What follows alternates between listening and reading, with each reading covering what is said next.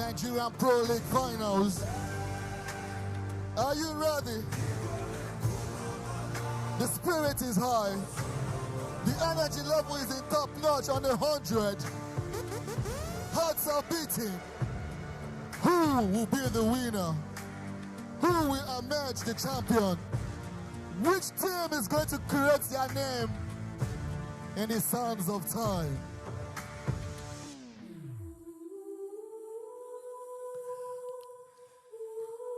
Just so you know, the Nigerian Pro League is a wonderful esports tournament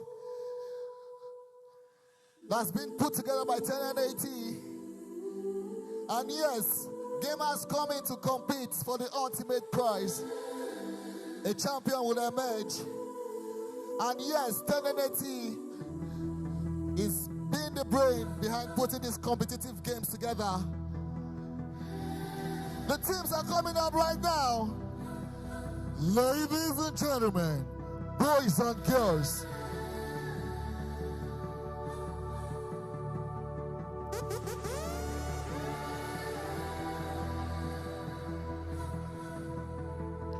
If you're ready, I'm ready.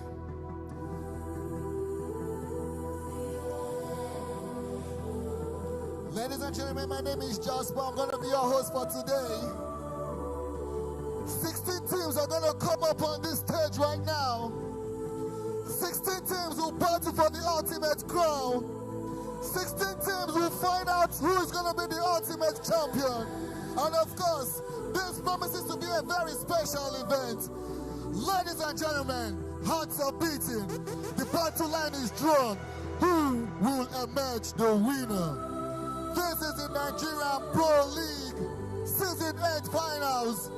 Welcome as we create history today. Welcome as we do something extraordinary today. Welcome as we have fun and engage. Shout out to all the sponsors in the building. Ladies and gentlemen, a big thank you to Monster Energy for giving us free cans of Monster Energy. And of course, Infinix is right here. A winner is going to go home with a lovely gift. Yes, shout out to Carbon Bank. Make sure you open a bank account with them. And of course, we've got mentors giving out free gum for fresh bread. The MPL Season 8 Grand Finals. My name is Jasper, I'm your host.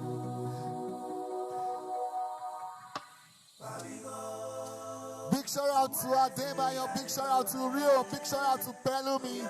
And of course, I've got Priest in the building, big shout out to Priest.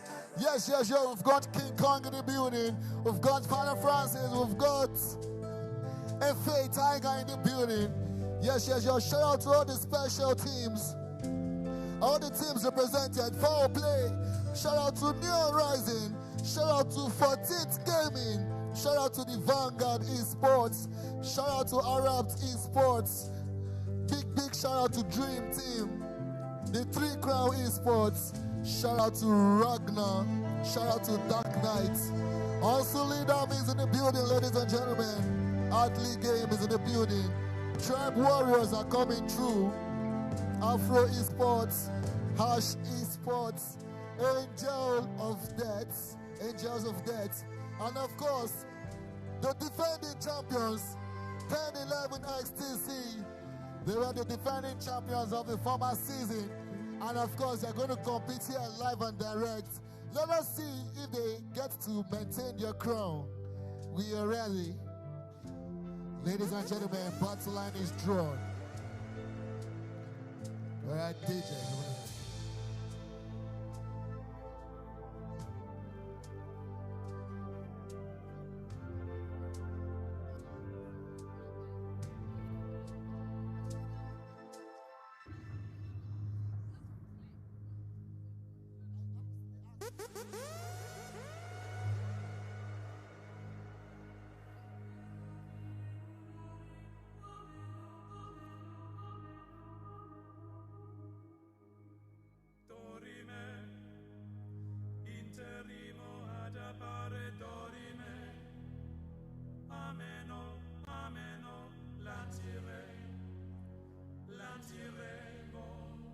Dorime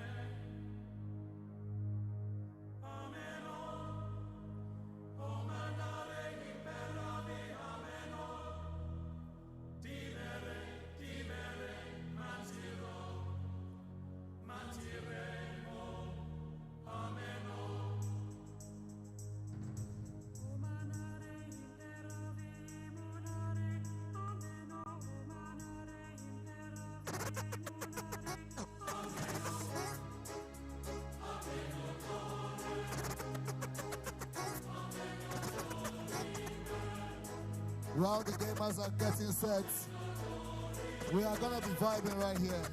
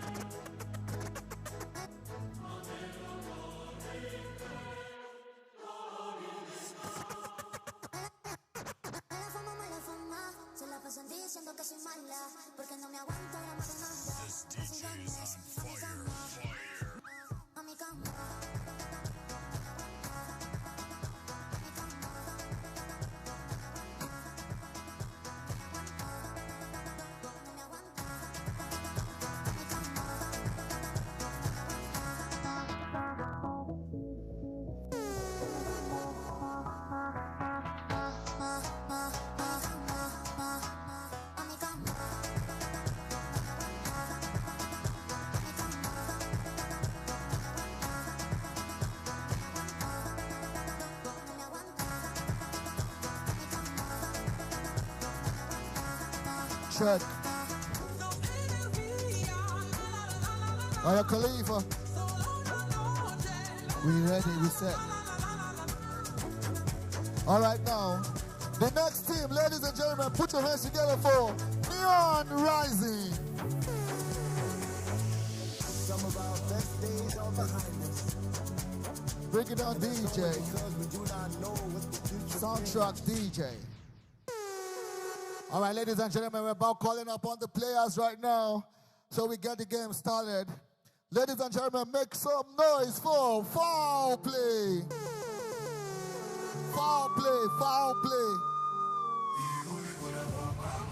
Make some noise for foul play.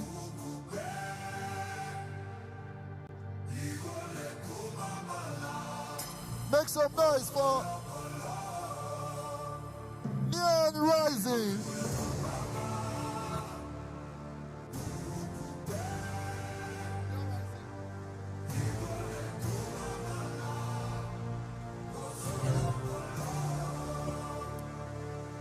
Neon Rising.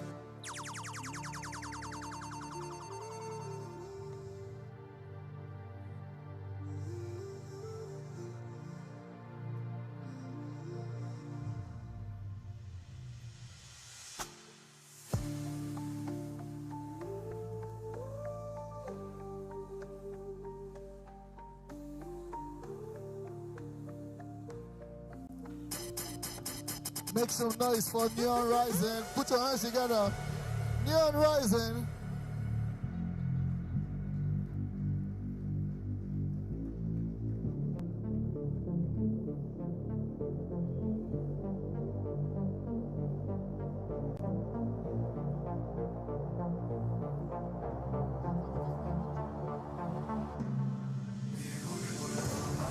Please come to the stage.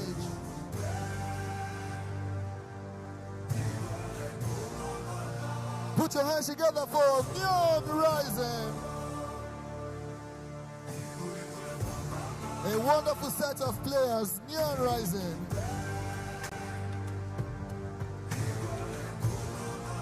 Thank you so much. You can have your seats. 14th Gaming, ladies and gentlemen, make some noise for 14th Gaming.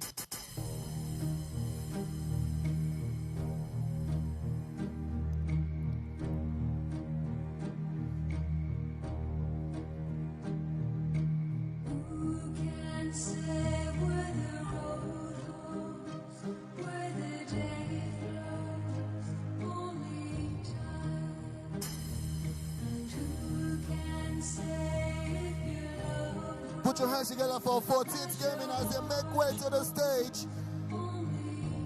Ladies and gentlemen, battle line is drawn.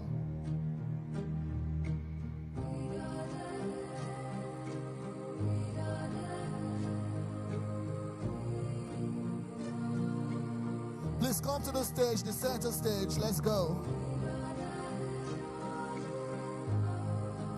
Vanguard Esports, get ready. Vanguard Esports, get ready.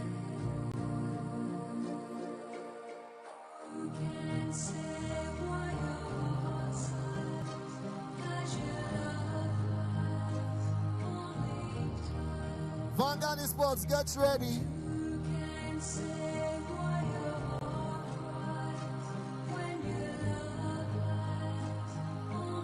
Put your hands together for them. Jump those hands together.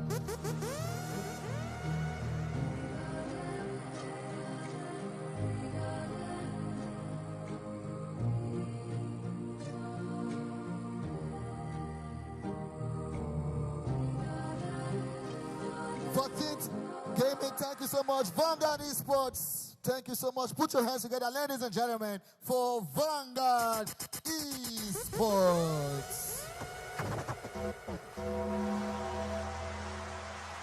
Vanguard Esports are making their way up to the stage. Ladies and gentlemen, the battle line has been drawn. Who will emerge the winner? Are you ready? Please come to the stage. A team of very vibrant guys.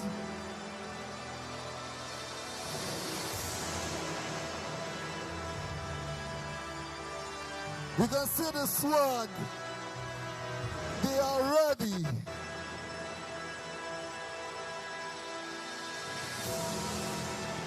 Arab Esports, get ready. Arab Esports, get ready.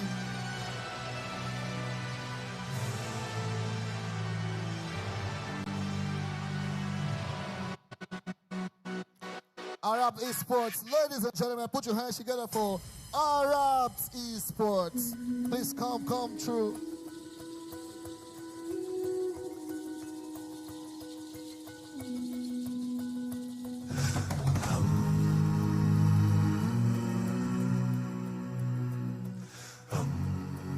Arab Esports, please, this way to the stage.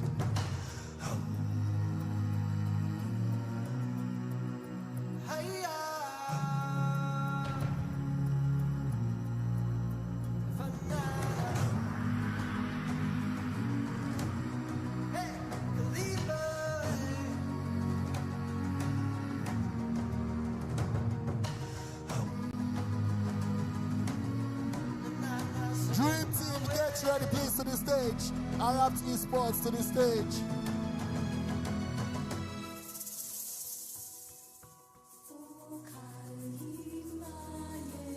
Ladies and gentlemen, put your hands together for Arab Esports.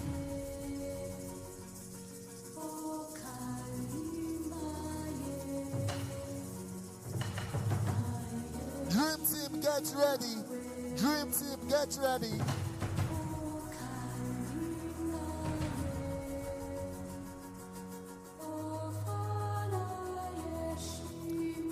Dream Team, can we have Dream Team come forward? Ladies and gentlemen, put your hands together for Dream Team. I want to ask a question right now. Do you have your favorite team? Do you have your favorite team? Which team do you think will come out tops? Ladies and gentlemen, it's about time to cheer your team to victory. Cheer your team as they make way. Dream Team, this way. No, this way. Put your hands together for Dream Team. Truly a dream team. Let us watch them live the dream.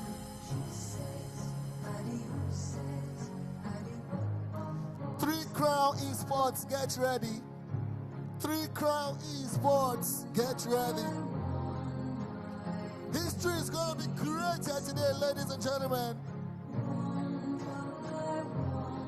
Please to the stage. Dream Team to the stage. Dream Team to the stage. Drop your bags and come to the stage.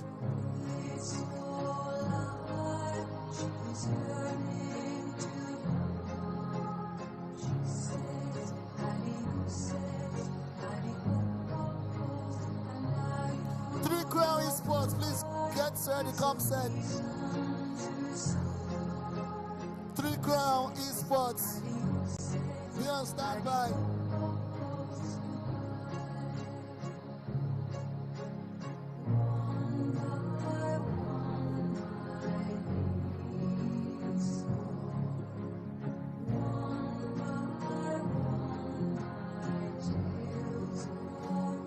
your favorite team, put your hands together for them. Ladies and gentlemen, 3 Crown Esports. Thank you so much. Please put your hands together for 3 Crown Esports as they make welcome on stage. Today is a very special day. One winner is going to emerge. Energy is high. The spirit is high. Who will be the winner? We shall find out. Ragnar gets ready.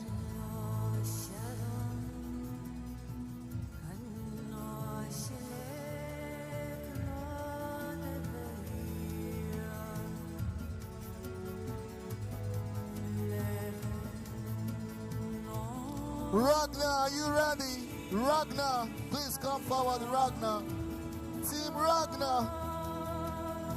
Dark Knights, get ready. Dark Knights, get ready. Ladies and gentlemen, we'll be listening to awesome sounds from superstar DJ Khalifa. Please make your way up on stage. This way, this way. Put your hands together for a very special team, Team Ragnar.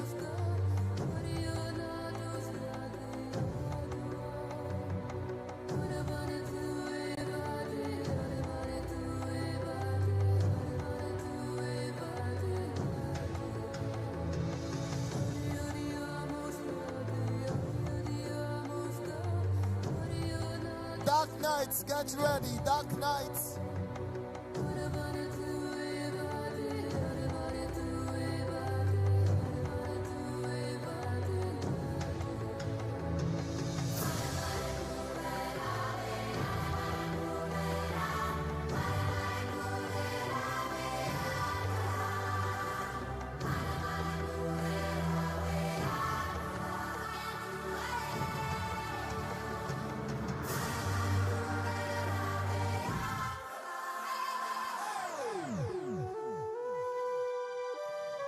Put your hands together for Dark Knight as they make welcome up on stage. Ladies and gentlemen, put your hands for Dark Knight. Unsuli Dami, get ready. Please come up on stage. Dark Knight, please come up on stage.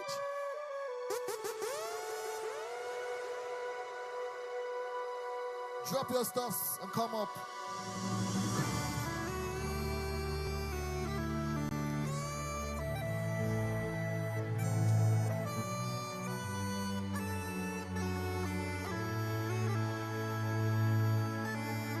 Don't stop putting those hands together for them. Put those hands together for them. It's not easy. The journey has been awesome, and today is the finals. Please put your hands together as they ride to victory. Dark Knights.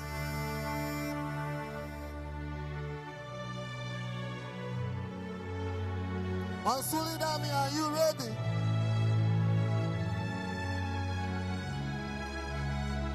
Ansuli Dami, please come up on stage.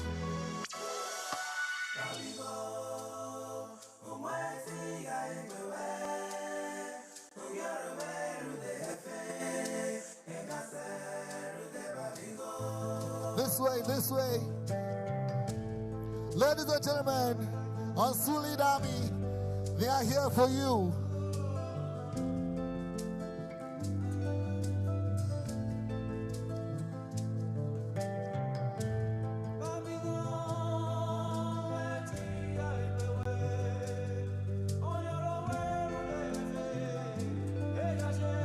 Athlete game, get set, athlete game.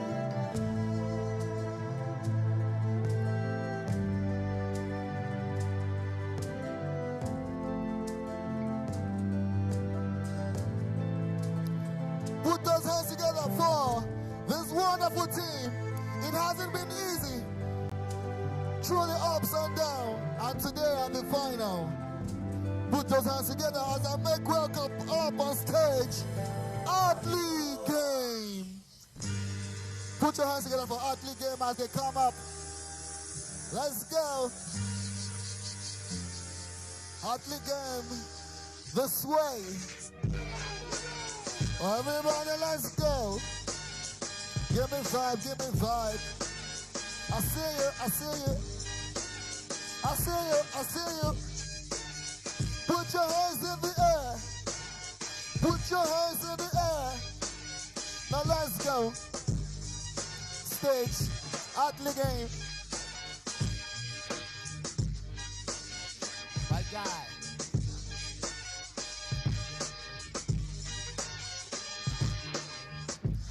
Tribe Warriors, get ready, Tribe Warriors.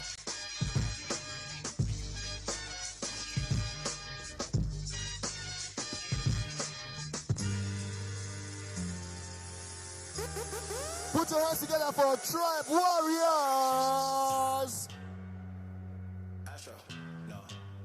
Tribe Warriors are coming up on stage. Awesome, awesome team of gamers. Say. What you know about rolling down say. In the deep when your brain goes numb? Everybody say. Freeze when these people talk too much. Give me God say. Motion, yeah. I feel like an astronaut in the ocean. Ay, what you know about rolling down in the deep when your brain goes numb? You can call that mental freeze when these people talk too much. Put that shit in slow motion, yeah. I feel like an astronaut. Let's go. She say that I'm cool. I'm like, yeah, that's say. Yeah, that's I'm like, yeah, that's Energy. Please click up, come to the stage. Let's go.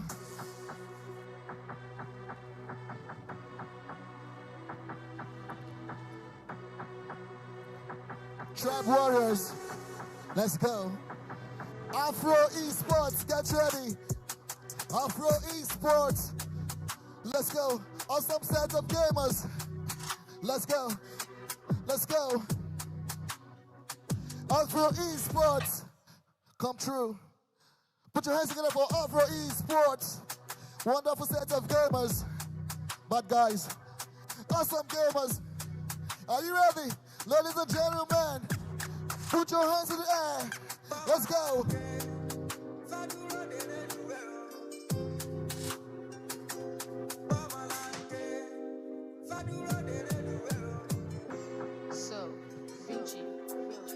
Come to the stage, come to the stage.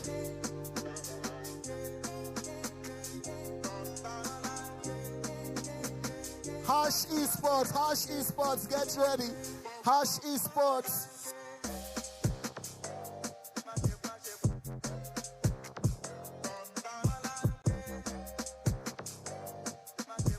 Hash Esports.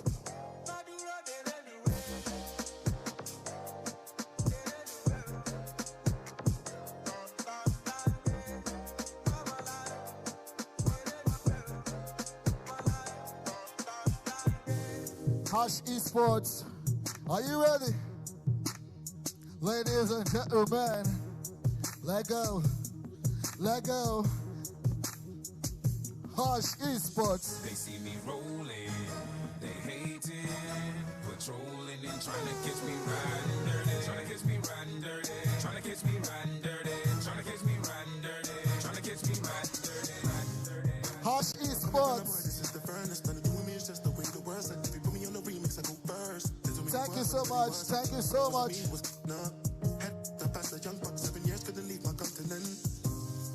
Please put your hands together for Hash Esports. Hash Esports, please come.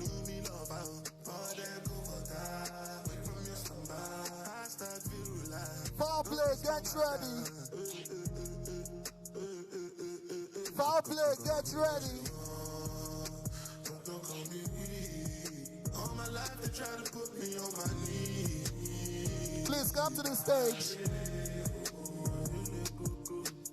All my life I try not to waste precious time. Cause my precious time I choose to speak life while they plot to take my life. Is foul play ready?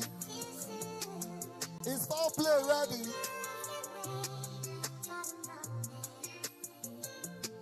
Ladies and gentlemen,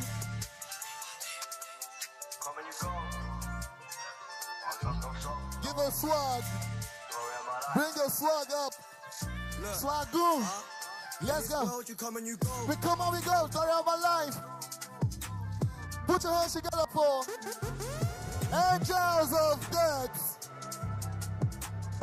Ladies and gentlemen, put your hands together for Angels of Death. Angels of Death this way. Put your hands together. Let us see if you're going to win. Let's go.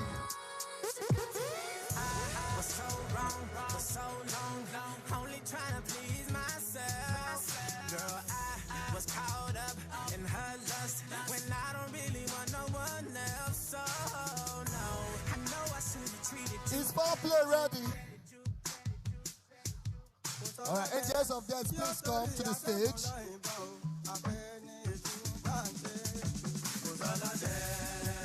So,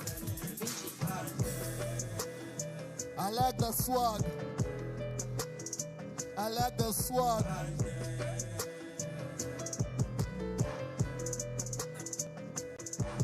Ladies and gentlemen, put your hands together for foul play.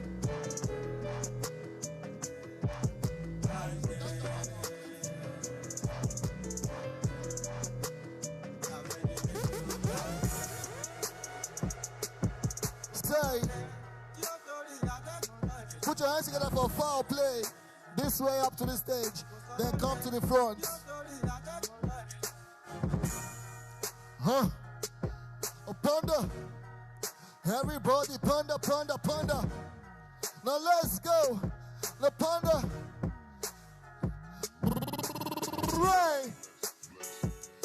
Panda, please come to the stage. Foul play, come to the stage. Put your hands together for foul play. I just wanna rollie with a dapper ranch. I already got some designer to hold on my pants. I just want some ice on my wrist so I look better when I dance. Have you looking at it? Put you I see you. I just wanna rollie with a dapper ranch. I already got some designer to hold on my pants. I just want some ice on my wrist so I look better At when this I point, dance. Have you looking at it? Put you in a trance. Yeah. Know you're somewhere out there. wanna bring up the defending champions.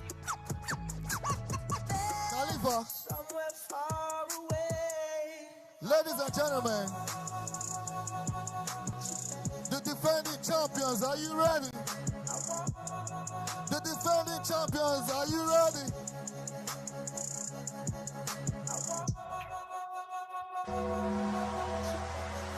Ladies and gentlemen, they are the defending champions. And they are here today. I want to see if they would maintain their crown.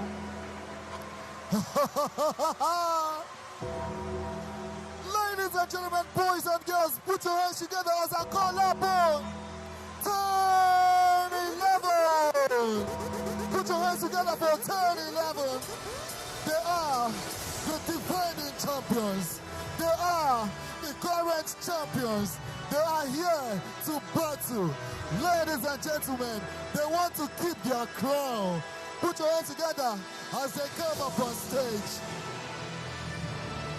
10-11 XTC. They are here to battle. They want to keep the crown. Put your hands together. Put those hands together. The energy is high. Let go, let go. Please come to the stage. Come to the stage. The stage this way. This way, this way to the stage.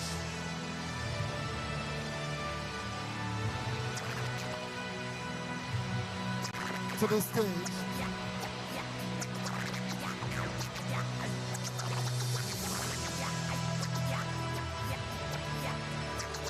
They are the current defending champions.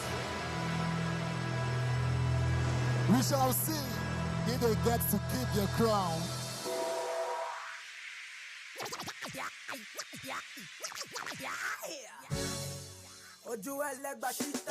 Say, Ask my sister. everybody, Travel no visa. 1, 2.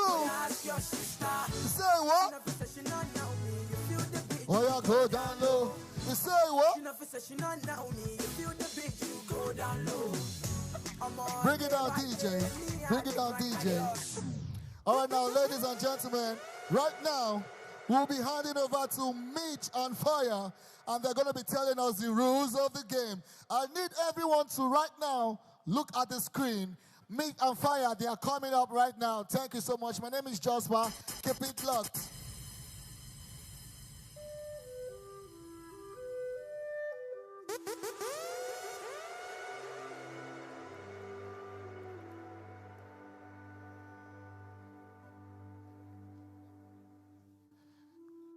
Mitch and Fire are going to be projected on the screen. Please, I need everyone to look at the screen.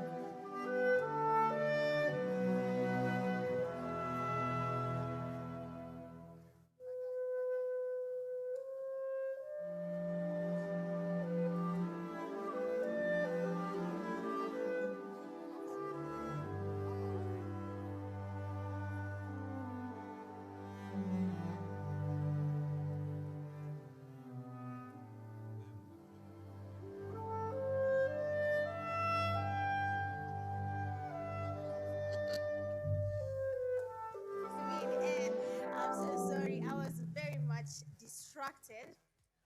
Oh.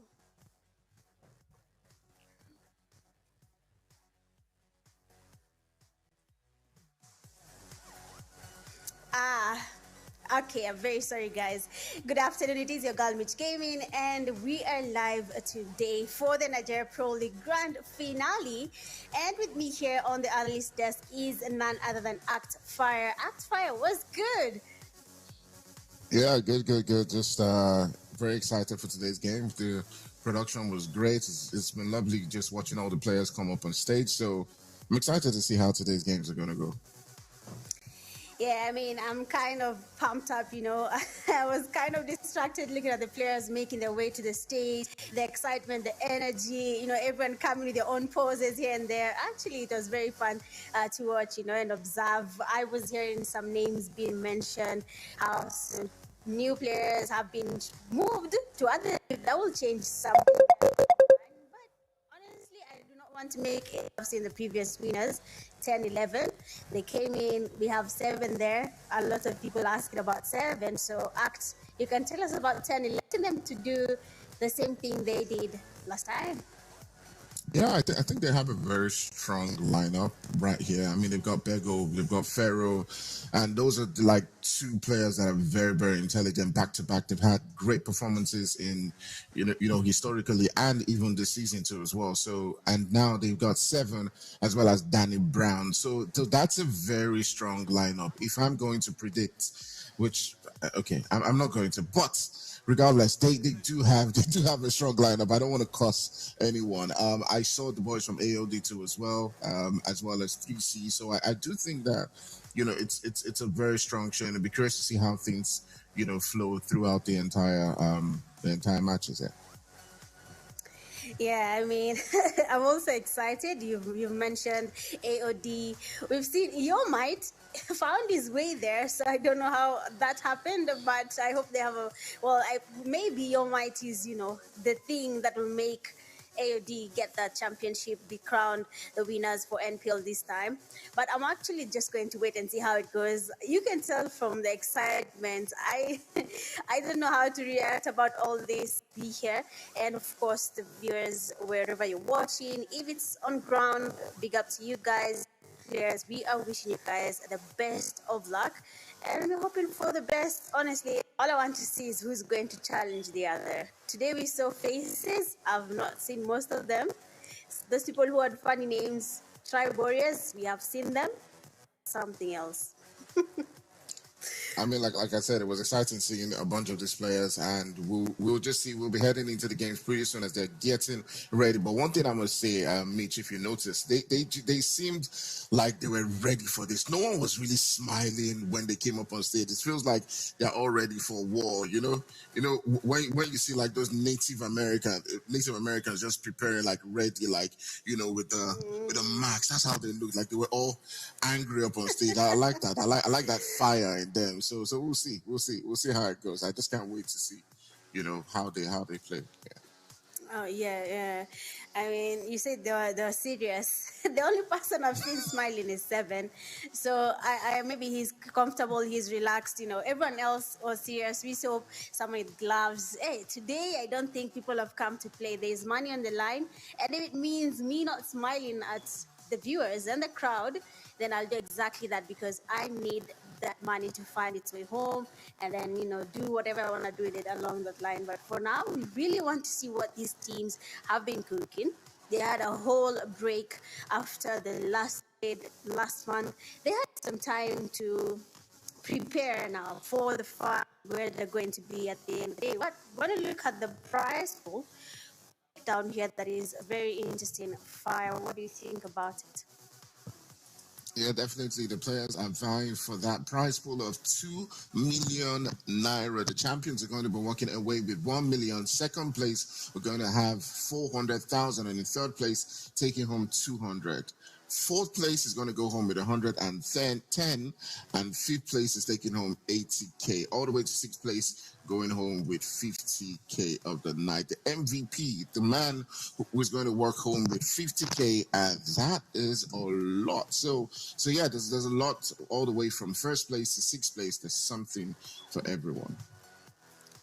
Exactly. I mean, having a prize pool all the way from the first to not the last, but making it to the finale does make you a winner at the end of the day. You do get something from the prize pool, and that's way off that you found your way here in the grand finale. So I'm hoping the teams are really working towards being the champions because you don't just get the prize, you find yourself getting at least some portion or rather some fame around Nigeria. Looking at how the games began there, they started with the Hamilton split where they had their playoffs, league, survival stage, had a couple of super games, the splits, finals, and then we went into rain split where they had the same type of rotation all over again from playoffs to super weekends to split finals. And then now we got to the top 15 teams that have made their way to the Grand Land Finals in Nigeria. Of course, one fan favorite also made their way to the grand finale. It has been a very interesting journey.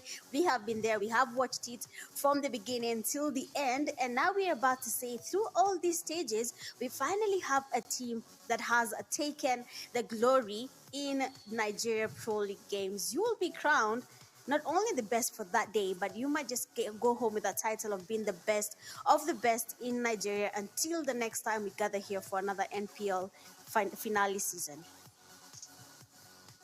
Yeah, absolutely. I mean, you couldn't have said it better. The teams at the end of the day have fought hard to be here, to be crowned as the number one, obviously, in this grand finals. But regardless, I do think that these are the top teams in the country, the teams who will go on and, for seasons represent Nigeria. Obviously, we'll be seeing them in several different competitions. But for today, looking at the schedule, we're starting off with the Erangel, and then we're moving into Miramar, then back to Sanhok. Things are going to go wild. And then the fourth game of the night, we're going to move into Erangel again, and then we'll be back in Miramar, and then end it all in Erangel for the final match. They will be playing their 6 matches today.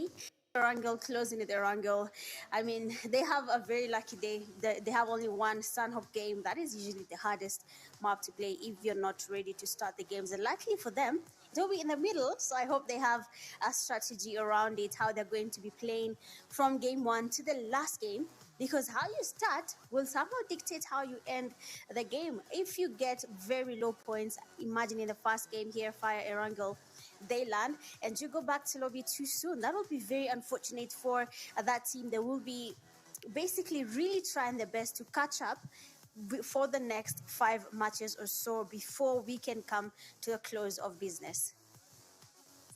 Yeah, but the one question I do have for you though is how do you think things are going to start in the first game? Do you think that teams are going to be a little bit more cautious? Start out, just making those rotations, and the end of the game is going to be really violent. See maybe 10 teams in our final circle, or you think we're going to find several different teams, looking around and searching for those fights? Okay, knowing how people think knowing how people think and what they usually have in store when it comes to the grand finals, we might just be seeing most of the teams playing it a little bit safe. And then when you come to the last zone, now that is when we see a lot of teams coming in together, 10 plus teams. You might see them again in that small, teeny tiny circle, and they'll have to find their way of surviving. It will be quite an interesting thing to see. But like we always say, that one team that is confident enough might just take on the early fights, and we'll be taking a couple of casualties of them back to lobby. Because I mean, you're scared. If you're not scared, no one is scared. People who are farming aura, I can't do it. Those symbols. And they were trying to show us that they can do something along the way, that they have an idea of where they want to be. I mean, you don't just do a pose without a reason. You have an agenda. So when you win, you say, "See, so what I did." But most people will try and relax and avoid that early fight. So if you're confident, take on that early fight. You might just get people who have not yet really warmed up to the occasion, that is.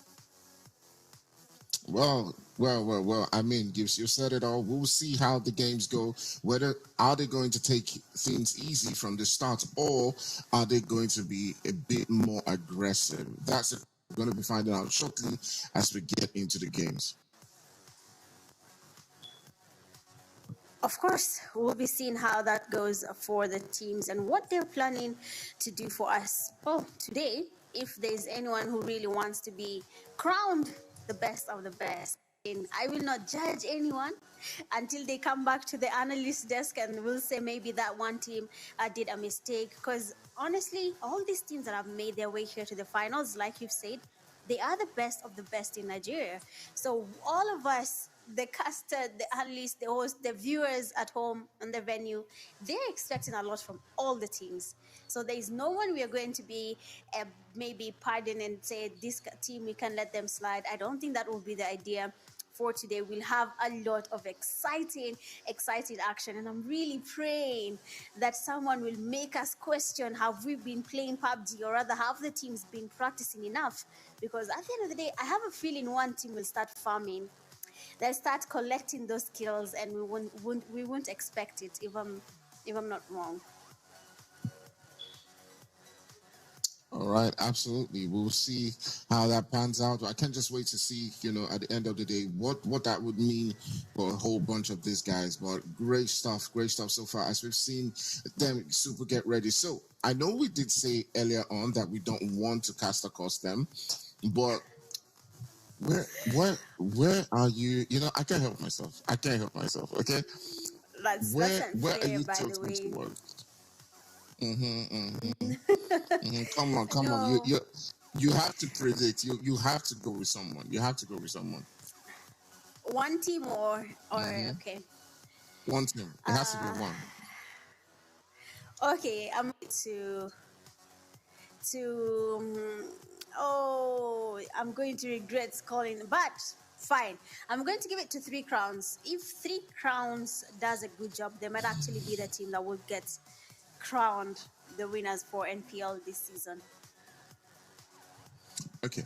So for me, if there was a team I would say I'm supporting, obviously everyone knows I would go with 3 crowns. But I think 10-11 is going to edge it just because of the lineup that they have. If I'm going to predict, I think that they're going to retain their title. Now, okay, what makes their lineup special, as you say that? Before you go to TC, just make me see it. Okay. So I mean, 10-11 has a lot of experience in their lineup. They've won it. They've done it. Pharaoh has been, he's an OG. He has had and played at the highest level. Bego too as well. He's played in PMCO. 7 too has had experience in the team from day one. They won. So every single member of that team, I think apart from Danny Brown, has had experience. So that's a very strong lineup of players who can take on fights one-on-one, who can lead as ideals too as well. So even goes down, there's a lot of leadership in that team. I think Pharaoh, Bego, 7, have led their own teams, before they, came together in 10-11. So yeah, that's a very strong lineup of players who can play different roles. Okay, okay. Before I react to that, you were saying something about my selection, Three Crowns. What about Mhm. I mean, I know them personally. Nexus is another very good player, probably one of the best players. I mean, he's probably in top three, top five of the that best team players in grass? Nigeria. Mm-hmm.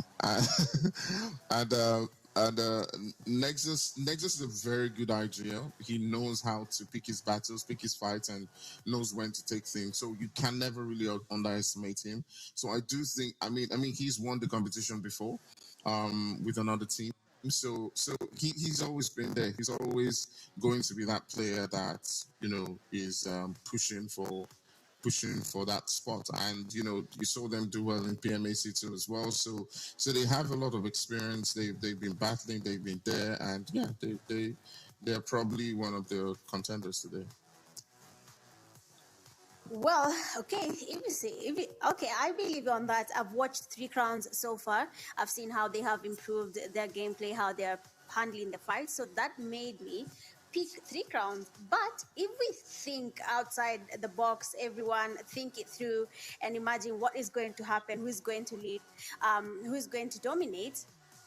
You'll say 10, 11. I have no problem with that. You can say 10, 11. You've mentioned Bego, you've mentioned 7, you've mentioned how they have ranked in Nigeria with how they've played for the seasons. But I mean, in their lineup, I cannot see Amar. And I know Amar is good. I've seen how he takes the fight, how he handles the games, and most of the teams have changed their lineup. Look at Angels of Death there. They have added new players, they've changed. They don't have a player like Blade with them there. And I'm sure most teams, the synergy is quite important. It's really needed when it comes to how you handle fights and how you're going to get that win, that chicken dinner, or rather maybe be crowned champions in NPL. But I'm really well, now that you've said that about 10, 11, I'm not changing my prediction, but I see there and I'm actually worried for all the teams now. There's a lot of good teams here. There's Neon Rising too as well. There's AOD. The many teams that can perform really well. So it's not going to be a walk in the park for teams like Tennessee. We've seen that over and over again. AOD is also another team that has come into the scene and has gotten better and better. And they're one of the teams to look out for too as well. And one of the things is it's a different game when you're playing in your couch and you're playing in the comfort of your seat at home and your Wi-Fi. And then when you're in the crowd, when the pressure is on in LAN, it's a different thing entirely. I've seen this happen when one team could be winning and doing excellently during the qualifiers, and then they come into the LAN and it's a totally different team. So they're very minor things. It could it be the device or the internet quality in the venue. It could just be a thing where you're not just comfortable with even as little as the temperature. Sometimes are your hands sweating? Do you have gloves? Do you have to prepare you? I saw one of the players bring on a pillow, right? And I Yeah. thought to myself, like, why? And Crown said, look, it's for his elbow. And I understand that. You're like this. You're holding the phone. And, yeah, so I get it. Oh, is it a problem if they put it on the table? I don't see a problem. Or they don't want to hurt their elbows anyway. Everyone with their own way of Yeah, hurting playing. elbows, yeah. Okay, okay, Yeah. Hatim. It's fine, it's fine. If it works for them, honestly, let them keep on doing that. But you've talked about something very important: being in a space in the venue, playing. Is there a team that hasn't made it there before? Sorry to ask before I can even continue. Is there a team that is new to offline in the whole list? I'm not too sure, but I'm not necessarily too sure what team exactly Mm-hmm. probably hasn't played LAN. I'm not too sure. I can't say definitely. If at the top of my head, I would say probably AOD. Because they came into the scene recently, so I'm not sure if they haven't played LAN before. But if there's any Okay. team I would say is pretty new compared to other teams who have been there for years, it's probably AOD. Oh wow! So let's talk about a team like AOD. It's their first time being in an offline event. From experience, offline events are not as easy as they look. If you're not comfortable playing around any slight noise, then playing offline is, I think, the hardest thing these players will be having to, try and embrace, the noise, trying to figure out, is it my game or is it whatever is happening around me? Is someone walking next to me or is it the sounds around me? So I think that is something that's going to be affecting these teams. Offline, that is something very serious. I think players should now start going to malls and playing in the middle of the crowd just to, familiarize the whole chaos around the malls where there's music, a robot dancing somewhere, just something that will make them a little bit distracted and see how they can do it.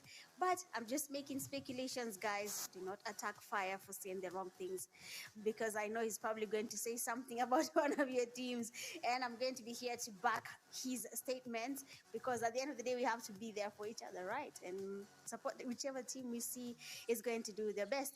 Oh, Tribe Warriors, that is a very sneaky team. Tribe Warriors, we need to see what they're going to be up to. I mean, like I said, there's so many interesting teams, but you can only have your predictions based on what you've seen in the past, based on how you've seen teams, perform, basically. I mean, we've seen 10-11 do it back to back to back, and they're putting up a good lineup. Now, 3C2 as well is another team. We've seen Neon Rising be one of the teams who have, done a lot better in recent competitions, as well as AOD. So these are the teams for me that are knocking on the door. And if I'm going to predict the teams that are going to perform well going into these games, then yes, those are the teams that we should definitely look out to. And there's a lot of people who, probably just coming into the scene and are wondering, who either watching on YouTube or live in the event, and they're saying to themselves, who are the teams to look out for? And if you don't know, then those are the teams. Those are the teams, to definitely watch for as the games begin to progress. But regardless, you still can't rule out so many other teams. There's UA who's here. There's Tribe Warriors, like you mentioned. So we'll see how things begin to perform, as they step into Erangel, which will be going into pretty soon in a couple of minutes. I know there's a lot of people on YouTube saying, hey, you know what? Just stop yapping. Let's get into the game, okay? Okay, they're tired of seeing our face. Okay, so to production, yeah, they want to see the players. They didn't come here to see us. They didn't come here to see us. Okay, we can talk all we like about how beautiful the game is, but the question is, they want to see the players get started. The players are ready. Everyone is super excited to begin this finals, and that's what it's all about right now. Yeah. Exactly. I mean, I think it's time for us to say our goodbyes before the crowd there in the comment section decides to attack us. But for now, we'll be heading straight to our amazing caster rounds. Well, hello, ladies and gentlemen. You know the vibes. It's your boy Crowns. And in fact, before I tell you it's your boy Crowns, it is the NPL Season 8. This is the grand finals. I am so jealous right now of everybody that is in Lagos, because as you can clearly see, I am not in Lagos. But anyway, let me know how you guys are feeling. I can see the chat is bubbling. I can see the crowd is also ecstatic. And I am so excited to get these games going on. Can't lie, I didn't know I was going to be on yet. But then I'm like, hey, if we're going to be on by this time, we are really going to vibe with it and we're going to go with it. But let me know how you guys are feeling. Let me know what's up, because this grand final, 6 games, we are about to have the time of our lives, to be honest. And I did see the players walking out there, and I'm just saying it, man. Like, it's going to be a whole battle, because I'm looking at the switcheroos in teams. I'm like, wait, what's that guy doing there? Pharaoh in 10-11. As I'm saying it, there's some things that should not be allowed.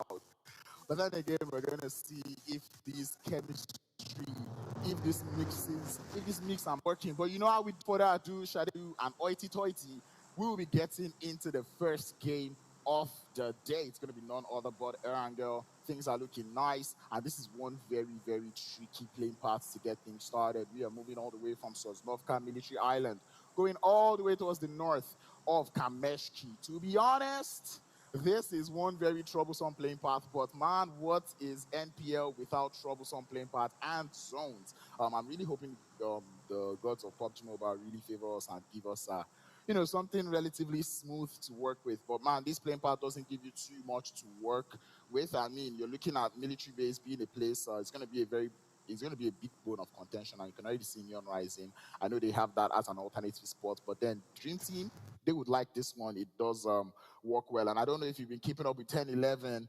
You do know they did post, those drop locations, so you do know where your favorite teams are landing. So that being said, let's not waste any further time. Let's see how these teams are going to play this one out. To be honest, as I said, I'm really looking forward to seeing how these teams are going to play, especially seeing those little mix around. Like Kuma is in foul play, I'm looking at switcheroos. I'm also keeping my eye out for Dream Team, to be honest. You guys know I'm always keeping an eye out for you guys as well, But anyway, Foul Play is also another team that we're looking at. 14th Gaming is also another team I've got my eyes on. Tribe Warriors, these are teams that we know that even in the Hamatan splits, they pulled up, they showed up numbers. In the rain split as well, they were able to maintain the same consistency. And now we have finally made it into the grand finals. And now it's going to see if they can continue that consistency. And of course, we cannot go on without talking about some of the underdog teams, some of the teams that we didn't really expect too much from.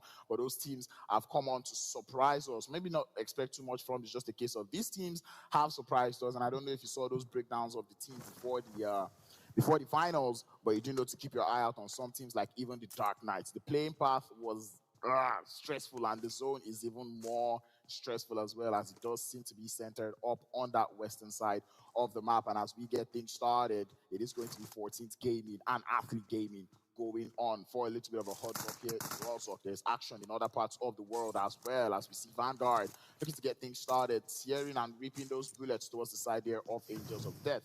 Pretty much one of the newer teams into competitive scene. And it's a question of how they're going to handle this. You're already starting to get pressured from the first game of the day. That makes you know that this is the NPL. We're playing it in Lagos. This is Lagos as well. Vanilla trying to see if he can hold a little bit of an off angle. And the Super J team, Angels of Death, looking to hold on to their ends in these buildings here. And it's pretty much buildings in no man's land. And this is what forces you, because none of these teams opted to go for the farm area. And to be honest, if they had gone for farm, I think this might have been avoided. But then again, you do not know, this playing path is not the best one. Or well, pretty much the playing path wasn't the best one, so it doesn't really give you too much to work with. Torrid, gonna have to heal up a little bit there. Vanguard just trying to see if they can get a lot of scrap loots to get this one started. And this is the thing with early fights, you can't waste too much time. Essentially, it's a case of you need to get this fight done and dusted, because the more time you waste, the more time PUBG Mobile would not wait for this fight to finish or for these fights to finish before that next zone moves. I can already see Angels of Death trying to be proactive there. They do have one vehicle, and they will try to make use of it. As we can see, all three of them get into the vehicle, make that all four of them. And this is one time that I would actually permit having, hey! Oh my God, that is two beautiful knocks. One with the Uzi and the other with the UMP. That is nasty. Angels of Death suffer a huge loss to get in the finals. Geomite and Wesco instantly. I was gonna say, bro, like this is the first time I would permit using, one vehicle for the whole squad. But talk about uprooting at its finest. Vanguard Esports are not here to play. 2 points already got into their name to get things started. And you do know that they're gunning for it. Vanilla was on the chat the other day in the Twitter space. And here, Angels of Death driving straight into Unsolid Army. That's going to be Angels of Death on the bad foot there. They're going to start things slow. Unsolid Army will also eat out of this national cake in this case. But man, how about that? How about that? But yeah, as I was saying, I do know Vanilla was speaking on the Twitter space, and he did say he was gunning for that MVP title. He said 50,000 Naira is something that he wants to himself. And you do know that he's fighting for that one elimination that he's already been able to get. But another side of things, Foul Play, already losing one player is XI against the side of Athlete Gaming. And I think it's a little bit of a trade-off. Maybe not a trade, as Athlete Gaming is able to get their revives back up. But this is where it gets tricky for the side of Foul Play, because having to push or trying to push into that other building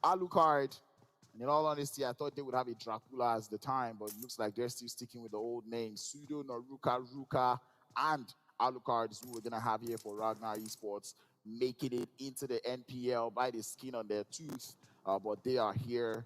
It was a battle on the final day in the rain splits, and they did have to put up those numbers. And that is exactly why they're here, because when it was time to put up the numbers, guess what they did? They held those numbers high, and they made it work. So Ragnar looking to hold on the ends. They're currently chilling in Gatka. That sits them pretty in the circle. But the question is, you cannot stay, or the problem is, you cannot stay in Gatka for too long. You know, it's not a very, well, depending on what the zone is doing. So if you do not take Crowns' analysis too serious, get me. I'm just a caster. Get me. But anyway, interesting to see the loadouts coming through from these players. I feel like everybody these days be holding one shotgun or the other. Alucard out here with 2 ARs. And you know that this is probably one of those mid-range and long-range, merchants. He's going to be the artist with the guns, with the ARs. And 10-11 ecstasy, something we don't really see them involved in often early fights. Looking to be involved in one at the moment. As we see them having sights on the players there from 14th Gaming. And if 14th Gaming is definitely not, actually not even if, 14th Gaming is not that team that you want to be toying around with. So they're going to have to take their sweet time. As you can see, both teams, it's a battle of strategy here. Both teams trying to see if they can get an off angle, Bego, and, make that easy for Seven and Danny Brown. Trying to see if they can get a little bit of an off angle. And this is a case of the flanker flanking the flanker. So who becomes the flankee and who becomes the flanked? That's the question. We've got 600 meters that they've got to drive into the zone, and it looks like 10-11 ecstasy would be prioritizing going into that circle. But Afro Esports looking to wreak havoc wherever they find. 3 crowns on the receiving end this time. Cacao falls, and that leaves Quilla and Enjoy being the last 2 players to hold on the fort for 3 Crown Esports. And this is not the way you want to start. Not for Afro Esports, I'm saying for 3 Crown Esports. But Afro Esports looks like they're not here to play. But then again, we've seen these scripts before. Afro Esports, I've seen these scripts before. You know, we see Afro Esports get started on a very strong foot, and then we start getting into the middle of the day, we start to see that fatigue coming in. And from what I saw them, when I saw them walk out, they only had 4 players. And I think Afro Esports in this case is one of those teams where you might need 5 players. Where it's like when you start getting to half of the day and you're starting to have some of that mental fatigue, the physical fatigue as well, you can just make that sub come through. And then when you make that sub, you know that you're able to continue with that consistency, or at least a little bit more consistency as the day goes by, rather than just, dipping and dropping points on the leaderboard. They're already up to 6 eliminations at the time. So it's just a question of how much more they can get. They're up as a full squad. And to be honest, Afro Esports, you guys were saying, oh, look at them. They are looking like they're old, because I was seeing the chats. But guess what? You guys are getting slapped by these old guys, man. The old takers are here to stay. Old takers are here to stay. They're making a huge statement, and I love that for them. I'd like to see if they can continue with that one. But Dream Team, a team that I always bash Dream Team every day I see them. It's not even as if I'm doing it on purpose at this point. It is just a case of, these guys, they just do one thing or the other. And, I almost want to say I'm a big fan, but I guess that kind of defeats my idea of me trolling them. But anyway, they are a team that I always look at. Peter, a very promising talent. Looking forward to seeing how they are going to rock this one. Having Chris on that is also adding a whole load of experience as well. I'd like to see how they can on this one. Tribe Warriors. Tribe Warriors is a team that I just can't seem to know their squad. Like, I get used to one Tribe Warrior team today, and tomorrow they come in with an entirely different lineup. I don't even know if they are changing name or if they are really changing the whole team. All I just know is that they have a different set of names every single time. But this time we're seeing names that we've seen before. We're seeing Topsy, we're seeing Sting, we're seeing Amani, and we are seeing Surgery. These are players that we have seen in both the African splits and in the rain split. So it's good to see that they're still together. They're currently sitting down in what I like to call the hacker buildings. It's a fun story that I've told multiple times back in the day when we used to rank up. We're in buildings, those buildings being held by Tribe Warriors, and we were getting slapped by some people who were using advanced models of the games, So yeah, we call it the hacker buildings. But yeah, Tribe Warrior is gonna have to hold that building. And if there's one thing that I knew about this building, it is very difficult to defend. Tribe Warrior that can defend and talk about an age from Dark Knights. As they're getting things started now with the side of 14th gaming, Ness trying to hold on the fort as he starts to throw the grenades, but he grenades himself, and that doesn't work well. As Dark Knights now, they have to form up on the rest of their team. They're in the water now. They're in the water, your movement is not as smooth. From trying to see if he can hold his ground, but he falls. The third party is there, make that the fire is there to hold on the fort, and it's a 2-3 trade. Jumping off the fence is not a very good idea. The last one left. Is he going to be revived from death? No. Instead, he's going to go down as Dark Knight falls. 14th gaming in Mercurials, they lose one, but they get 3 points in the backpack. Put that one in the pockets, and they would ride with it onto the next game. I feel like Dark Knight's greatest enemy was Dark Knight because he made himself. We saw so one side, I think it was Comp, tried to jump out of the window. Always not a good idea. Definitely not a good idea. In fact, don't ever do that again. If you see a window, Corty, run away. Run away, you get me? But speaking of running, Dream Team will not be running. They are sending it with all sorts of prowess into the side there of Vanguard. Neon Rising in the background, suffering the havoc of Afro Esports as well. Helsing falls, and Dream Team know that that is their cue to push. Gets into the vehicle as you see them start to crash. Storm looking for a way in. Same thing can be said about Chris as they come in crashing. They come in Storm in, and they're looking for more. Molotov into the building, trying to see if they can find more. So, trying to see if we can gather more information. But you people, this is not how to park. Oh. Excuse me, sir, you can't park there. Quich now has been spotted. Grenades being sent towards his general position, and they're trying to ricochet them off the window, but they cannot find. Vanquish equips that AUG, the grenade, chunking his damage down low, and the pre-fires are there. Storm takes him down. Dream Team get 2 more points. We're down to 11. 37 players alive. Nigeria, Lagos. How are you feeling? Or make that Lagos, Nigeria. How are you feeling? I want to hear the cheers. Come on. Neon Rising finding their way into the zone as we see them in the chopsticks. And Skinny, you cannot park there. You know what, guys? I think we're going to have to do something about the parking that we're seeing from these teams, you know? You can't park this, eh? Look at that. This guy also wants to spoil that Lambo. I mean, Lambo be that. You don't crash Lambo. Is how I shouting. Anyway, we move. On the top of Mount Everest is going to be Harsh Esports, a position that I would never bash if I see you on there. And talk about a place to gather information, and that is what our Harsh Esports are doing at the time. We are seeing that zone move. I'd love to see the zone there production. But we're seeing that zone start to move a little bit more.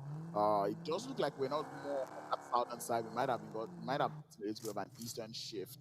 So that does kind of play well for us.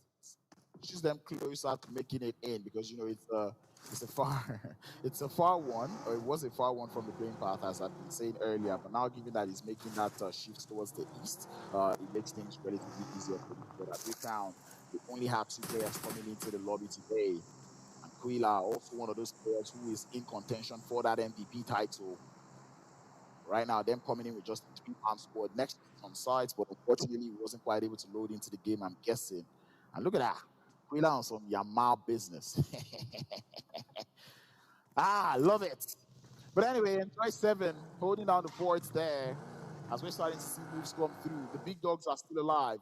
10-11 Ecstasy still alive. Afro Esports still alive. 14th Gaming still alive. Still alive. RP Esports still alive. Crown Esports still alive. Tribe Warriors still alive.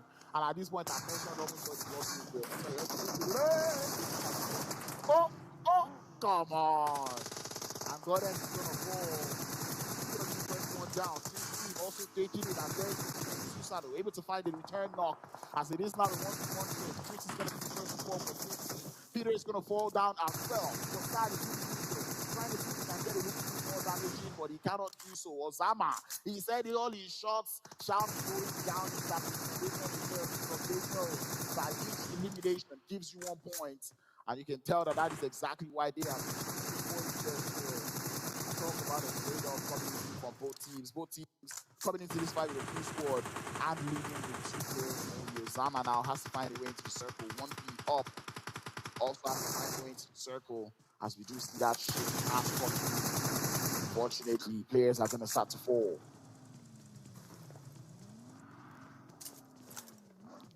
Tribe Warriors still having to defend their building. They have moved. As we see them now in the warehouses of Pochinki, we did get a northern shift there in case you're wondering.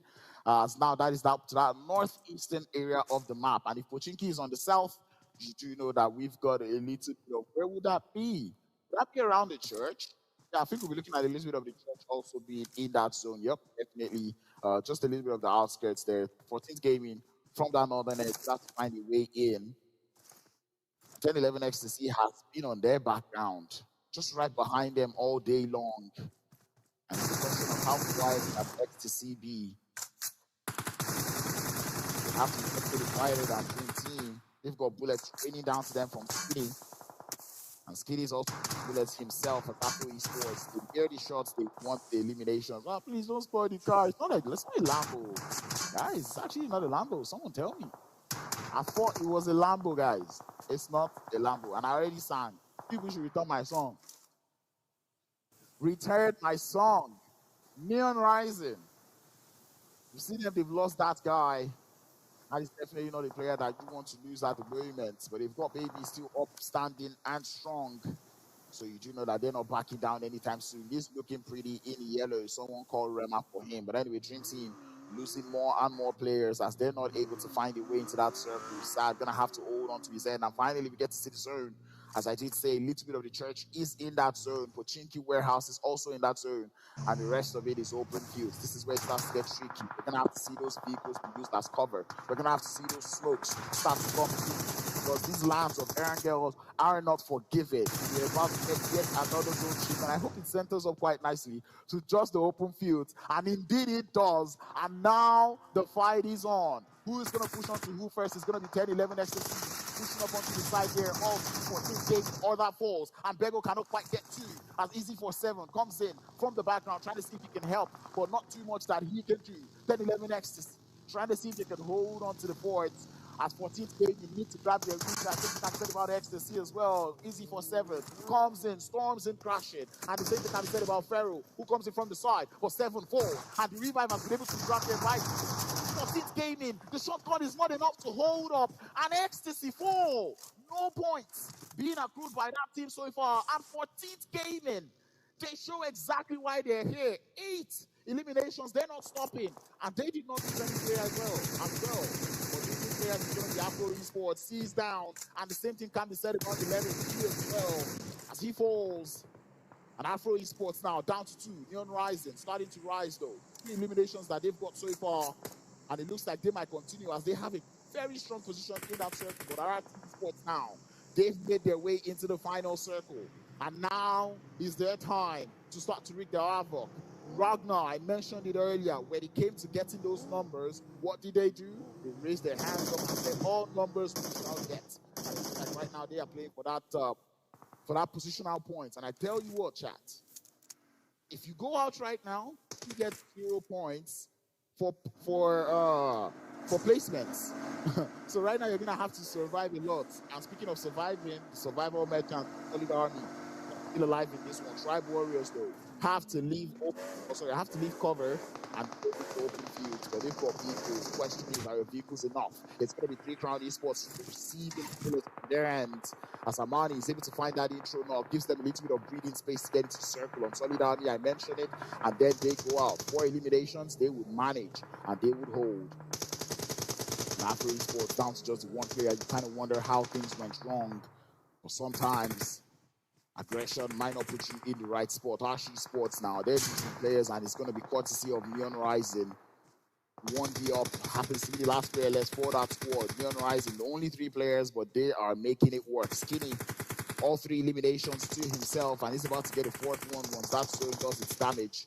But we're starting to see shots fly all across the board. 3 Crown Esports taking shots, but now they cannot fall just yet. Afro Esports go down first. Tribe Warriors driving around the circle, trying to bait out the shots as we start to see grenades. Atarudo getting things started. 3 Crown fall, and we can see our Esports. I said this is their time to wreak their havoc, and indeed it is. As they continue onto the side here of Ragnar Sudo, watching them push up onto his position. He's going to have to fall back a little bit, use a little bit of that smoke for cover, but he is sandwiched between multiple teams, falls back to the rest of his team, but RT Sports are not relenting on that push. They continue with the push. Amani's falling. I'm in this.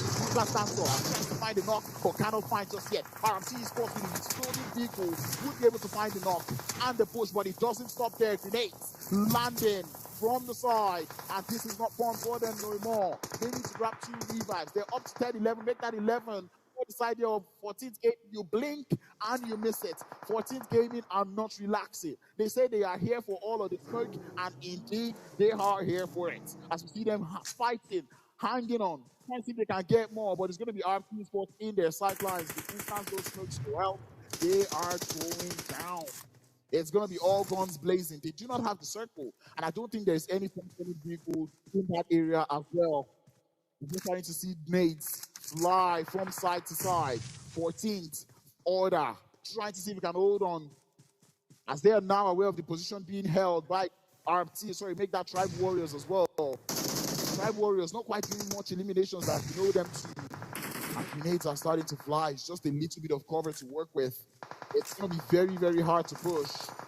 It's going to be very hard to push anyone. Neon Rise is going to have a little bit of breathing space there. But that's when those moves favors the side of Tribe Warriors the most. The 14th gaming are going to have to start to move. RT Sports eventually go out. 12 eliminations for 14th gaming. And grenades are starting to land now. 14th Tribe Warriors. As 14th gaming trying to find a way. Uguay letting those peaks come through. But 14th is going to fall first. Take that order to fall. Sench trying to see if he can hold down the forts. But Neon Rise waiting for all of this to happen as they're just watching from the background. Armani pushes up a little bit closer, trying to see if he can get a little bit more damage. But Neon Rise is starting to smoke. Armani is going to fall. Upe falls as well as the trade-off is there. But one revive is going to be able to be found. Neon Rising comes in from behind. And it's going to be starting to cry because it's not working out well for them. 5 eliminations for Neon Rising. And Tribe Warriors understand that there is active third party here. Sench going to get first. They got knocked again, but 14th is going to fall. And baby pass the shot for the money. Lagos, what are you doing? Hype up these players as they are here. They are looking for this fresh chicken dinner of the day. And we're going to start to see Neon Rising start to push in. 14th gaming, how do you handle this one? Trying to fight the side of Tribe Warriors and Neon Rising at the same time is not a very fun thing to do. And all like that, 14th gaming is down to Tribe Warriors is down to 2, and Neon Rising has got 3 players left to hold on the fort. But Neon Rising, they have the loot. They have the advantage of information, and we can start to see them not have the zone. Because Tribe is looking for 2, but he cannot find. He's not uprooted just yet, but all that's going to keep driving. Uguay falls, 14th gaming out, and Tribe Warriors going to have to deal this one out with Neon Rising. Neon Rising has no space. They do not have the zone. It is doing damage. Sting is trying to sting them, but is he able to thread those shots through? Jodri on the off angle and Neon Rising are going to deny them the points. They know it's a 2v2, and they are going to deny the points. But nonetheless, Tribe Warriors, they said they are going to swap out eliminations for placements, and they get that first winner chicken dinner of the day. 2 eliminations that they were able to get, but they will take that chicken all day long. Talk about a way to play the game. But man, heavy gunners in the lobby for this one. Heavy gunners in the lobby. Afro Esports on something of 14th gaming. I said 14th gaming, I want to see you guys in Lagos. I want to see you guys in the LAN finals. And they are here. They are putting in work. They are doing the numbers.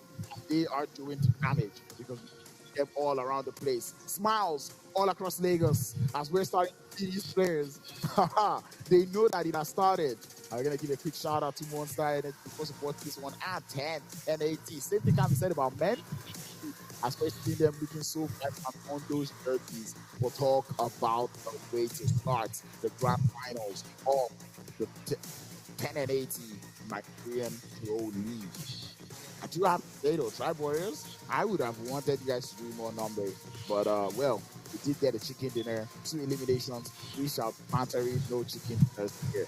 I think it's the one thing. The game is over. These guys are sitting on the phone. We're gonna be figuring out what they're doing, but to break down this game, it's gonna be none other but Fire and Mitch.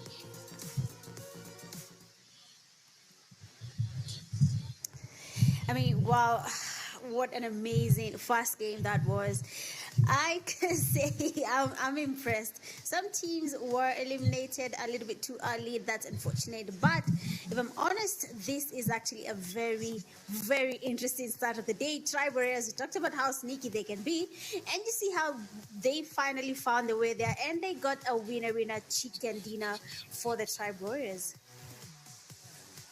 Yeah, absolutely. We called it before the game started. You know, our team's going to be a little bit more cautious. What we're going to see win and edge it out at the end of the day. And you could see that they played for that placement, just waited for the right moment. They only got 2 eliminations, but they got the chicken dinner, so it counted for them at the end of the day. We'll see how things shape up at the top of that table. Neon Rising too, also within the conversation. They're another really strong and good team.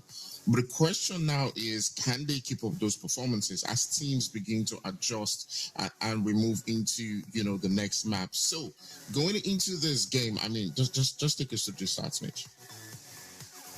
Looking at what the Tribe Warriors had in store for us, the 2 eliminations, a damage of 893, it seems like Surgery and Sting got the 2 eliminations for the most damage on Sting's name, 300 damage on him.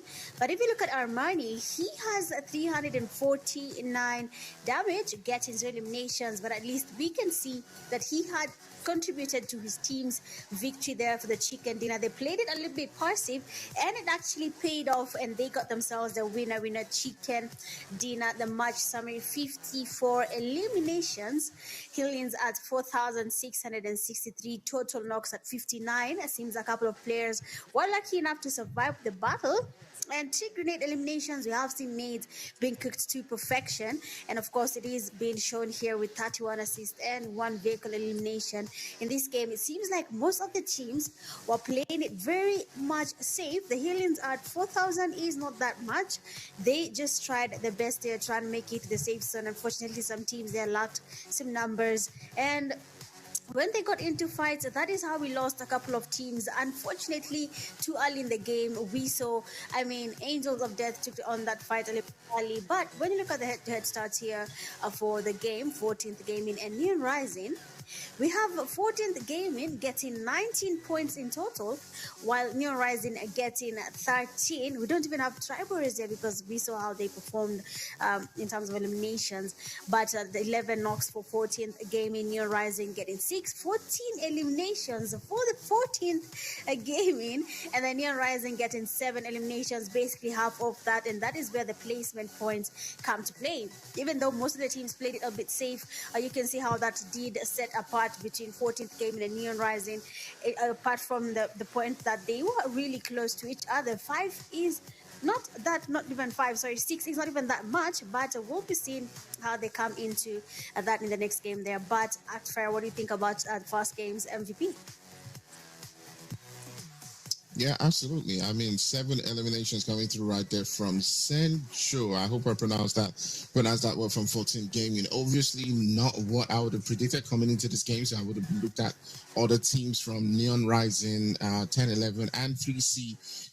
But we'll see how things continue to shape up as he has now, of course, stumped this game. You can see getting half of the eliminations for his team, who gathered 14, and that obviously is going to boost them up on that leaderboard, which we will see very soon. We are going to be seeing how this affects all the teams in terms of their overall ranking, where do they lie. Because even at the end of the day, the first game is quite important. Making it to a team that has already gathered at least 20 points from the first game will be quite a hassle for the teams. But we have not seen that yet. But so far, so good. It is looking quite a very competitive day here for NPL Grand Finals. People do not know where they're going to be. But look at the top players there. We have Sencho having 7 eliminations at damage of 588. Second place, we have 14th gaming player, that is OG Way, with 5 eliminations and a damage of 520. Third, Afro Esports player X Oh, yes, XC with 4 eliminations, a damage of 411. Storm coming fourth with 385 damage and 4 eliminations. And then fifth place there we have Skinny with 446 damage with just 3 eliminations to his name. I mean, the margin there is not as big, but it will change with some time. We'll be seeing where the teams lie. Even the top players, MVPs always change every single game. But I cannot wait to see that one player that will maintain the slot here in the top players without getting moved by the time today's games come to an end. We just finished day one, match one. So what could change? Oh, and 14th Gaming are leading. They are 14 with 14 eliminations, give them 19 points in total. Then second, Neon Rising at 13. Tribe Warriors, even though they got their chicken dinner, the eliminations were not that much, so 12 points to their name. Fourth, Arab Tea Tiny, that for esports at 8. Dream Team with 7. Vanguard 5, 8th place in Solid Army 4, Ragnar Hash Esports tied at 3 points each, Foul Play 2, 3 Crowns, Athlete Game with 1 point each, Ecstasy, Angels of Death, and Dark Knights.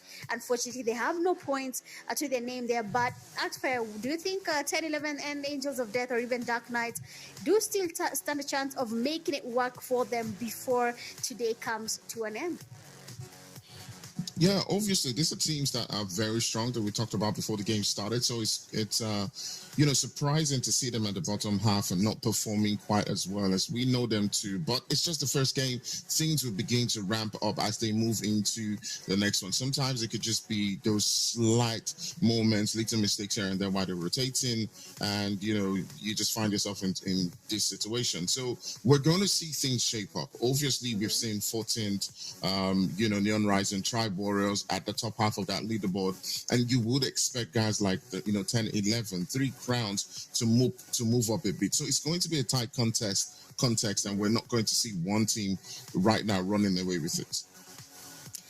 Yeah, we'll be waiting to see how they go about their battles here. Honestly, when we look at Tribe Warriors there, they have a chicken dinner, right? 10 points to their name, 2 eliminations as well, 12 points in total. And that did somehow put them at third place, even though they had the chicken dinner.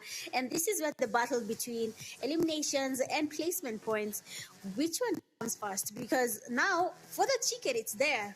But we have a team that was farming. 14th Gaming was causing a lot of trouble. But before I say anything there, Fire, tell us something.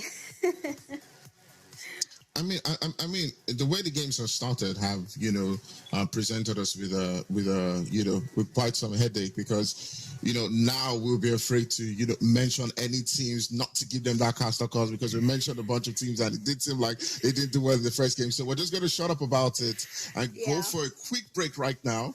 And we'll be back shortly for more action. See you guys soon. All right, ladies and gentlemen, put your hands together for the awesome players. It has been an amazing first set. And right about now, we're going to go on break. And yes, it promises to be fun and be great. Now, ladies and gentlemen, break. I want to do something new. I want to have fun. I want to go home with lovely surprises. Next set. Shout out to all the sponsors in the building, ladies and gentlemen. Put your hands together for Monster Energy. I can see everybody's holding a can of Monster Energy. If you love Monster Energy, make some noise.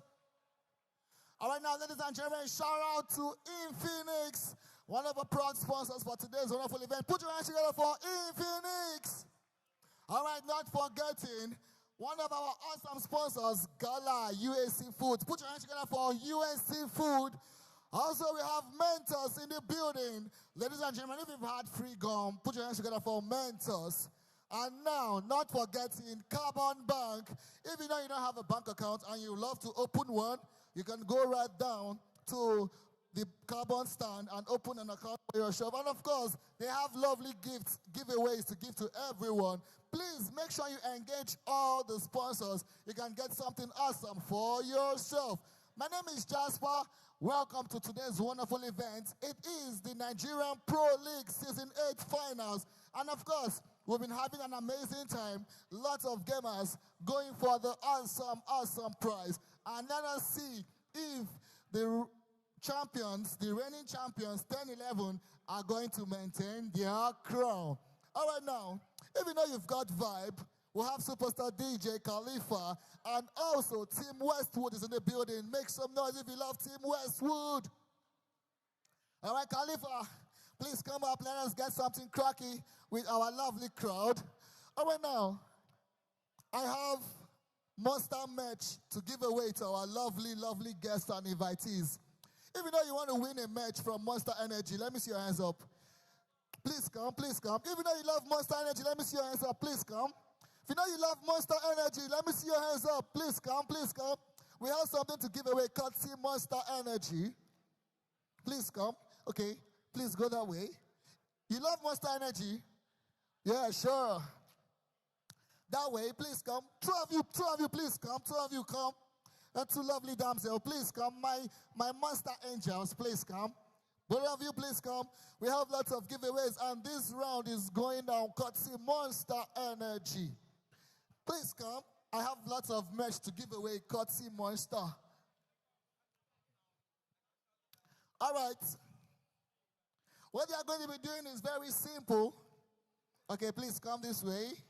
Yes. Okay, we have two handsome guys. Oh, three.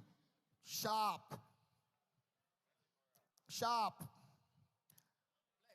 Okay, well, the guys is enough. The guys is enough.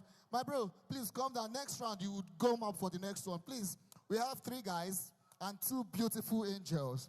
Now, what they are going to be doing for us is easy. You know, we want to see how they will vibe. We want to see if they have the vibe, the energy. They're going to be vibing for us. You understand? DJ is going to be playing instrumental for us. I want to see if they can vibe. All right, DJ. They're going to be singing or vibing, anyone. But you just cheer them up. One winner. They're going to be singing and vibing for us. So you just cheer them up. DJ is going to be playing a rap or vibe. Anyone. Rap, sing, hype. Oh, wait, the next round you will come up. Don't worry. We have 5 minutes. Don't worry, next round. DJ, are you ready? I just want one winner. I will start up.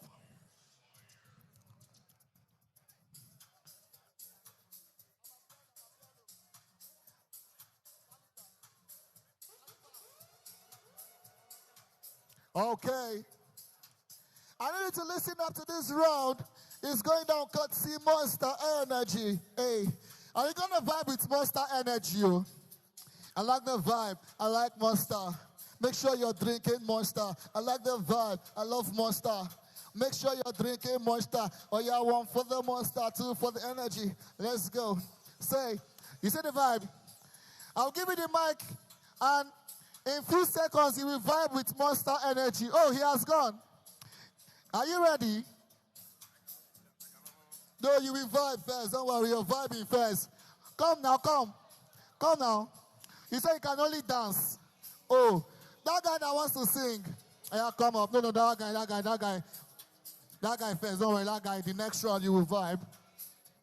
Thank you so much. Thank you so much.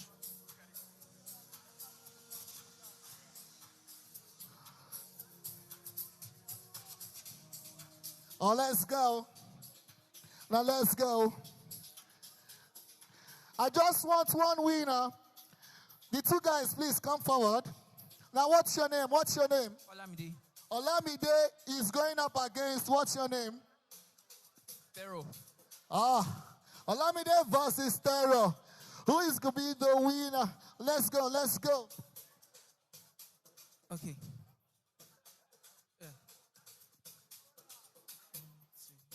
See.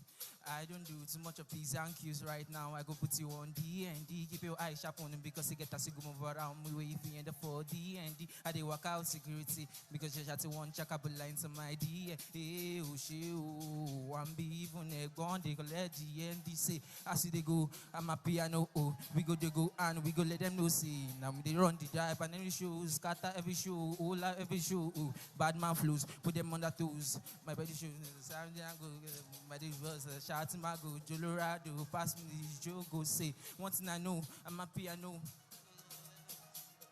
Put your hands together for him. Put your hands together for him. Next one. Let's go. Terror is going up. Just vibe. You be the see, but Mark Begesi. You be the see, but Mark Begesi. You be the see, but Mark Begesi. You be the see, but Mark Begesi. Follow you again. Me, I know they follow you again. Follow you again. Me, I know they follow you again. Hey, focus on paper. When you see me later, when the paper enter, I go call you. It's short for you. Balenciaga, Big OS. Baby, you may say I'm a mouth. Oh, shit. Everybody, let's go one time. Say, la, la, la, you say. Give me the vibe. Oh, shit. We need one winner. They get energy. Let's go. Oh, yeah, one for them, must start two for the energy. One time. Hey, give me the vibe tonight. Give me the vibe tonight. Oh, yeah, do like this. Oh, yeah, do like this. I'll be like, can you feel it? Oh, yeah, bring it down, DJ. Let us find out real quick who is our winner. Is he the winner? Wait, let's do like this. If he's the winner, you say Monster Energy. If he's not the winner, you say go home. Because we need to do this real quick. I need one winner from the male category.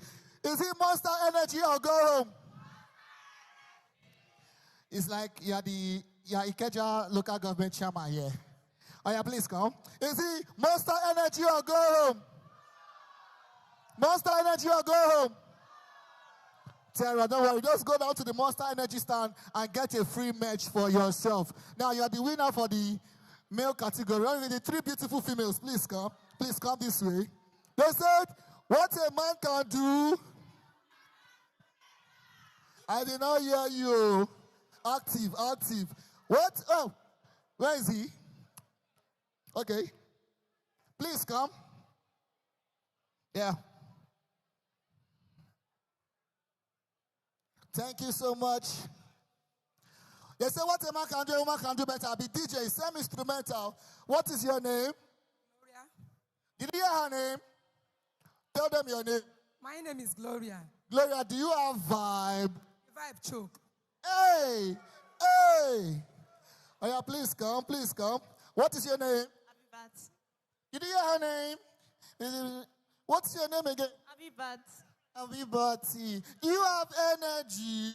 No, not at all. Can you vibe for us? No, but I'll try. She said she will try, Abby. All right, what's your name? Amotayo. Did you hear her name?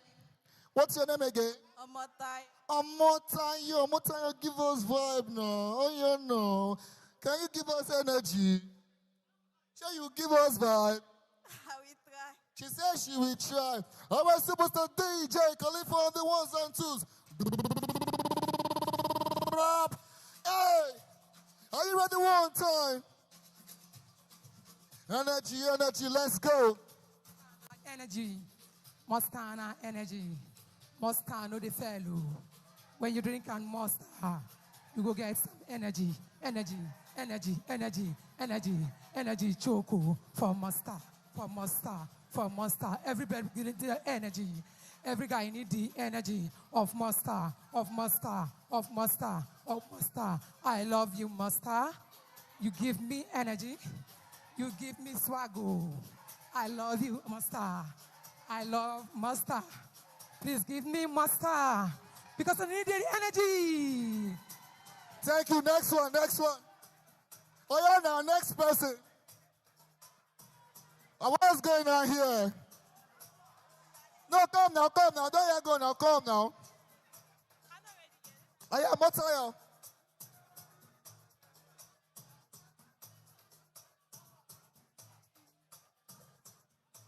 Give me the energy. Give me the energy. Give me the energy. Put your hands together for her. Thank you so much. Next person, next person.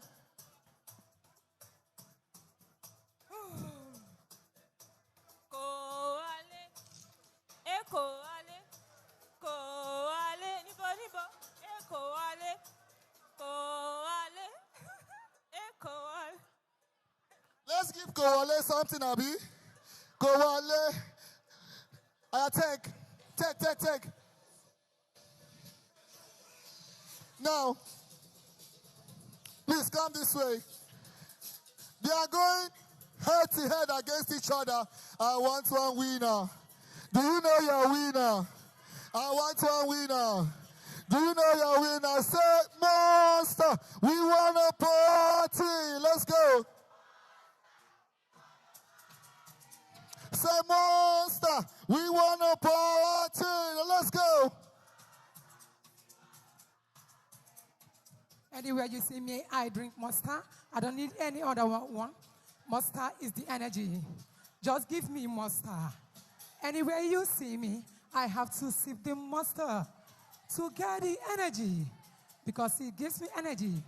Oh, Monster. Monster. I need Monster. Mama need Monster. Brother need Monster. Everybody need Monster.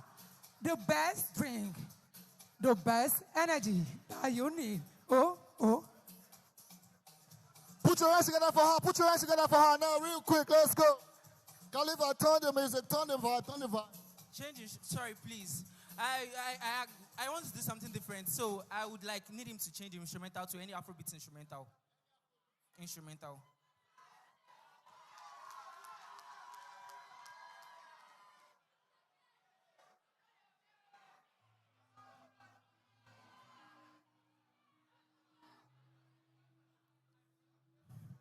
Oh, yeah.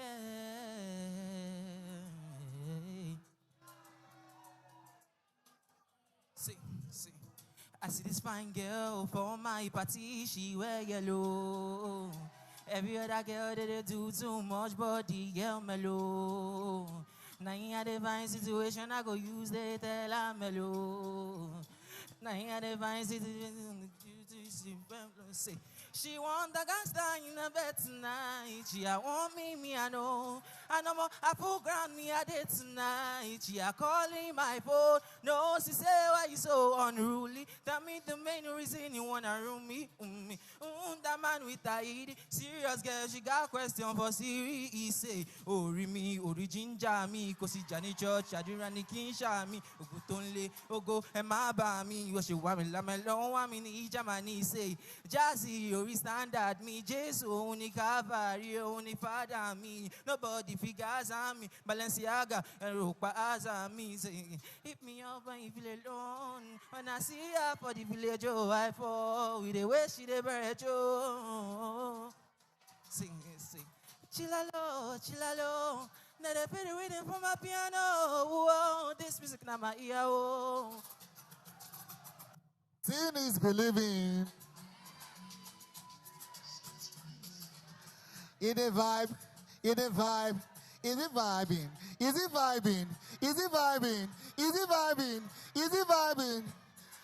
Who is your winner? All right, now bring it down, DJ. Let's find out the winner real quick.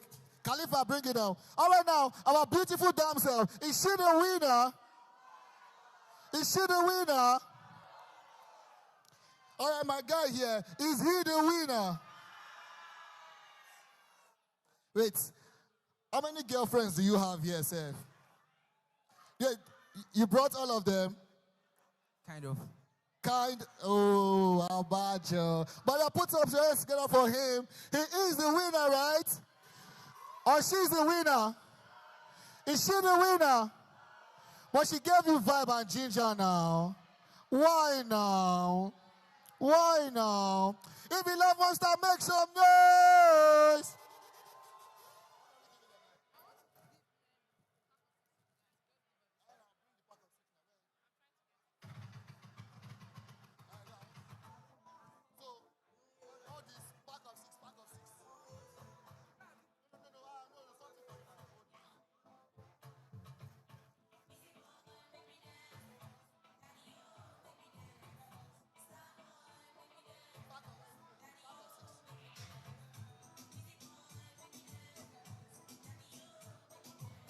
Wait, they're bringing one more gift for him.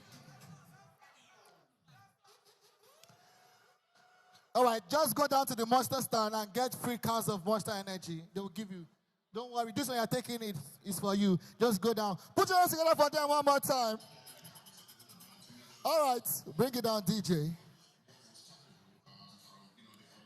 We have seen rappers. Don't forget, we're going to be going back into the game shortly. We have seen rappers. Very soon, we are going to see dancers. Even though you can dance here, let me see your hands up.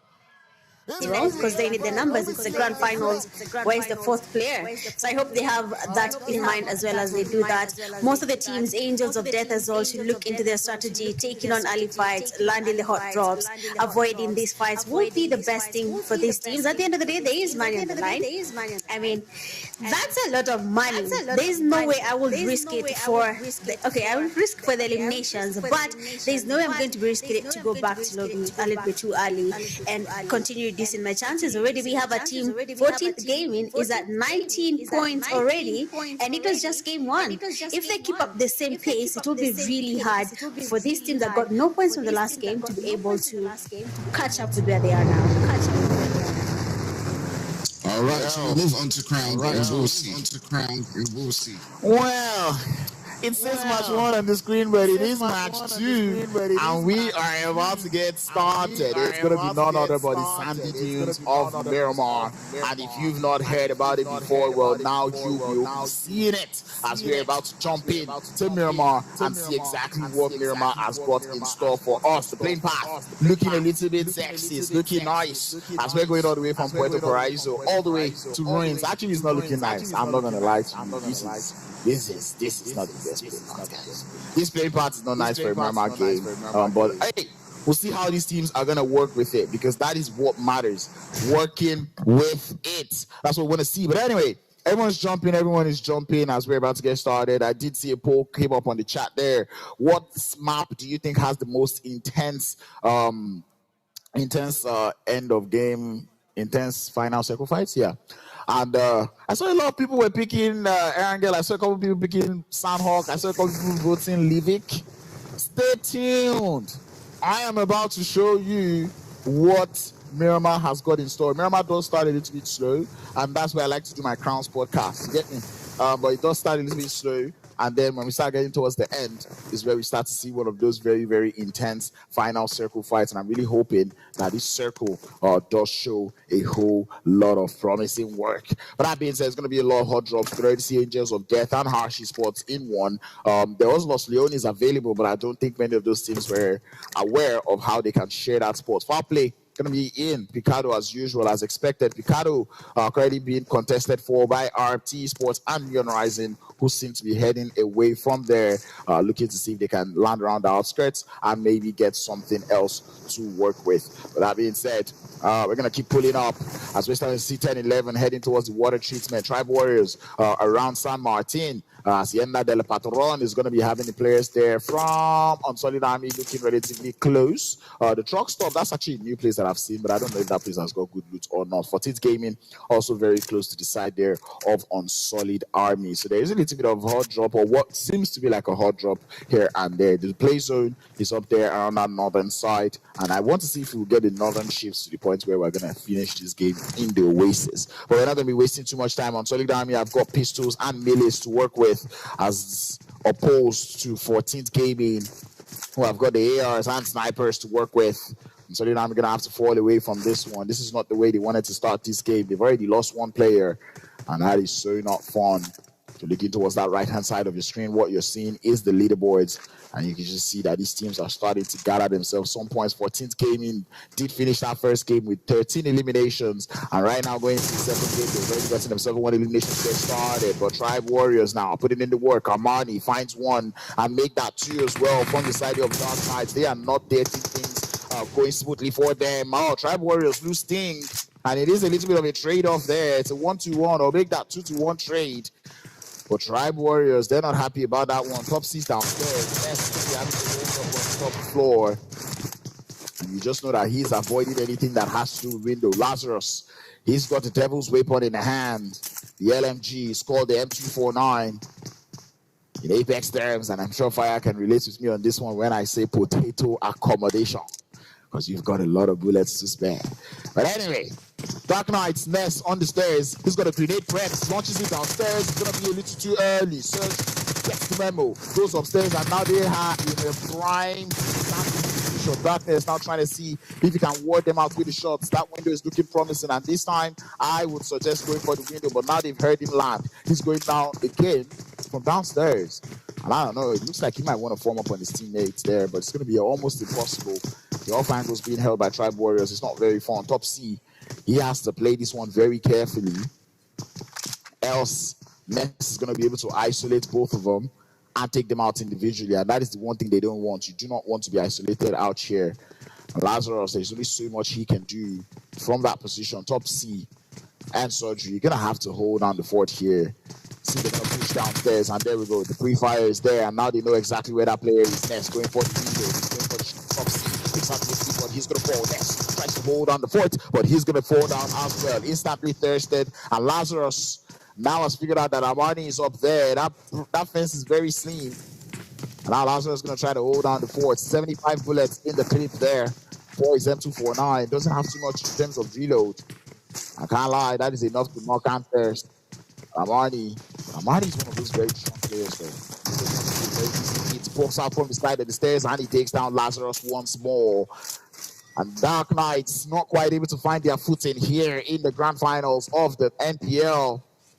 As we see them going out early, 2 games in a row. Only 1 point that they were able to get this time. But that is definitely not doing them so well on the leaderboard. And Angels of Death now looking to get themselves their first point of the day. 1 elimination found. They did not quite find their footing out there in Erangel. But Miramar here, they are looking to do it. 3 Crown Esports, I am glad to announce that Nexus is now in the lineup. He was able to load into this game. And maybe now we shall see 3 Crown Esports put up more numbers on the board. And it's a question of the teams that were raging in that first game. Can they come into the second game and do it as well? These are the questions that we've got in mind. Because, I mean, we saw this idea of 14th Gaming, Tribe Warriors, Afro Esports, also another team that was putting in numbers in terms of eliminations. So I'm looking forward to seeing that prowess out here in Miramar. But speaking of prowess, it's going to be West coming in from the right-hand side. Pushing for the third side. He does find himself on one card. He's got the shotgun in hand, and he's going to be 2-14 as he gets that knock onto Noruka. And down he falls. Angels of Death, this time they've got their money well spent. They are standing strong. You see them 3 eliminations so far. Bandages is going to be what he's got to work with now, Wesco. But that is one way to start the game. This is definitely a positive way to start the game. They were not given much of a chance in the first game of the day, but now they're heading into Miramar, and they're looking to go for a full sweep onto the side of Ragnar. They're not letting it slide. Ragnar is down to just 1 player who is being very, very quiet. And it's going to be none other but Ruka. It's not Ruka. It is Ruka. Trying to hold on the forts. But man, you do know Angels of Death, they're here to prove that if not because of that little hiccup in that first game, they would have been fine. And I'm pretty sure if they see a Mirado or so Mirado, if they see a UAZD anytime soon, they would avoid it. Some PTSD right there. But anyway, Ruka trying to hold on the fort there. 74 bullets in the bag. 31 in the clip. He's got a little bit of a mark going on there. And you can just see that bullets management coming through from that player, trying not to reload. We can already see on Solid Army, though. Looking to get started with 10-11 ecstasy. Ferro is going to be the first one to drop, and he falls. And I did hear the host asking Will 10-11 defend their title? First game, they went out with no points. Second game of the day, they have lost one player in Pharaoh. And they're down to just the last 3 to hold down that fort. And might it actually be time for a new champion? The question that we ask ourselves. Everyone does look to be looking, everyone does look to be getting into that circle quite all right. It's not too bad of a circle, and I think everyone should be able to hold some certain positions, get looted up a little bit, and I like to see the strategy that will come through from these teams. In all honesty, I'm impressed right now. The fact that I can see quite the number of teams playing in the center of the circle. But I'm going to believe, or I'm going to go with the assumption that they are only doing that because the zone just happens to be, on that northern side, right? So I'll see what happens when we start to get those zone shifts, when it starts to get smaller. I'd like to see how they're going to play it now this time, But anyway, Hashi Sports down there on that southern edge of the circle. 3 Crown Esports close to the center as they're just lurking around Hacienda del Patron. 10-11 Ecstasy making their exit out of water treatment. Pharaoh is down. And now they're going to have to see how they're going to hold on to the rest of the game. Danny Brown, Easy 47, and Bego 666 to hold on the forts. 4-10-11 Ecstasy. They're trying to hold on some high grounds. And it's going to be on Solid Army just lurking in the background there. Solid Army definitely know that they've got 10-11 Ecstasy somewhere in the vicinity.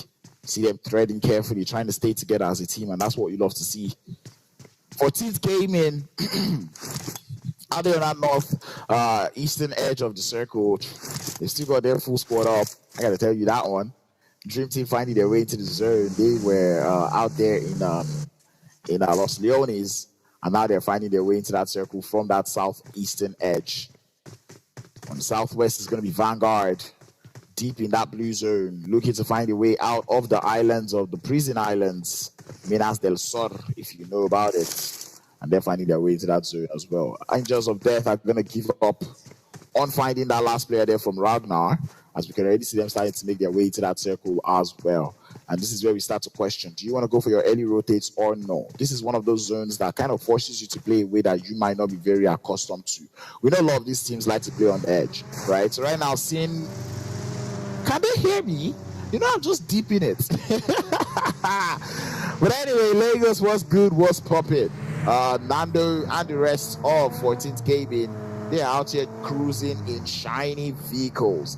Damn, that's a Bentley right there. I don't know about you guys, but I've got a Bentley. I don't have a Bentley. He's got a Bentley. What's the color of your Bentley? That's the question I've got in mind. We're about to get our first zone shift as the zone finally starts to close up in Miramar. There's a bigger map. So, of course, things are going to happen differently. And we do get a western shift. Wow. A lot of teams in the circle right now, so we're not going to see a lot of fights, actually. Maybe just some of these teams that are trying to get into the circle, because it looks like Angels of Death, Hashi Sports, Vanguard. If the timing is right, or if the timing is wrong, it might be a case of, clashes on their rotation. And what I'm keeping an eye out on, I'm going to be seeing how they're going to maneuver their way. Leon Rising going for the vehicle kiss there as they find their way into that circle. They're up on the north, around La Cobreria. You have to pronounce that thing wrong every single time. I thought it was La Cabrera, but it is La Cobreria. I guess this is my sign to travel to Miramar, though. But anyway, we did see them put up good numbers in that first game of the day, where we saw them get at least 6 eliminations, finish in the second place, or get a second place finish as well. And we saw them just play that one, deny that final point of final 2 points there.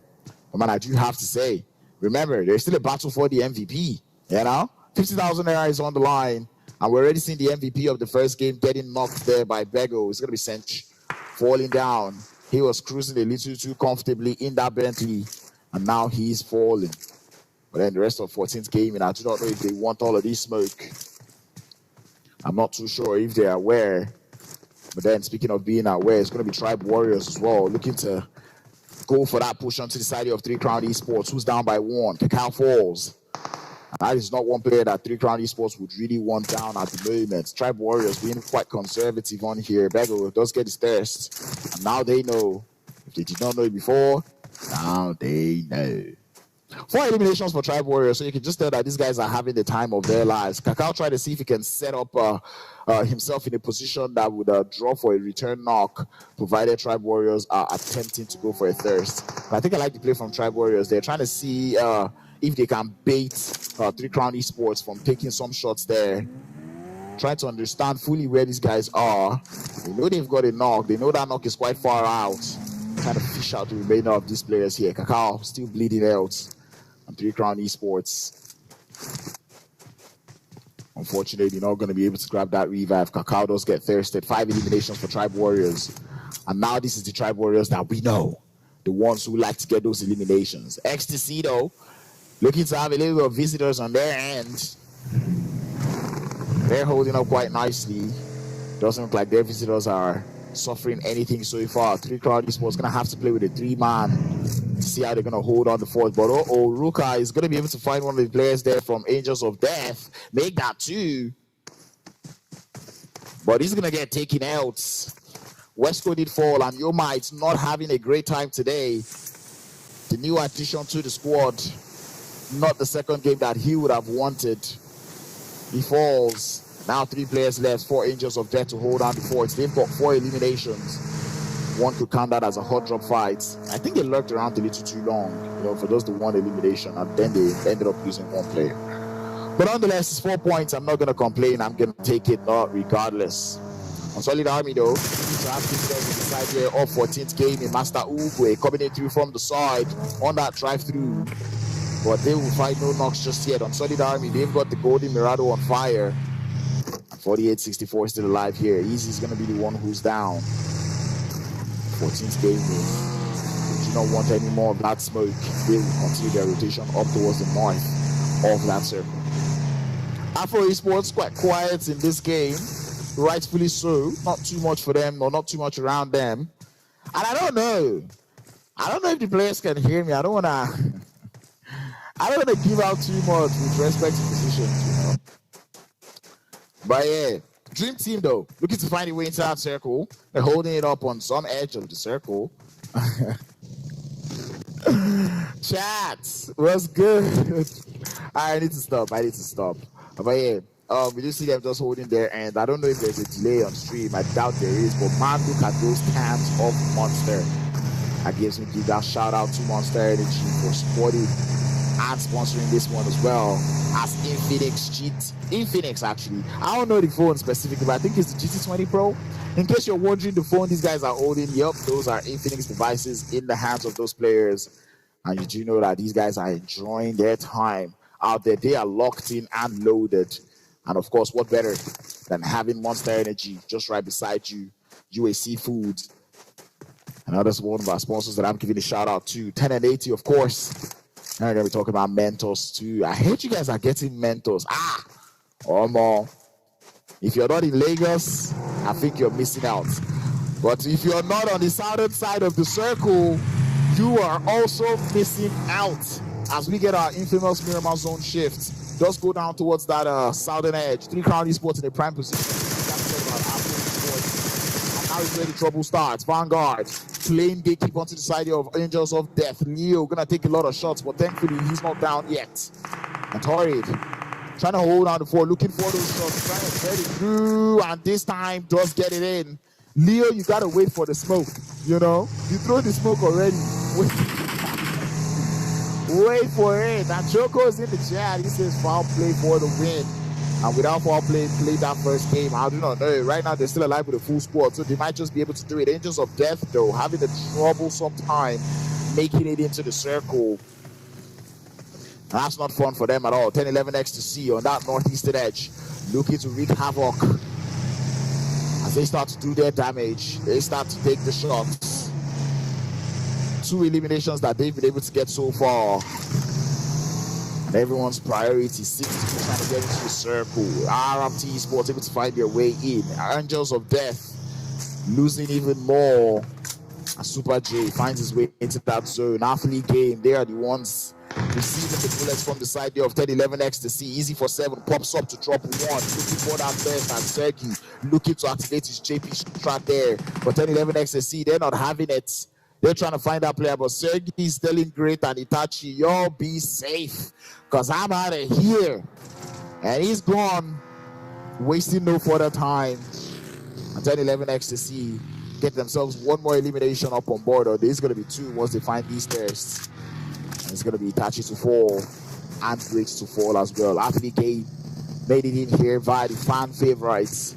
And I'm pretty sure if the fans are out here in Lagos, you are not happy to see this one. But fear not, there's 4 more games to go. And there's more eliminations to go around as Dream Team start to take the shots up against the players there from Afro Esports. Shots are already coming in through. Grenades being prepped, and we start to see them land. Chris pulling in through for more. As we can already see this guy come through. The side is down, but it's going to be Storm to find the second knock. Dream Team on fire as they have to wrap up this fight as quickly as possible. Revives needs to come through. Swart is trying to hold on the fort. He's got a grenade in hand and he starts to prep, but he's also receiving those on his end as the shots come through from the side. Trying to see if he can hold up against 3, but the answer is always going to be no as he falls. 77 and the last player left to hold on the fort for Afro Esports. And he's trying to see if he can pick up some of their fallen soldiers. I don't want to pass information. China might pass information. Dream Team holding down as they're going to be able to grab that revive, I'm guessing. But they want all the smokes. Are they going to grab that revive? Or is Dream Team going to give me a reason to crash out on them? I swear they're not grabbing the revive, guys. This is what tires me about Dream Team. I said I wasn't going to crash out for them today, so yeah. 2 eliminations that they've got so far, but they've lost 1 player. And we're about to get yet another zone shift. Things are starting to get jiggly and bop here in the lobby as we're starting to see that zone closer. Neon Rising, how much did you pay? They have been blessed with the circle, but this circle is a very tricky one, a lot of high grounds. And it's down to who's going to play down the most. As Afro Esports, not quite able to that consistency in terms of fragging prowess. They fall 1 elimination that they were able to get. And the game goes on. Neon Rising starting to take the shots now as RT Esports lose 1 in Rodo. Athlete game falls once more. No points being accrued by that team. We're down to 12. And we're starting to see players now find their way into the circle. Angels of Death gonna have to play love. Gatekeep here. 3 Crown Esports biding their time. And we see 10-11 Ecstasy. We know them to be that team who likes to clear on the edge. And they're not doing anything short of that. Vanguard looking for their way into the circle. And now the tides have turned. There's going to be Angels of Death now to hold on the fort. Jay goes downstairs and attempts for the push, but he's going to fall. Westco on the off angle, but cannot do too much. Vanguard Esports, they know that he's here. And it's a question of if they want to push up onto this one. Torrid is finding his way, but the shot's not quite able to connect there from Westco. You are not in the zone, Westco. I do not know if he's looking to take this 1v4. Hashi Sports out in the background. As you can see, Angels of Death just trying to hold on to their end. 14th game in. They have been rotating quietly into the circle all day. And if you blink, you miss them. Tribe Warriors and Ecstasy looking to lock horns as well. It's going on down on the east. Easy for 7, down to a sliver of HP. Trying to see if he can fall back RT or make that Hashi Sports. Losing players or make that, doing in the damage actually. And now foul play coming in through for a third party onto the side of Ecstasy and foul play. Danny Brown on that chase. He doesn't want that player to escape. One Queen stops, tries to see if he can pop. And shots are going to fly towards Danny Brown. 10-11 Ecstasy. They are all over the place. Danny Brown is just swinging into that circle, but that player definitely doesn't have a driver's license. As he's just storming through the floors of Miramar. Bego trying to see if he can follow suit just right behind the blue zone. Applying a little bit of pressure onto them as Hashi Sport down on the south. Looking to hold on against the side of Vanguard. That's a good nade. But Quish doesn't quite fall just yet. Story is down though. And here comes Papa Blue. Now the pressure is on. Osama trying to see if he can hold down the fort. Looking into coming through as he knows he has those 3-step cues, but he's not going to aim for that free fire yet.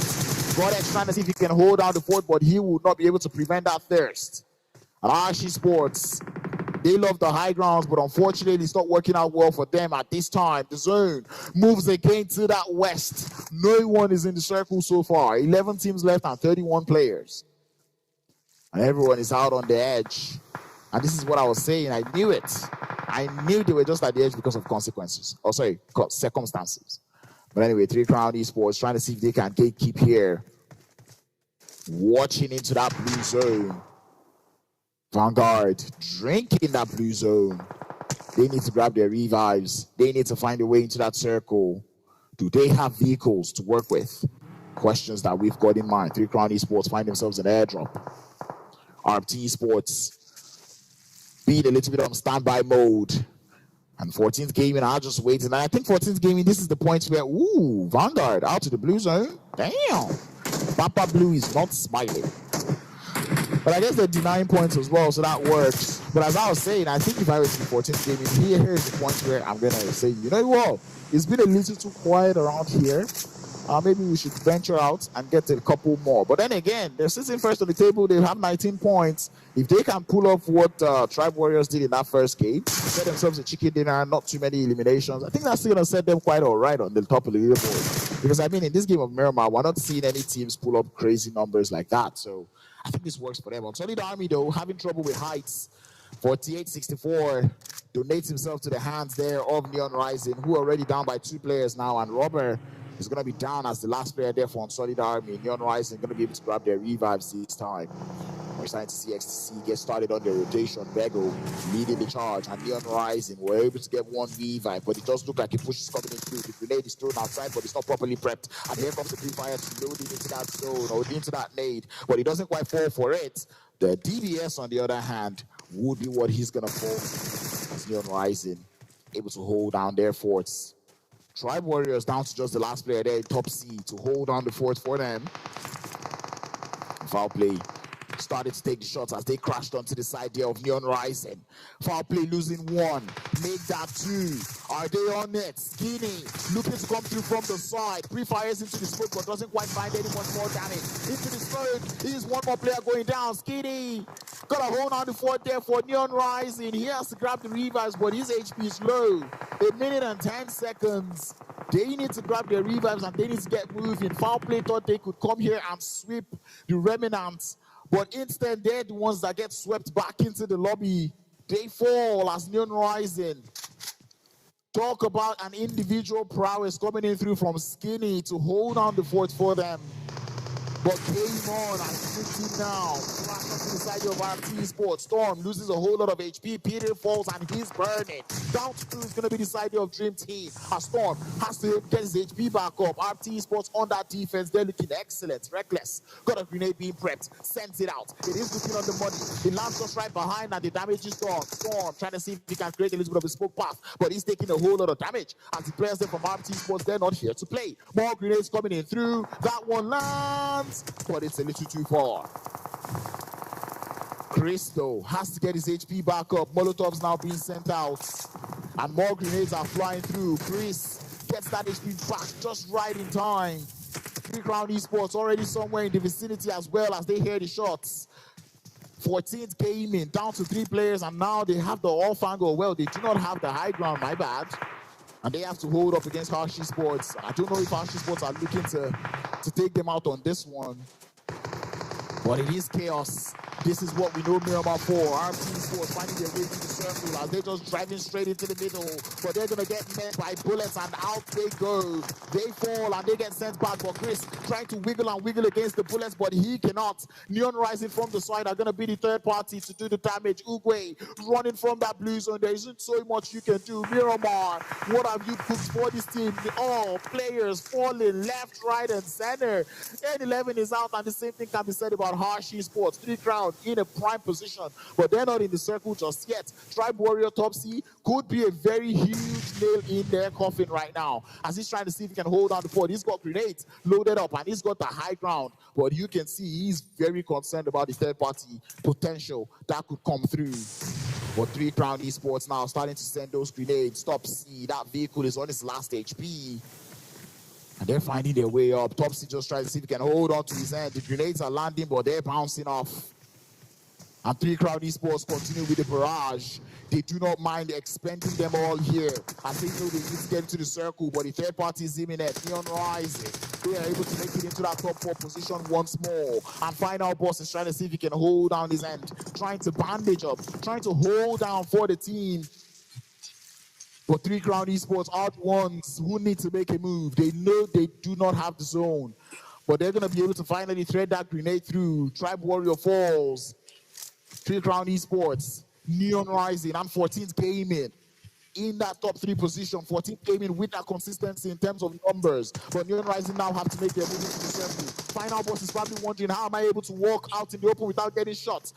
14th Gaming, on the other hand, cannot say the same as they fall. 3 Crown Esports now with a 3v2, and now they start to take the shots. Enjoy finds that knock onto Final Boss. That guy's trying to hold on the fort, but Quila is there with the DBS, and that guy is there with the nade as well, as they get themselves the second winner chicken dinner of the day. We questioned it. We said it. Nexus is here. I announced it. I said Nexus is here. And Nexus is like, do not be scared. Daddy's home. 8 eliminations and a winner chicken dinner there for the players there from 3 Crown Esports. You love to see that one. Talk about a way to play the game. I said it. Miramar presents one of the toughest final circles. And of course, this map did not disappoint. What a way to play the game. And you've got to give it to Neon Rising as well. Talk about consistency coming in through from that team. But hey, waste no time. We are going to Priest and Mitch to break this game. I said Priest, fire to break down this game.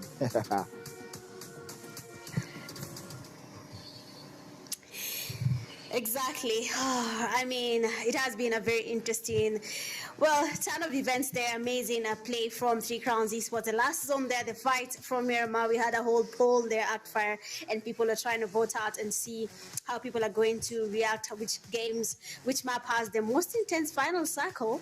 And I think Miramar just answered the question for us there. Yeah, absolutely. I mean, we did call it, but regardless of the map, you do expect a lot of these teams to, perform better than they did in the first one. And 3 Crowns just showed that. You mentioned, of course, your caster cost did not come on them, so it worked out, and we've seen them, vie for that number 1 spot. Now they've gotten the placement points as well as the elimination. Totally, I do think they have 19 points because they just had the 1 elimination in the first game. So they are looking to see if they can grab hold that number 1 spot. We'll see in the games how they do, but teams are not sleeping. 14th Gaming is still trying to see if they can get the numbers. They're still trying to gather up those points. Obviously, didn't go quite as well for them as it did in the first game, but it was no fluke. They've shown that. So other teams need to step up their game. Exactly. I mean, for even Tribers as well, they basically made their way to the top 3 again. And even though they didn't get a chicken dinner, it somehow did push them again in terms of points. They still have good points to their team's name. And it might just change a little bit depending on how 3 Crowns' performance in general will affect everything. But it has been a really good game there for game 2. Looking at the winner chicken dinner team starts for 3 Crowns Esports. You have Quila there getting 4 eliminations and a jump damage of 676. Nexus again 31 damage. Kaka with the 0 eliminations, a damage of 53, and 1 elimination for Enjoy with a damage of 199. Basically, here tried their level best to do some was the chicken dinner here, and it did finally pay off. And you can see where they are. We have them getting 8 eliminations, a damage of 1,459. Does say a lot there immediately when we saw Nexus eliminating a team right there in front of them. That was 14th Gaming. We knew the game had changed, getting 56 eliminations in this match too. Hillings getting to 6,418, a little bit higher than Erangel. 52 knocks. A lot has happened here in this game. 2 grenade eliminations, 26 assists, and for the first time here in Miramar, we do not have a vehicle elimination. That is totally warranted. It has happened sometime. But honestly, it is very interesting to see how we did not even get to make the right predictions for which team is going to be winning consistently, because now, seeing that we already have a team that is 14th Gaming being removed from the chicken dinner slot, but will that really affect where they are in the overall ranking, looking at how many eliminations they had and their placement points in overall? Yeah, obviously you can see now going head to head. It is 3 crowns Neon Rising, who continue to make sure that they're getting the eliminations regardless of not getting that. And definitely they're knocking on 3 crowns from before the game started, that they're one of the teams to watch out for. Nexus has been winning the tournament and he knows how to grind things out. Now he's grabbed a whole from this game, and Neon Rising taking home 14. For Neon Rising getting 14 points in total, 3 crowns at 18. It's just basically a margin of 4. And since they had tied in numbers for the eliminations, we see where the difference does come in, and that's basically placements. Because if you do not have good placement points, then of course that will make the difference, and the MVP does change there. The man that I promised to bring a die when it comes to Nairobi, we have Quila with 4 eliminations and a damage of 676. They are well played for you, Quila. 3 knocks, survival time of 28 minutes and 27 seconds. I mean, 3 Crowns Esports here did really fight their way to the chicken dinner. They did make the right calls, because everything does come down to all the comms, all the directions the IGLs make. Are you trusting that IGL in a very different setting, offline, in an open space, to tell you that this is where we need to be for us to get that chicken dinner? So I believe right now 3 Crowns is very much excited with what they have done overall in terms of their performance. And we have the top players. Second place, we have that guy from Neon Rising with 4 eliminations. Third, we have 3 Crowns Esports player, that is Nexus again, 531 damage with 3 eliminations. We have Odiway getting 4 eliminations, 237 damage at 4th place, and then 5th place, Topsy with the 3 eliminations and a damage there for 289. But Fire, what do you think is going to change now with these overall standings for game 2? Obviously, Neon Rising, I do suspect that overall they are leading to show exact them and 14 Gaming, but obviously the 14 Gaming tribe did not come here to sleep. I mean, you can gathering those points. 14 Gaming getting 9 points nations as well as the tribe warriors, so definitely no fluke. The conditions are definitely not for them, but you can see the fight coming through. Finished in the bottom half in the last game. 3 doing a lot better.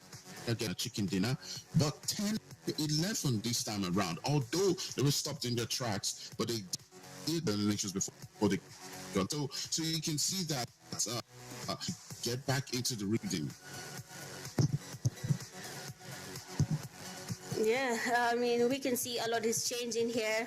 People, or rather the teams, are really working towards their chicken, unfortunately, for 10-11 there. But when you look at the overall ranking here for the top players, we have Wei getting to lead there with 9 eliminations. Coming in second, we have Essential. He does come in there with 7 eliminations. Third, we have Neon Rising player Sky with 5 eliminations. Quila coming in fourth with 4 eliminations. And then 5th place there we have Storm, 6 eliminations and a damage of 561. Of course, what sets him apart from Quila is the fact that Quila has a 936 damage to his name with the 4 eliminations. That is a lot of work put in the game. And of course, the title is there. So big up to you, Quila, and every single player that has made their way to the top players list. Like we had said there, it is very hard for someone to maintain a slot. But lo and behold, we have the match overall standings where we have a 14th Gaming still leading with 28 points in total, but they cannot rest because Neon Rising second place, 27, a margin of 1 point is not that much. Look at the tribe coming in third with 23, 3C pulling their socks up, and they get to 4th place with 19, Dream Team with 14, Dream Team with 14, big improvement there.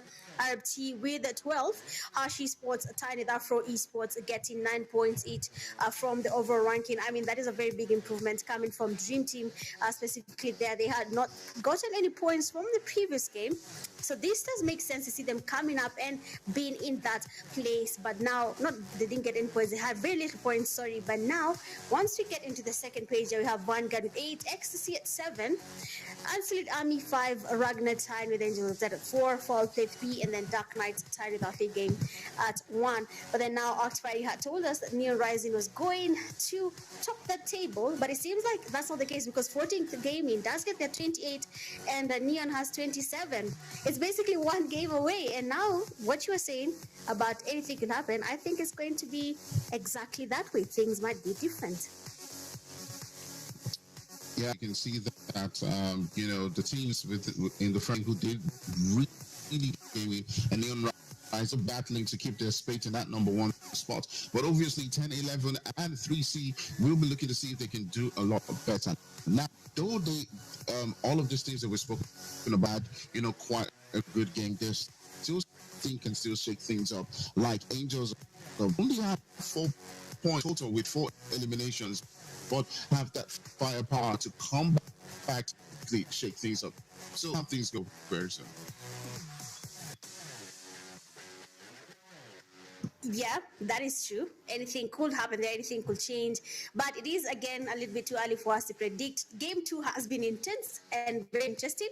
But now we want to take a very short break, and then we'll see what changes when we go into Game 3.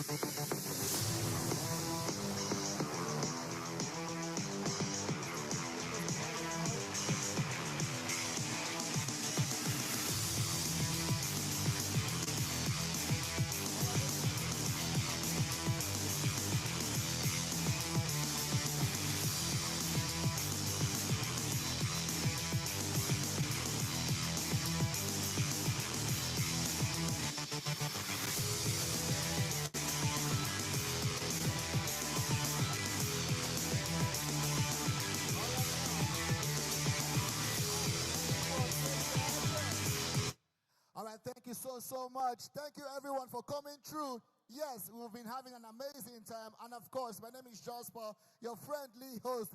Ladies and gentlemen, we have celebrities in the building. This show promises to be fun, engaging, and very interesting. All right, now I'm going to be bringing up a very important personality.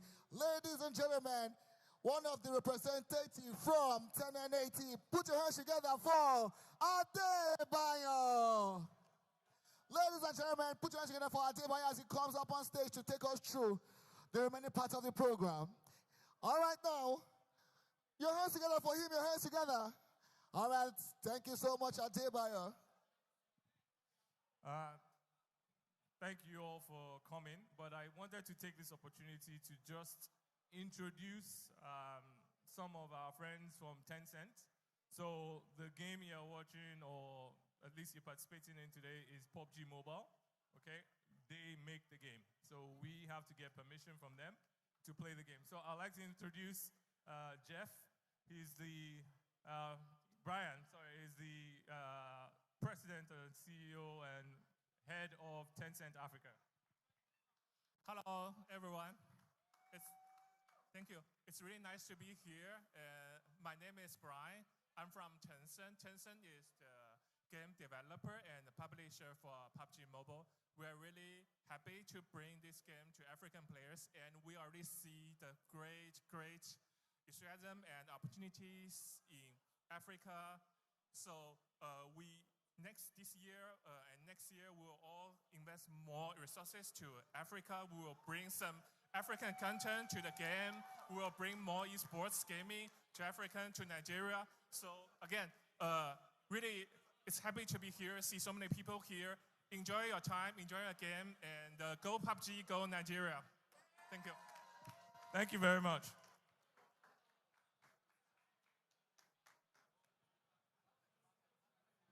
Okay, thank you so much. That was awesome. Please, before we go down to the next round, can we have Lotana from Carbon? Ladies and gentlemen, put your hands together for yourselves. It's been an amazing time. We've been having so much fun. Are you ready to have another set of giveaways?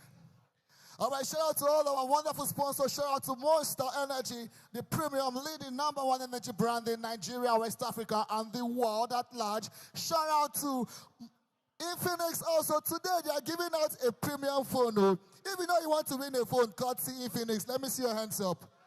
Infinix is giving out a phone today. If you want to win, let me see your hands up. All right, they'll be coming up shortly. All right, now, Carbon also wants to do a giveaway. Can I have Lotana from Carbon come up? Lotana from Carbon. All right, now, don't forget also, Gala USC Foods have been giving us wonderful gala to eat too. Put your hands together if you love gala.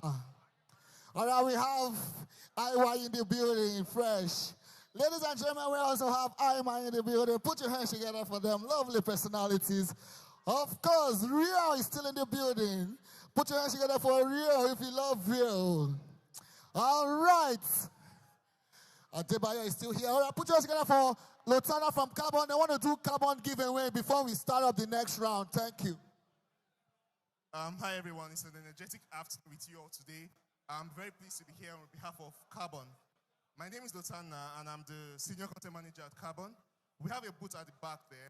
Now, what Carbon does is that it's a bank for young professionals like you. It's a bank that gives you access to credit because we want you to move forward in life. So we'll give you support when you need it, up to 1 million naira with very low interest rates, as low as 5% per month. We also have a product called Carbon Zero. Now, what Carbon Zero does is it allows you to buy whatever you want and pay on your own terms. You split your payments in 4 installments, and you only pay one time 7.5% fee. Unlike other buy now pay later services that charge you monthly interest, we charge you 0 monthly interest. So if you're buying an item worth 1 million naira from any store in Nigeria, with Carbon Zero, you only get to pay 75,000 naira interest on that 1 million naira. Then you pay 250K over a period of 3 months, and your item is yours from the first deposit. Apart from buy now pay later, we also have a savings platform within our app that allows you to earn up to 20% interest on your savings per annum. So if you save, say, 5 million naira with us, by this time next year, you'll be getting 6 million naira. Isn't that really great? To hear more about the wonderful stuff we have to offer you, we have a booth at the back. We also have free gifts for everybody that creates an account and requests for our debit card. One interesting thing you should know about our debit card is that it allows you to set limits, not just on channels where you use your ATM card, but also limits for platforms. So if there are specific websites you don't want your card to work on, or specific stores, you can enter them into the app, and when you go to those stores, your card does not work there. Aside that, so you can also do very much granular control on your card from within the app. So if you, for instance, misplace your card or you want to change your card, you can always do all those requests on the app. Don't forget, Carbon is right behind you to your left and, somewhere at the back. We're giving free gifts to everybody and anybody that creates an account and requests for our pink passport. Thank you very much and have a wonderful game play. All right, thank you so much. That was awesome. Put your hands together for Lotana one more time. And of course, can we all see the trophy? A team is going home with it. Ladies and gentlemen, shout out to the defending champions, 10-11. Who will be the champion? In case you're just joining us, we say welcome, gracias. It is the Nigerian Pro League 2025, and this is the Season 8 Finals. Welcome. We're going to be continuing right now. Hope you are ready. Gamers, are you having fun? Are you having fun? You're not winning. All right, now, you're ready. And, of course, we are ready. Thank you so much.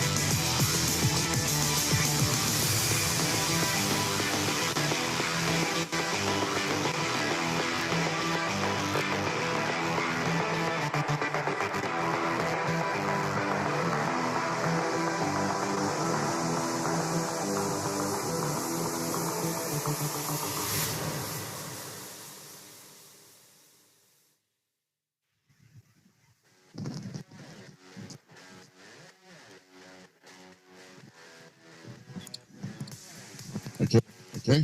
Image. Not sure what's happening.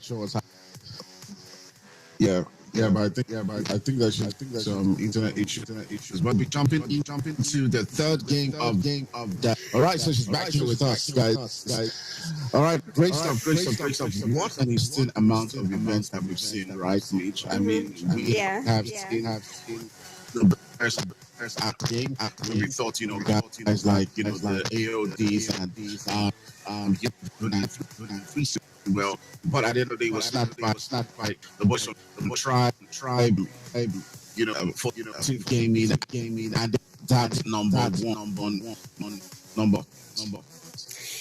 Yeah, anything could happen now. You've talked about the Angels of Death. They have really not performed how we are expecting them to be performing, but I think things might just be a little bit different with time. For now, we just have to wait and see what the teams have in store for us. We are very much excited, actually, for the teams that have not really been able to perform. We're just talking about 10, 11 a few minutes ago, but we know they can do good. I mean, Tribe Warriors, we say they're a very sneaky team, but this time now, they're not even sneaky. They're actually playing like the pros they are supposed to be. So good stuff, I mean, from Triberas. But let's see what we're going to be expecting, and we'll be having to give the mic back to Mr. Crowns. Sounds good. Yes, sir. The numbers are correct. The numbers and we are expecting for match 3 in Nigerian Pro League Season 8. The map of Sanhok. This as the one with the most, well, one of the ones with the most intense. So hey, we'll keep our fingers crossed. And we're going to see how this one plays out. The path, it doesn't really matter here in the map of Sanhok. And well, let's just put it that way. That's just what it is. I'm you actually, especially as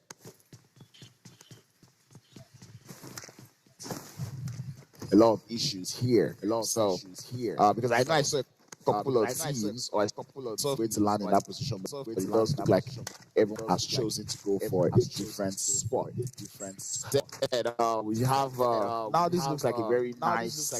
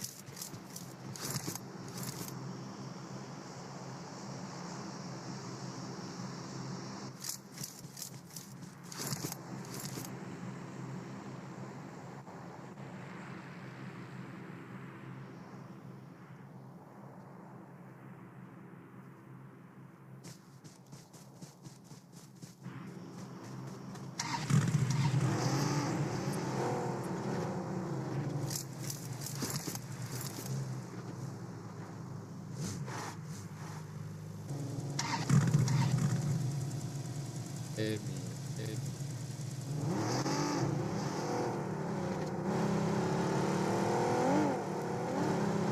we back here?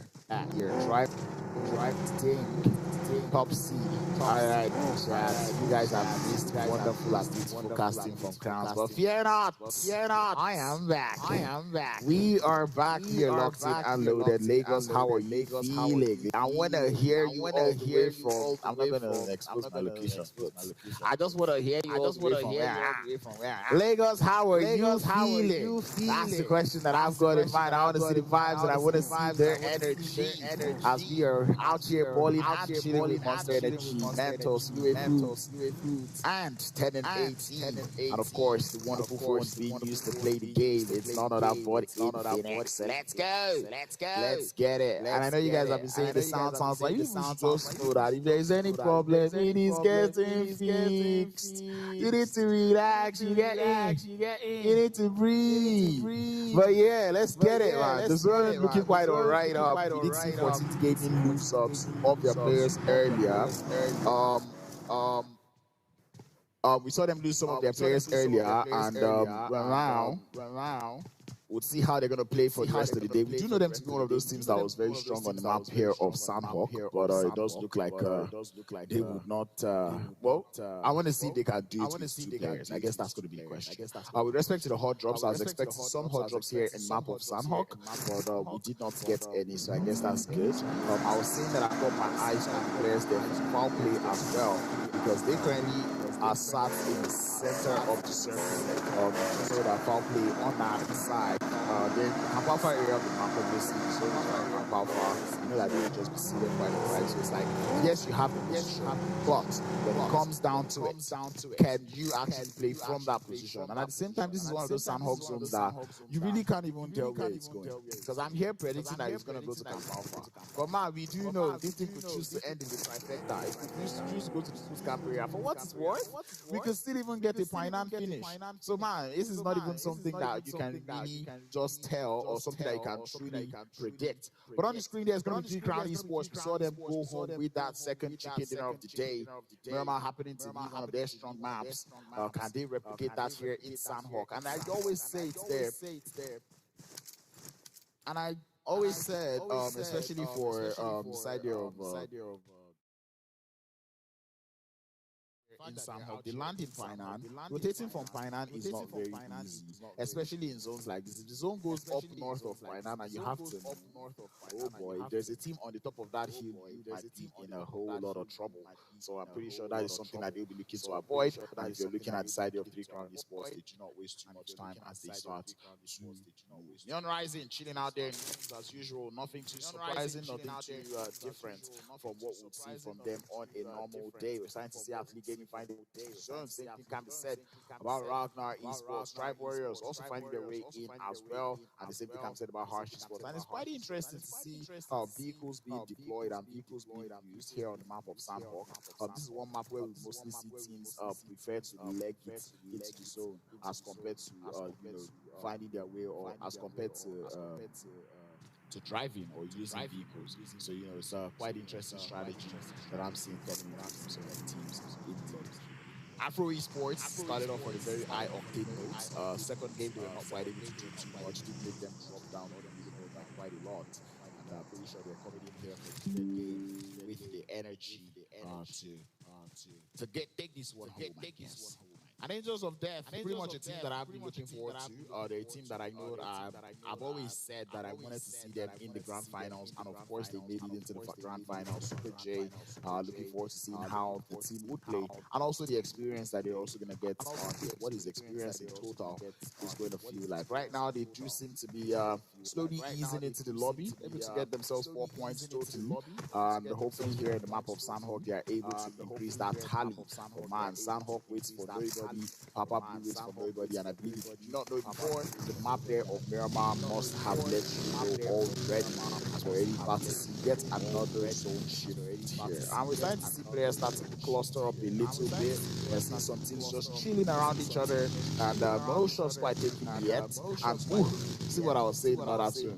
The zone might look like it is going all the way to Camp Alpha, but it might not be. On Solid Army, though, I've been enjoying what I'm seeing from them today. They seem to be catching teams on rotation, and that is something that I'm enjoying a little bit. And I feel like from here they can start to work on that. So yeah, one elimination has been found. It's going to be Harsh's receiving end of that. Tribe Warriors also another team that is catching teams on their rotation there, as they're to get one knock onto the side of right now. One player is already, and the rest of Tribe Warriors already looking to form up on the vicinity. And to be honest, this Tribe Warriors squad, I'm not seeing, man. We're not seeing as impressive. The hammer Tribe Warriors, because those ones push thing and everything their way. Anything and everything that is in their way. So yeah, you love to see that one. So yeah, you love to see that one. But anyway, Tribe Warriors already looking to find their way in.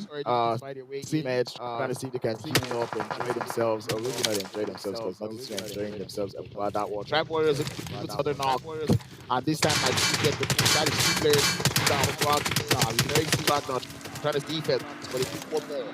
This one fall as well. And it's going to be one player left to hold on for. Iruga goes for the shot, but you cannot hide from the off sting as Tribe Warriors take them out. 4 eliminations. Like, my bad, Tribe Warriors. My bad. Yes, you guys are aggressive. I was just kidding. I was. But anyway, they're out here getting for the leads, looking to enjoy themselves here. Actually getting some third party in my eye. I can see a lot of teams already starting to find their way into that. So it does happen to be a POment. So I'd like to see how teams are going to play that one and how they're going to maneuver way around next circle. So yeah, keeping my fingers crossed, keeping my hopes high. Sanhok, as I said, right now this is a very slow start game. But I'm not too surprised. It's competitive game season, and you know these players their time in getting information and instead of making sure that and they are ready to go. But anyway, movement is something that cannot stop RT Sports. Not really see them show to see them do well in terms of like position points. Talking nations, not them quite put too much up on board at least, and that is one team that is in position make them staring down. They might just be looking to pounce at any moment now. It's one thing that I want to see the Sanhok prowess. I'm gonna take my horse on the road town road.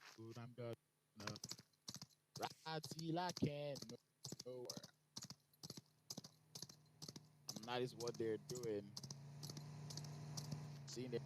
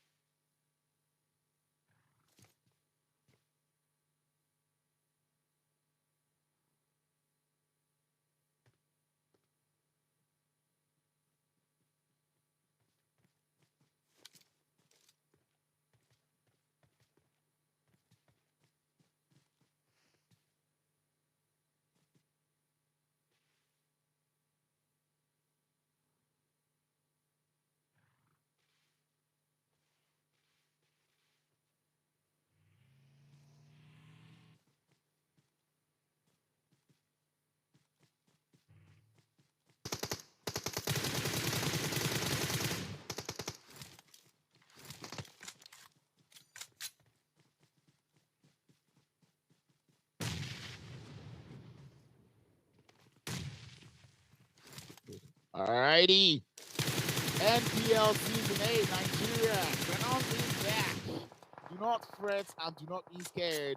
a little bit of technical difficulties that I'm not going to be emphasizing on. And we've got action going on here in the NPL. Angels of Death looking to push and send death towards the side of Hershey Sports, as Hershey Sports lose the majority of their players and make that all of their players. They're down and back into the lobby. Angels of Death, as I said earlier, they're trying to ease into the lobby, and we're already starting to see them do that little by little. Teams starting to cluster up out there in the trifecta region, and that is where it starts getting troublesome. Foul play, we see them just big chilling, and that's not something that I'm too surprised about. That's something that I expected, to be honest. But anyway, they're big chilling and they're holding on their ground. But then again, we're starting to see a lot of teams though trying to find their way into the zone. And Tribe Warriors looking to have a couple friends just right around them. The same thing can be said about Afro Esports as they start that push onto the side of Three Crown Esports. They're out here in the trifecta trying to see if they can hold down there for mates, starting to fly outside. And the same thing can be said on the side of Tribe Warriors and Angels of Death as we're starting to see them lock horns,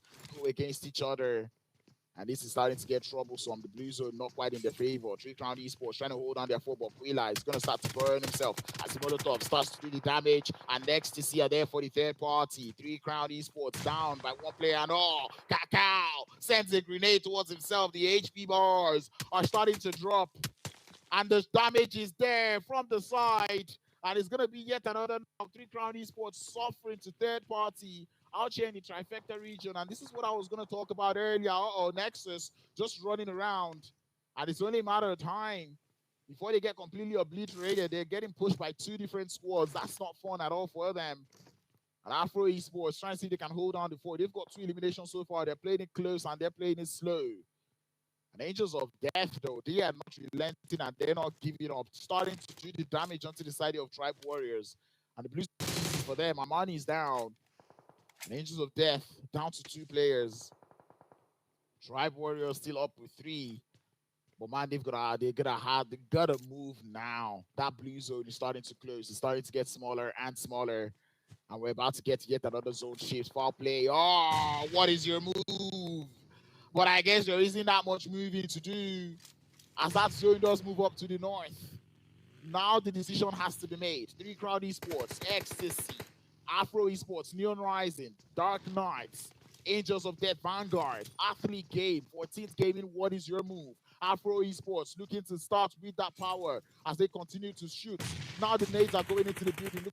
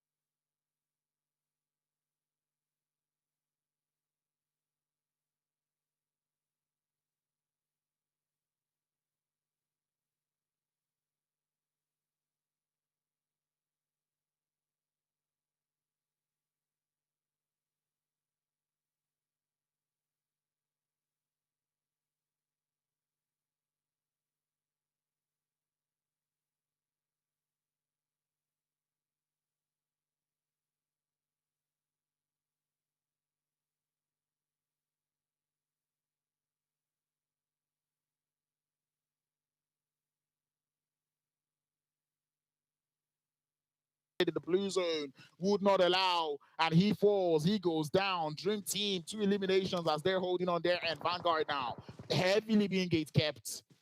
They have to find their way into the circle. The circle is not nice at all. 10-11 ecstasy, find Rodo on the off angle, and down he falls, but Dion Ryzen sweeps that elimination off of their hands. You gotta test your eliminations, and that is what we play for. Afro Esports, lose one is the letter C who's down. But that revive should be able to come through just smoothly. Smoke's gonna need to be deployed, my bad. As Vanguard go back into the lobby. 2 eliminations that they've got so far, and you blink, you miss it. Foul play. This is what you call a foul play zone. It's Camp Alpha for them, and they are enjoying their time out here. Dream Team now started to take the shots towards 10-11 ecstasy. 5 eliminations that they've got Dream Team, but now they have to zoom into that circle. The question is, do they have a spot? Sad, able to find one. He's got a sniper tower, but he's going to get met by the DBS, by Neon Rising.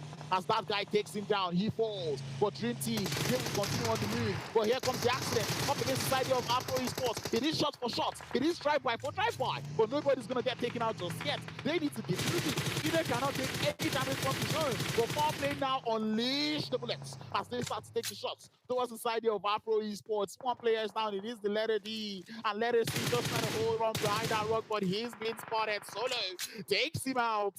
And it continues. Neon Rising, that guy, once more. Neon Rising have made it into the top 4. You've got to give it to them. But there is no world where foul play uses this. Tribe Warriors go down. Angels of Death are down as well. 10-11 fall in the midst of all of this chaos. And Afro Esports, make that foul play. They're holding their hand. And they know that they're just smiling. What could possibly go wrong for them? It does look like it's getting tricky, though. They might need to jump down. And this is where problem might come. But anyway, Dream Team, though, 6 eliminations, and they're holding their end. We're down to the final 3 teams. 1 solo amongst a lot of players. The man, Storm, trying to see if he can just gather that information. But he cannot do too much. That position being held by foul play is too strong. And I think the only thing everyone can do at this point is fade it out. That guy does fall, and that's foul play taking out Neon Rising. Now they know exactly where the players there from Dream Team are. And it's just a matter of time. It's a matter of what do they want to do. And we see Chris getting into that vehicle. What is the play? What is the play? What is the play? They've been spotted though. Solo jumps down. Oh no! Solo is down. Wait. Oh my god, that's a low toss grenade. Oh, that's good. They're trying to keep farm. Roman is taking shots. He's trying to find one, but he cannot. Storm is still alive. Storm falls, but the grenade is there and foul play. It was a question of how do we want to win? Do we want to just take down? Do you just want to take them down? Do you want to use rape? Do you want to use gun? That is exactly what it came down to. And foul play said, we are here to start the prowess. You love to see it. It was their zone. I questioned them at the beginning. I was like, foul play, you have the zone. But it's not just having the zone. Can you play with it? And indeed, they toyed with it a lot. 8 eliminations, 669 damage. You could just tell that they were having the time of their lives. A winner chicken dinner that is definitely going to put a statement up on the board. And look at that. Smiles all over the place. You love to see that one coming in through from the side there of foul play. That is a very well-deserved winner chicken dinner. But man, without stressing too further, without going too crazy, I will be passing it on to Fire and Mitch Gaming to break down what we've just witnessed here in Sanhok. Oh.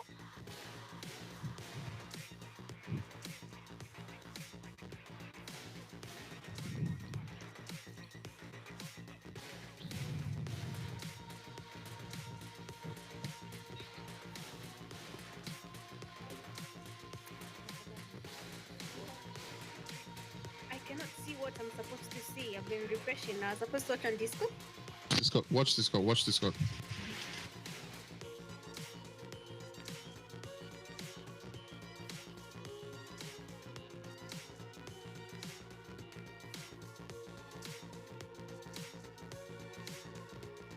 Okay. Check. Okay.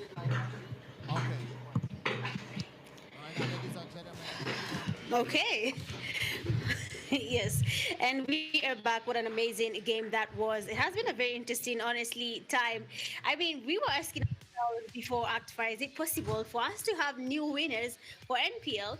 But what has been happening so far is that from game 1, game 2, and now game 3, we have new winners, and that is foul play. So everything is changing right now.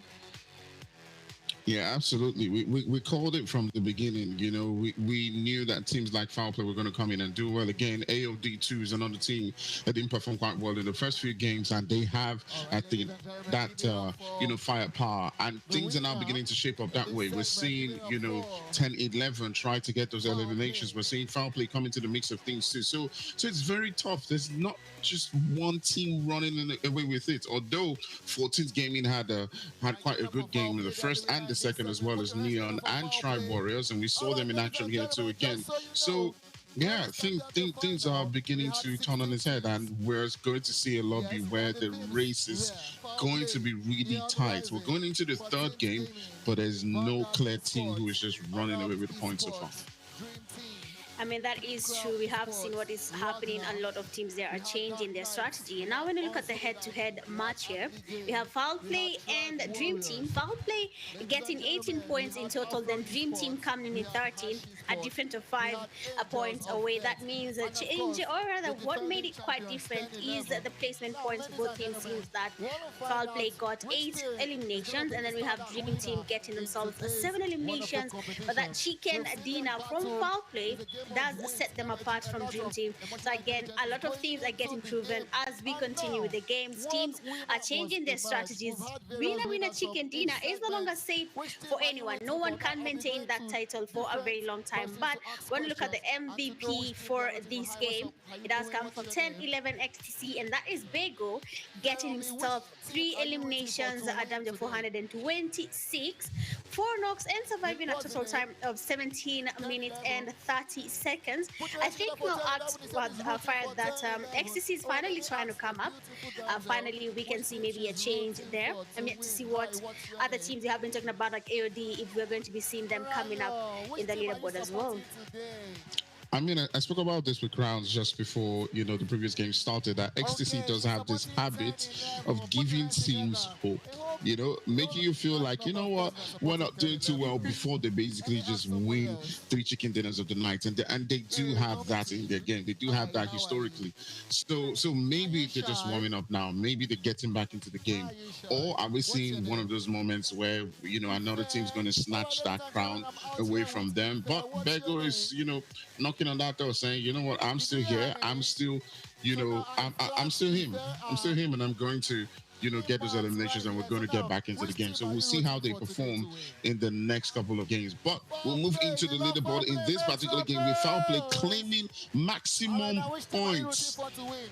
Right there, 18 points, and you can see Dream Team 2 also following behind them. But you can't take this away from Neon Rising and Tribe Warriors, as they still manage to get double digits in that particular game. XCC still didn't get up to 10 points, but they got a whole lot of eliminations there. Exactly. I mean, XCC here, like you're saying, they might be playing with the emotions, but we'll be seeing that's the case. So we have the top player as Storm, 9 eliminations. OG Way coming in second with 9 as well. Third, we have Neon Rising player Sky. Fourth, Neon Rising player, that guy, with the 7 eliminations. All the damage difference there between him and Sky does set them apart. We have Space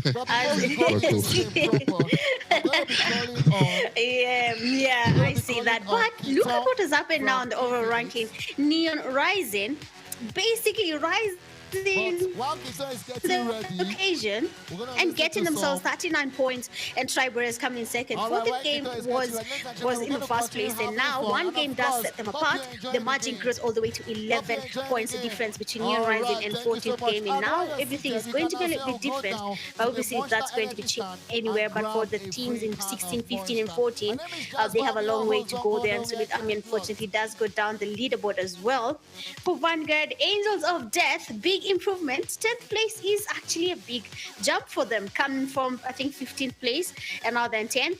Then maybe we'll be seeing more of them going up when the games continue. I mean, they added a new player, Your Might. So I believe a lot is about to be a little bit different here for all the teams, not just Angels of Death. Things might just change before we close the games today.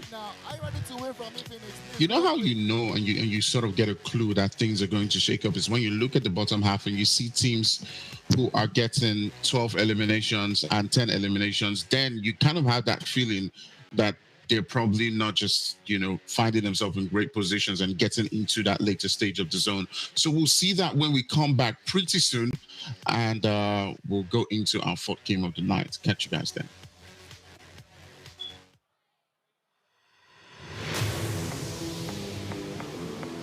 Okay, also, we have a lot of giveaways going now. Otaku Store is here to give us a lot of giveaways from their anime collection.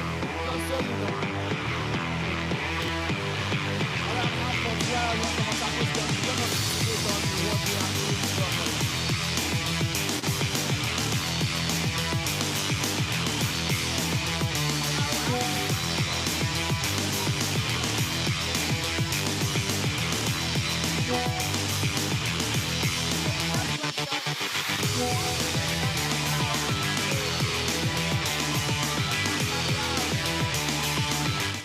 From Attack on Titan.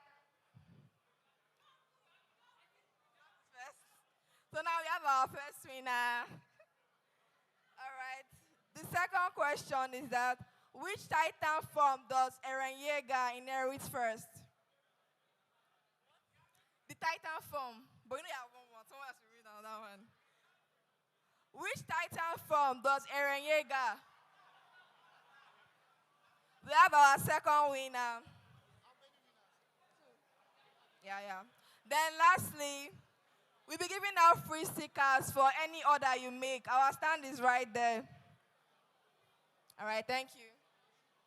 All right, thank you so much. They just want for themselves free neck chain, right? Anime neck chain, courtesy Otaku Stores. You can go down to their stand and purchase, and every purchase comes with a freebie. All right, thank you so much. Ikiton from Infinix, you have the mic. Hello, everyone. Good afternoon. Infinix will be giving out certain merch, and how to go about this is easy. All you have to do is go to our booth, take amazing pictures, and post on your socials, and also use the hashtag InfinixX10 and 8E. And after an hour, we'll come back to announce the person with the highest engagement. Thank you very much. All right, ladies and gentlemen, to Buttress, she's trying to say you go down to the Infinix stand, take lovely pictures. You can post it at your social media. It can be Instagram, Facebook, or X. And then use the hashtag InfinixX1080. And when you post, the person with the highest engagement stands to go home with lots of giveaways. All right, ladies and gentlemen, we all have the leaderboard. We have seen it. Some teams are doing better than the others. We have prizes to go down, and we have freebies also. First things first, in case you're just joining us, you can go down to the Monster stand or Gala stand and get freebies for yourself. All right, the leaderboard, can we have it projected one more time? All right, thank you so much. We'll be proceeding with the game shortly. Enjoy.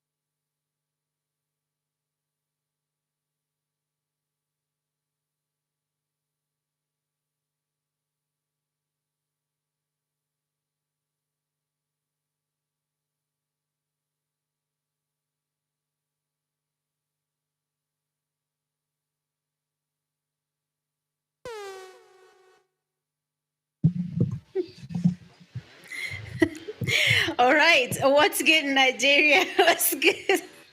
What's good, people in the venue? How are you guys doing? Of course, we are back. It's your girl, Mitch Gaming, and with me, of course, is Act Fire.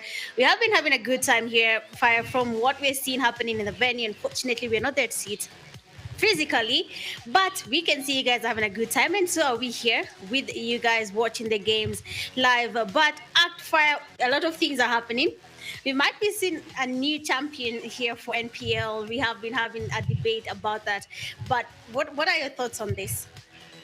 I mean, definitely the gap has closed when it comes to, how teams play and the quality of the teams spread across all of them. So we're seeing them from the very start fighting for that number one spot. Tribe, Neon, and the rest. It's making things, of course, tough for the guys you would usually expect and say are the favorites. Of course, Ecstasy, Three Crowns, of course. But the Three Crowns has gotten a chicken dinner, so you can't write them off. And you can't write off Ecstasy too as well. One chicken dinner, 15 kills, and they find themselves at the top. So it's still just, the first day is just 3 games gone. I do think that we might expect a chicken dinner from Ecstasy. And, he could just turn on his head the entire game again. But all the teams are vying for that number one spot. So we'll see how things go. Yeah, I mean, you are definitely vouching for 10-11 there to give us what we expect from 10-11. But then again, everyone here has been practicing. Everyone has a goal to be seen as the best, because now I think the narrative needs to change for a while, because even when I came into the Nigeria scene, the team that I could hear everywhere was 10-11.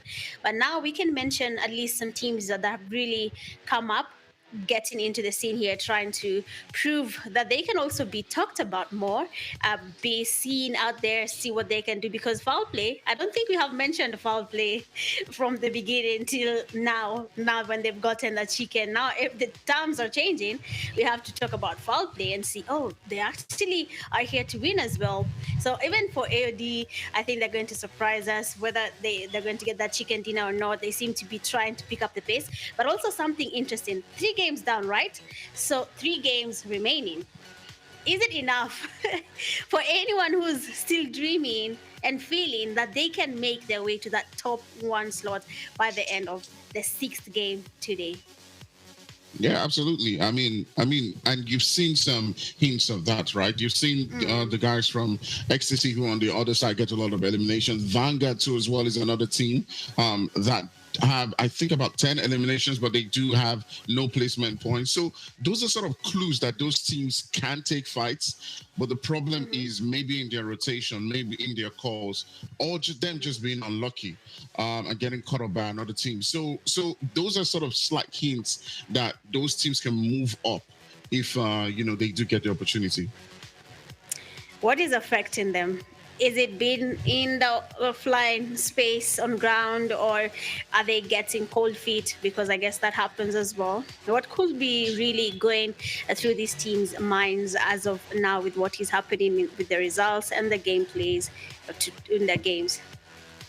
I mean, I've played one LAN event in my life, Leco, and I'll tell you my own experience. It depends. I don't know if they got phones.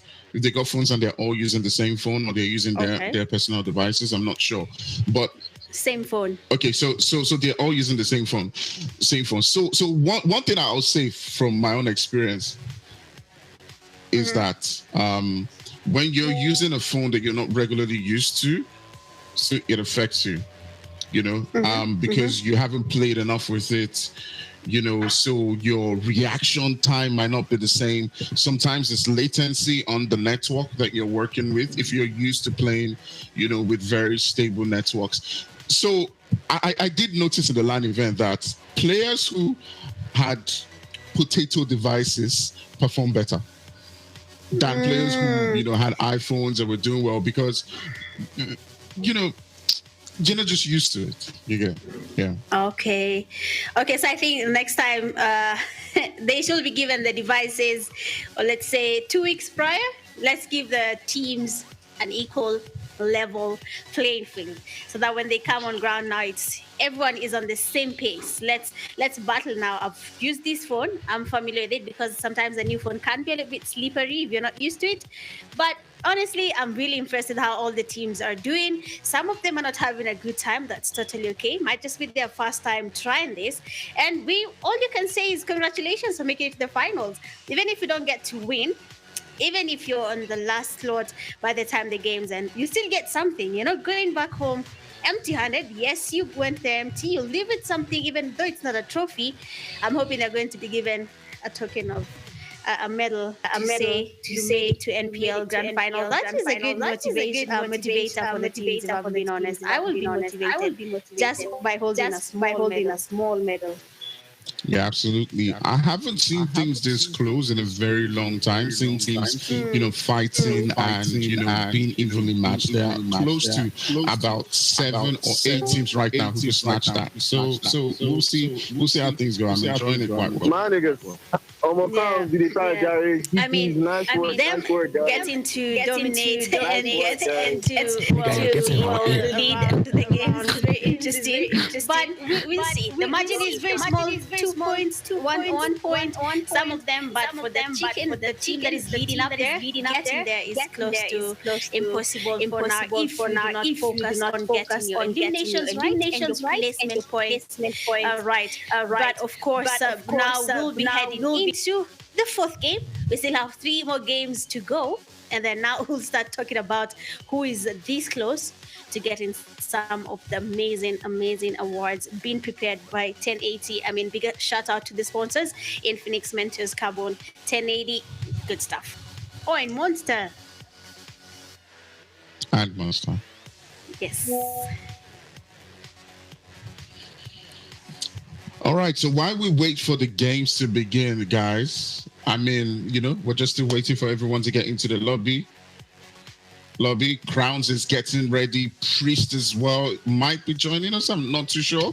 So we're setting that up. We might see, the vibes coming through. I'm going to enjoy. Okay, Crowns is actually still going to be active, but at some point we might see Priest. So we'll see. But my goodness. While that is being set up, what an amazing set of games so far.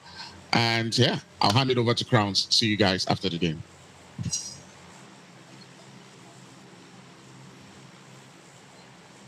Even if you don't see my face, you would see the game. But ladies and gentlemen, welcome back to the Nigerian Pro League Season 8. We are heading into the 4th game of the day. And you know what they say, it is getting to that point. It might be time for a new champion. But that being said, everyone is locked in and loaded. We do see that play path looking relatively better this time. It's not as bad as the first Erangel. This is the 2nd Erangel that we get, and of course there's one more Erangel game to go for today. But man, we're not going to speak about the future. Let's speak about the present. What is going on? You've got Neon Rising leading their charge, and it's starting to look like a case of if you sleep for 2 seconds, forget about that number 1 spot, or you might be losing it. It is getting close and even closer as well, and it's so close to the point where it's still a possibility that you could have one pop-off game and you can make it up to the top of the leaderboard. So, of course, you're not trying to sleep just yet. And I was looking at that leaderboard and I was like, wait, Dream Team, I see you. And you see Dream Team creeping their way up to 4th place there. And that is something that I'm happy to see. I'm glad to see. I said Dream Team, a team that I usually would not fully agree with. But now I am agreeing with them, at least for the fact that they're in 4th position. I love to see that one coming through. 14th Gaming chilling in 3rd as well. And, I'm going to get into that. I'm going to touch into that. But right now, everyone's jumping off. It does seem to be a relatively better playing path. I think everyone should be able to get to their drop location. I did see Foul Play change their location to South Jojopo. So that is quite interesting. But then again, I noticed that picture because I saw them win this last game. I'm like, wait a minute. Is that Aimer? Wow. All right. Is he in the venue? I must have missed him. But anyway, nonetheless, it is great to see him back in the game. Foul Play, getting a winner chicken, and that would be one hell of a way to honor yes, we are active in game 4. This looks like 14th game. To find their footing actually here in ever since the first game. It just seems like they're not here. I don't know. We can't really figure out what is going on. They're losing players, especially on rotation. And once more, we lose Lando. And now they're down to 3 players to hold on the fort. I think 14th game should be fine with 3 players. But I know them to land in Roswell. So me seeing them around the school area of this map, it's throwing me off. But then again, I can understand why they're not there. I know Neon Rising is also another team that likes to go to Rozok. So, but Neon Rising have opted to go for the military base once more in this game. But Neon Rising, currently number one on the leaderboards, that's a team that I have to talk about. They have played so well today, so consistent, and you just love to see that one. And this is something that I would say I expect from Neon Rising. I've always expected from them, with respect to the fact that I know that they have at least two very strong IGLs on that team. I feel like when you have two IGLs on your squad, you should be able to, getting into those later phases of the game, should start to get relatively smoother and seamless. So, yeah, kudos to the players there on that team. They're holding up quite nicely, seated in number one position right now. They've had it coming, and I think the one thing that will make this a complete day will be Neon Rising getting a winner chicken dinner. But then again, when I speak about Neon Rising, I have to speak about the fact that we know that Neon Rising, it will not get to the point where you're supposed to just close it out. Like, okay, now all we got to do is close out the day. But then we start to see them drop. I know we've seen that happen for finals of over 3 days. We saw that happen in the Amatan split. We also saw that again happen in the fall split as well, the range split. So, like right now, I know it's just 1 day, so which is what's keeping me optimistic. But I'm really hoping it's not a case that we start to see a decline from them, especially from this third game of the day. As I said earlier, the third game of the day is where we're going to start to see, or after the third game, pretty much after this game, is where we're going to start to see a little bit of fatigue coming in through. This is where you have to bring in that dynamics of your team. Okay, who else can play such role? Who else can do this role? If you've got subs, now would be the time to start to implement those subs, at least to get a little bit of breather, get your head a little bit of rest, as we do know that these games do take a toll on your mental. But yeah, not too much talk. A couple of teams still struggling. I'm looking at athlete game. Low key, I would say I've been expecting them to do relatively better, but it looks like they've been having trouble with drop locations. Right now, they're currently chilling in Zarki, and I'm really hoping that they're able to nail that Zarki rotation, because not everyone can actually pull that rotation from Zarki off. But the play path, the play zone, it's not too bad. It's out there on that western side. It almost looks like the same zone we got for the first Erangel game of the day, but I promise you, PUBG Mobile, it is not going to be the same one. I just know. How do I know? I just know. Watch and you will see. But yeah, foul play, another thing that I've been saying I'm looking out to see, especially given the fact that they've just changed the drop location. So, I'm keeping my eye out on that one. I see someone in that slot number 4, trying to wonder what is going on, but let it slide. I don't even want to bother too much about it. But anyway, RT Sports currently chilling in Novo Revnon. Yeah, that's also another thing that I love to see. 14th Gaming finally able to find their way. Actually, yeah, 14th Gaming lands in... Oh, they land in Mansion.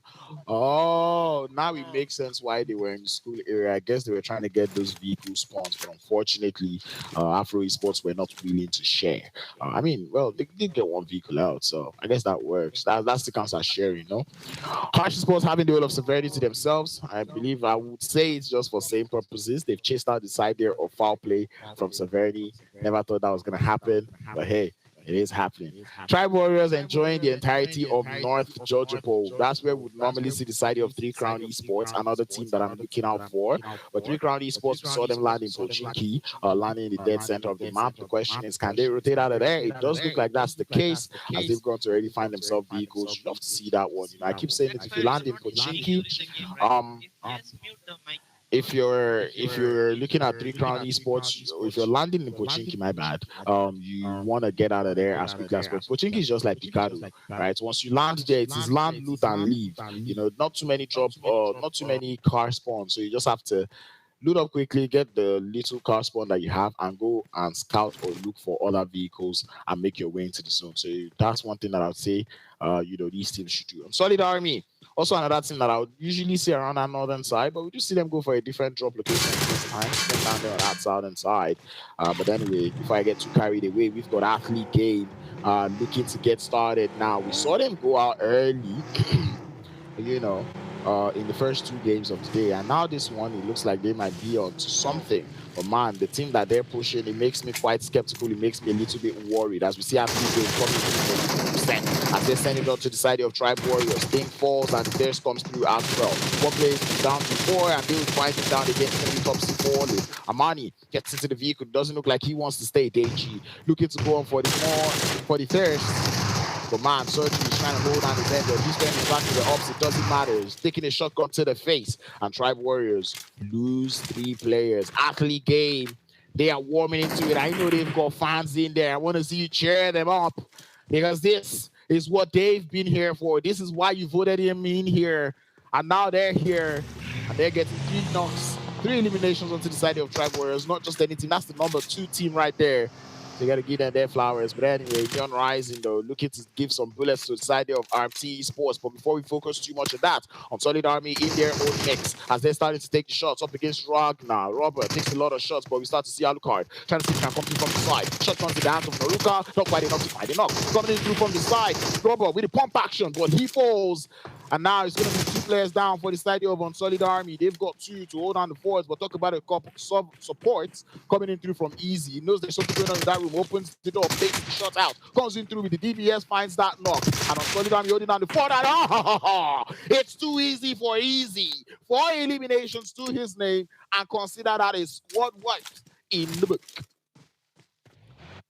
Squad wipe though. Love that. Talk about the play with the DBS. And Ragnar going down. On Solid Army will lose 1, but they will gladly take all 4 eliminations with open arms. 14th game, looking to make it into the zone. Every player seems to be foul play right now. But anyway, 14th game looking to make it into the zone right now. They already started on a not so nice note with losing 1 player, but now they've got 3 players alive. So we'll see how well they can work it out. Mansion is a place that I've landed in before, so I know that rotation might not be too stressful, but they've got a lot of driving to do because they are trying to head all the way towards the western side of the map. So I'd like to see how they want to play this one out. Foul play, looking to gather information on the top of Mount Everest. We just see them big chilling. Roman, because I see this fine player for my lobby. He wear yellow. He's on yellow. He's looking yellow. Even the guns are gold. You love to see that one, man. He's got the Scarl and the UMP as loadouts today. And that man's big chilling. You can just tell he's enjoying himself. He's got yellow on.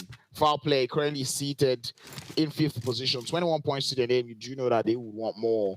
That's definitely something that they're fighting for out here in the lobby.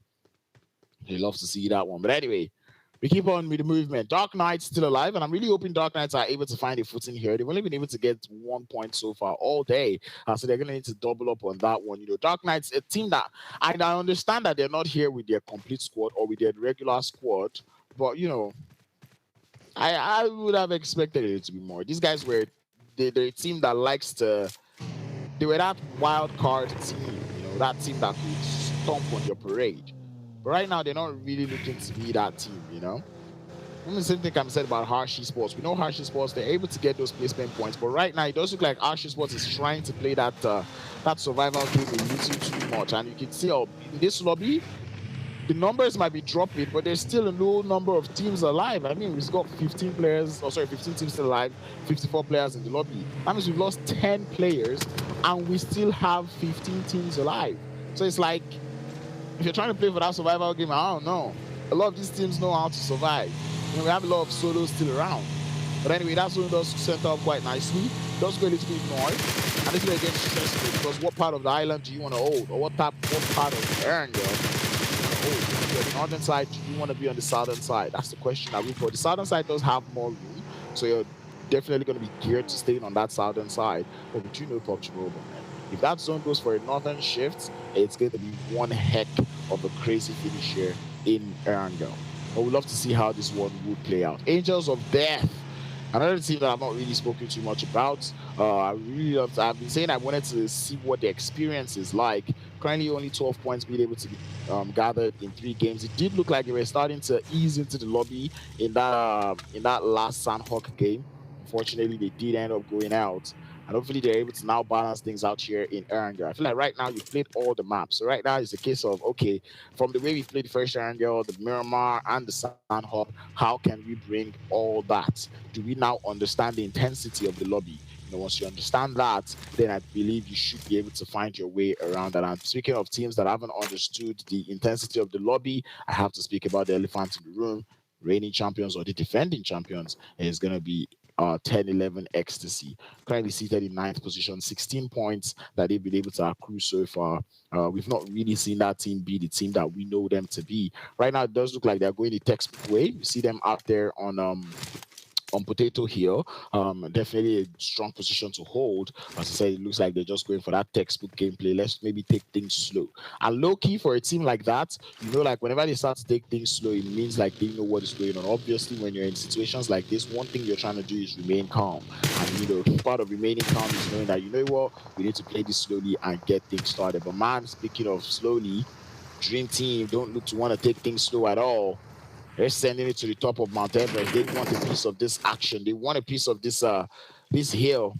We can already see them starting to push up closely. Dream Team pushing up with only 2 players doesn't quite seem like a good idea. But we're starting to see grenades be launched out. Peter almost backed into that grenade there. And that vehicle, maybe not the right vehicle for this terrain. And they're going to have to get out of there. I think Dream Team needs to make a decision. Do you want to push up to this, or do you want to get out of there? It's one to make, But then again, not knowing where that zone goes is not something that really helps you, especially in this map of Erangel. It's a very big map. There's so many places you can stay, and it's like, this is a very prime spot, Mount Everest. But if I'm not going to stay on Mount Everest, I have to pick a different position and hope that position makes it into the next circle. Or even if it makes it into the next circle, hopefully it is a good spot to hold.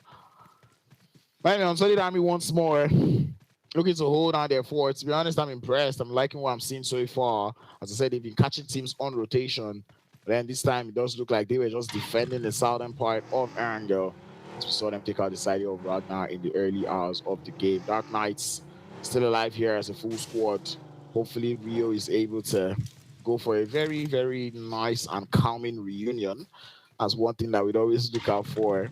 But he's on the other side of the map, so I wonder what the communications are like in there.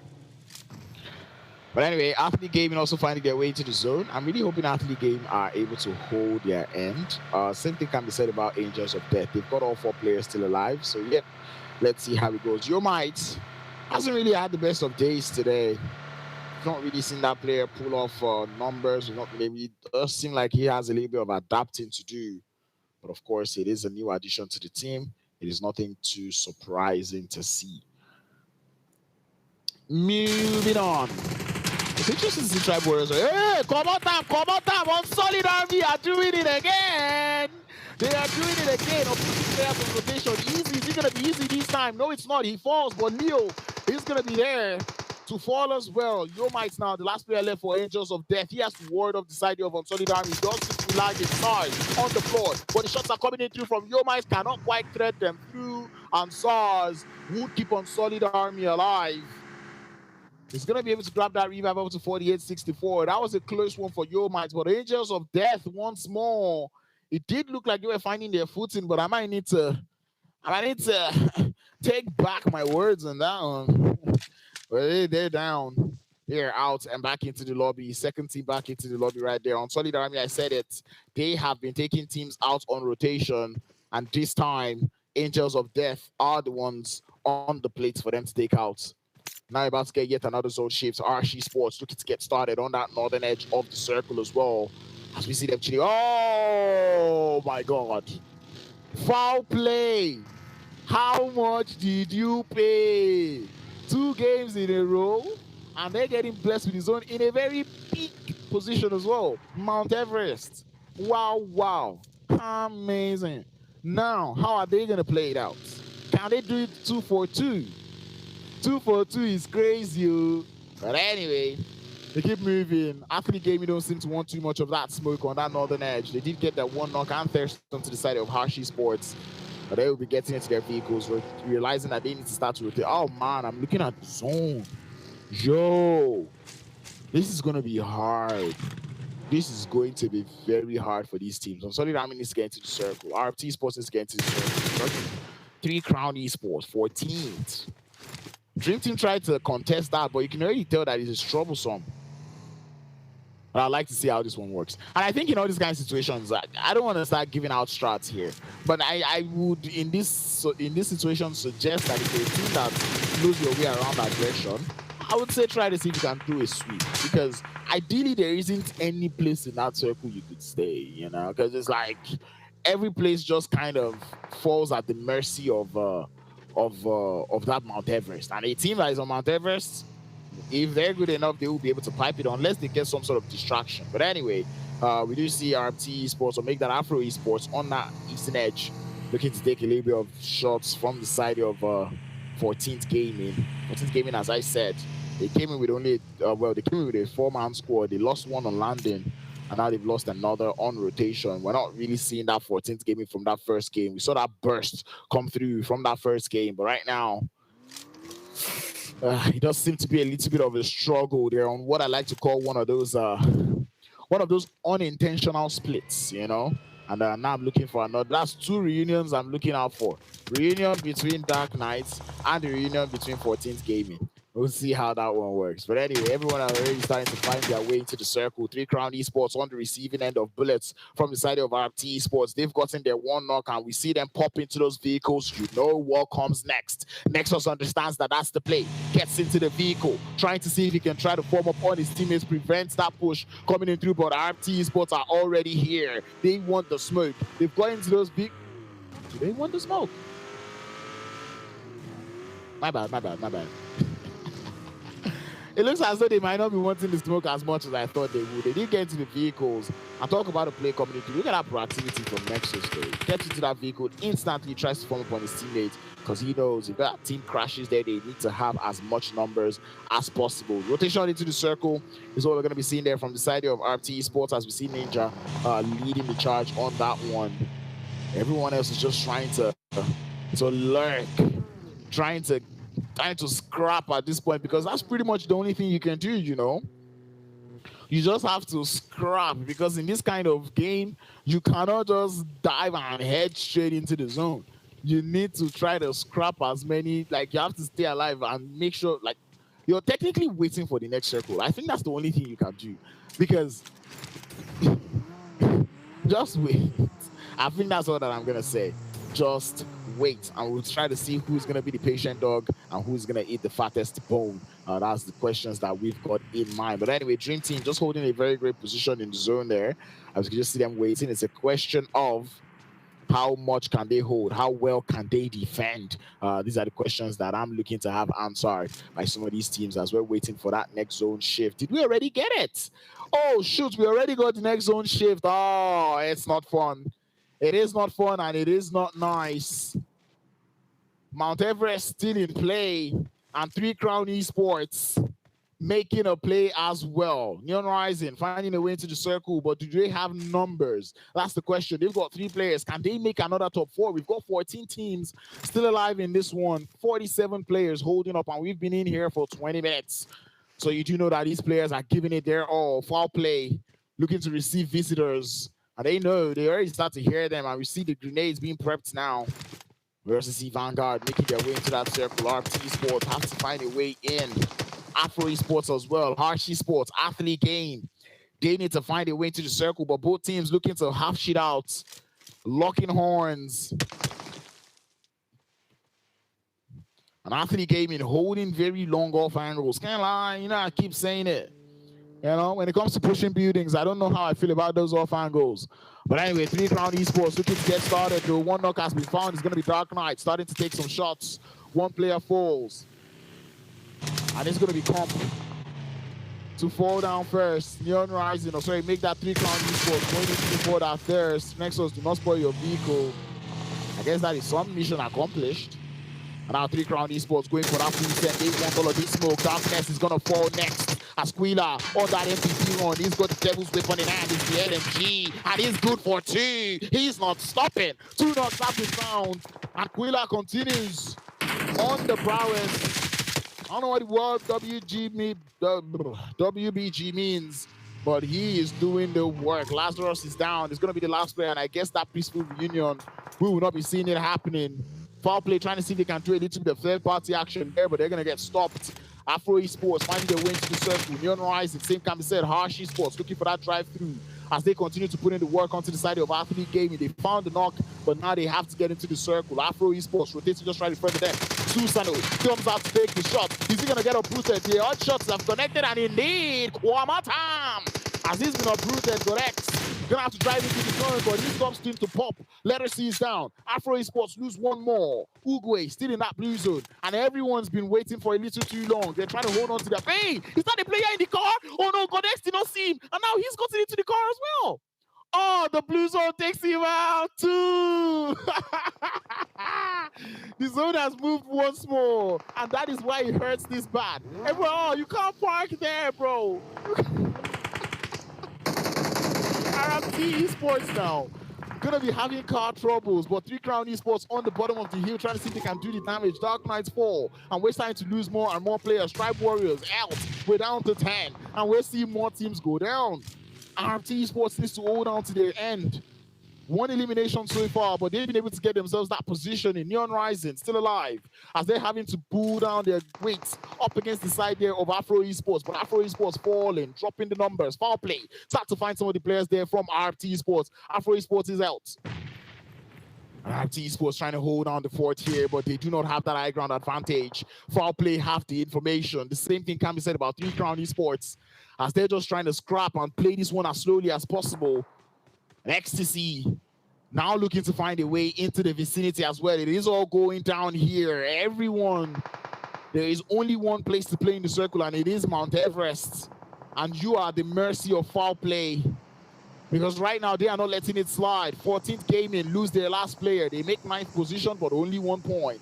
Foul play Esports now starting to drop players. Solo falls, as we can start to see the shots coming in through from 10-11 Ecstasy. Bego to find the first one. Danny Brown to find the next. RT Sports trying to play it slowly on Solid Army, also trying to play it slow. They've got 2 players left to hold down to the rest of the game, but they're already up 8 eliminations on Solid Army. You know, they just have to chill. Try to see if they can scrap as many placement points as possible. RT Sports losing numbers. 3 Crown Esports have to plan the play. As on Solid Army start their drive into the circle, but there is no safe spots. As they start to drive in, they start to realize that as well. But there is no choice. You have to move. There is only one place to play, and foul play is playing. As the shots start to come through, headshots connect perfectly. Kakao fall, 48-64, trying to make it in with the buggy, but the shots are there. The damage is done as well. As SARS behind the vehicle is not going to be enough cover. The taps are coming in, getting damage, trying to move, and the shots are flying. For foul play, your shots needs to be on the money. You cannot keep potato shots. You need to get them on the money. And Neon Rising are also rising too, as they take it in the shots. 3 knocks. 3 eliminations have been found so far. 10-11 Ecstasy already finding their way up, but the grenade is excellent from Wankui as he gets the knock. And now Ecstasy have to fight with 2. Foul play, trying to hold on to the ground. XI holding on his fort as well, but grenades being prepped. Wankui has been on something else. Bego also trying to be on something else. It is going to be the battle of Bisons. Bego's Bison is good for 1. He's going to be able to find 2. No, he cannot. He drops. Easy for 7. Coming in through for the support. And the same thing can be said about Danny Brown. He's got the shotgun in the hand. It's Wankui. Goes for the quick turn. 180. See ya. And he's down. The last player left for foul play to hold on the fort. 3 Crown Esports. Did they hear this? Of course they did, but they've got damage to deal with. Guilla has to pull up a revive. Same thing can be said about Ecstasy, as Bego has to be revived as well. But Wankui, he's been good with the grenades. He's popping in from the side. He sends it up. It's good for 1.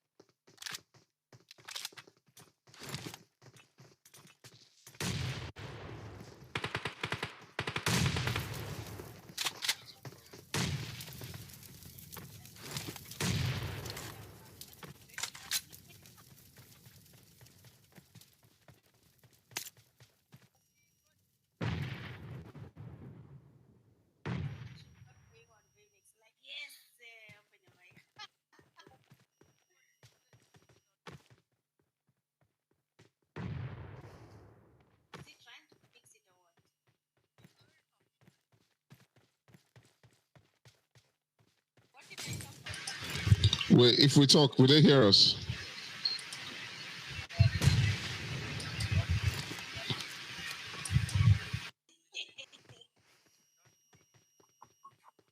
I know. I'm asking if I start talking, really wonder, oh, what's happening? Crowns, you need to come back. Oh, my days.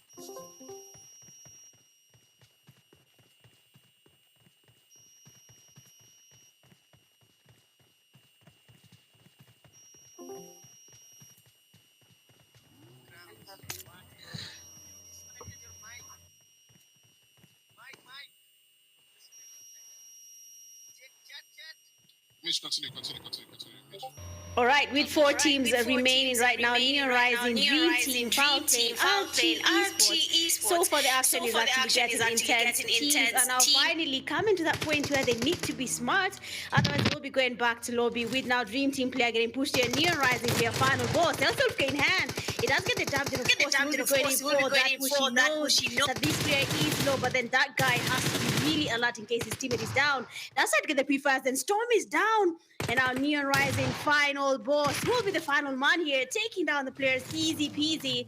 And the Dream Team now has just one standing. Well, I believe Crowns, you left us at a very interesting place here. Foul play has already been taken back to lobby. 3 teams remaining. Neon Rising still going in for that push. They are losing numbers one by one.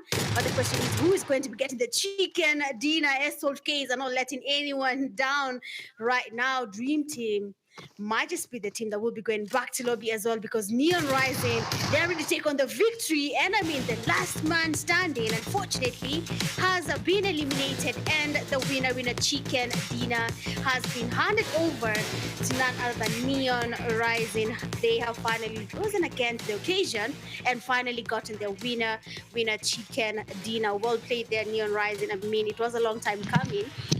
You have seen how the stats have been so far. So yeah, Crowns, what do you think? You missed the best part. FGs from the players there, screaming and jumping up. Neon Rising, I said the day was not going to be complete without the Neon Rising chicken dinner, and we love to see that one. I got disconnected, but guess who's going to be connected and is going to break it down for you? It's going to be Fire and Mitch. I mean, yes, exactly. We have really enjoyed this game, even being honest. That's been a very interesting fight. For the last zone, it was, I did not even expect that. Neon Rising there, the confidence coming from the final boss. I mean, it's the name, Actfire, it's the name that is giving him what we saw there. He's the final boss, and he did exactly what he was supposed to do for his team. Man, there was so much action in that game. At some point, I thought Bego was going to be able to clutch it, but you saw foul play just hold them back as much as possible. But Neon beginning to show that they are the team that probably wants it the most. They want to run away with this, and they've grabbed 18 points out of this game once again. Will we see them now beginning to, create a gap between them and the rest of the teams in the lobby? We'll find out pretty soon. But that man, Baby, of course, has so much experience, has been doing this for quite a while, getting 5 eliminations for his team and the chicken dinner.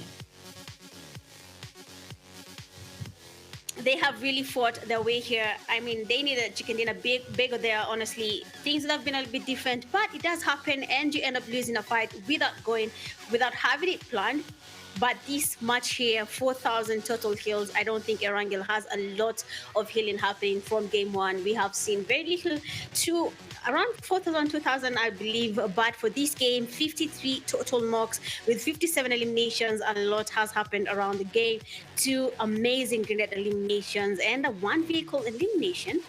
For the team head-to-head, we have 4 Neon Rising and Unsullied Army going head-to-head. There are 18 total points for Neon Rising, with Unsullied Army getting 11. I think here Unsullied Army will be making another big jump on the overall leaderboard, but we'll be seeing if that's going to be the case.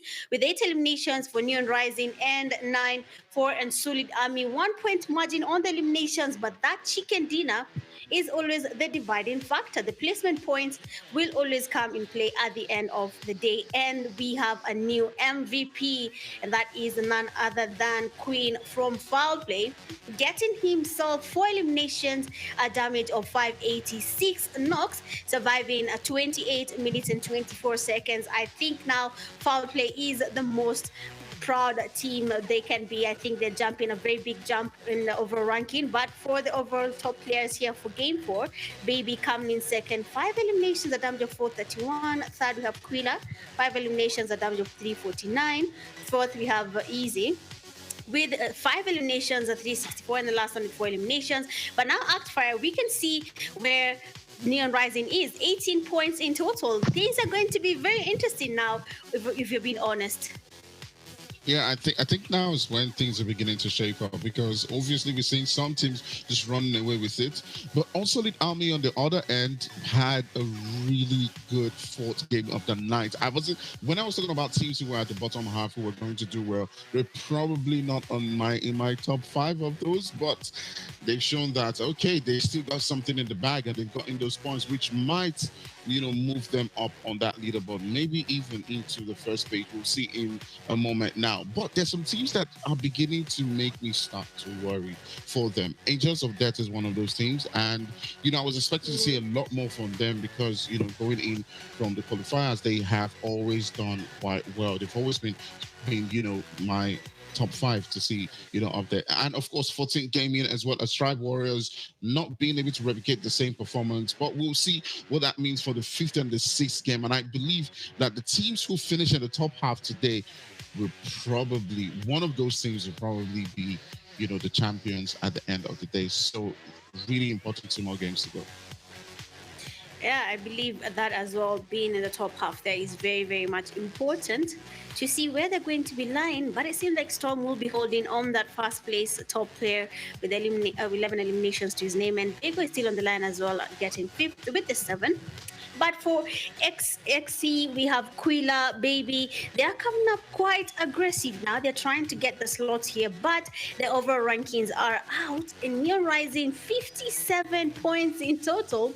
So their name is quite good. Their dream team coming second, 37, 34 for Triberries, a margin of just 3. Sorry, will be very interesting to see how that plays out. But then Foul Play, 31 points, Crown, 3 crowns, and 14th game in China, 29. RFT with 24, and then RF for Esports with 23 here. Neon Rising is sitting a little bit comfortable now.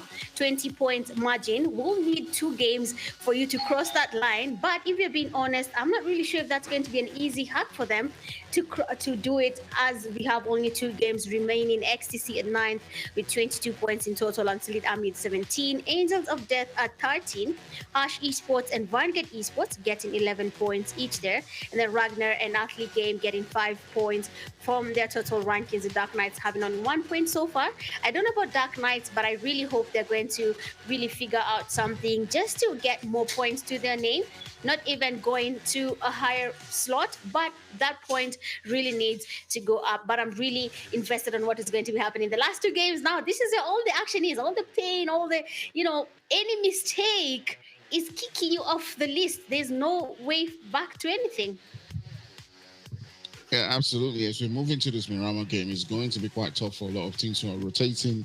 They're going to be a little bit more serious. Ecstasy probably does need to come back with a bang in this particular one if they do want to hold up a good spot. Maybe even moving to that top 5 and then going into the next day a lot better. But we'll find out shortly as we move into our final 2 games of the night, moving into Miramar. We'll catch you guys in a couple of moments. See you soon.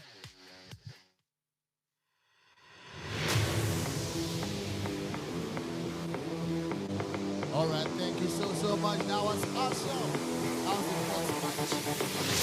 the first match. Amazing time. All right, now we're going into more NBA. All right, now it's time for the cosplay activity, and I'll be calling up on Tega. Tega, please come. We're gonna be handling this activity today together. All right, ladies and gentlemen, make some noise for Tega. All right, Tega, you have your crowd. You guys aren't even clapping. Gamers, are you ready?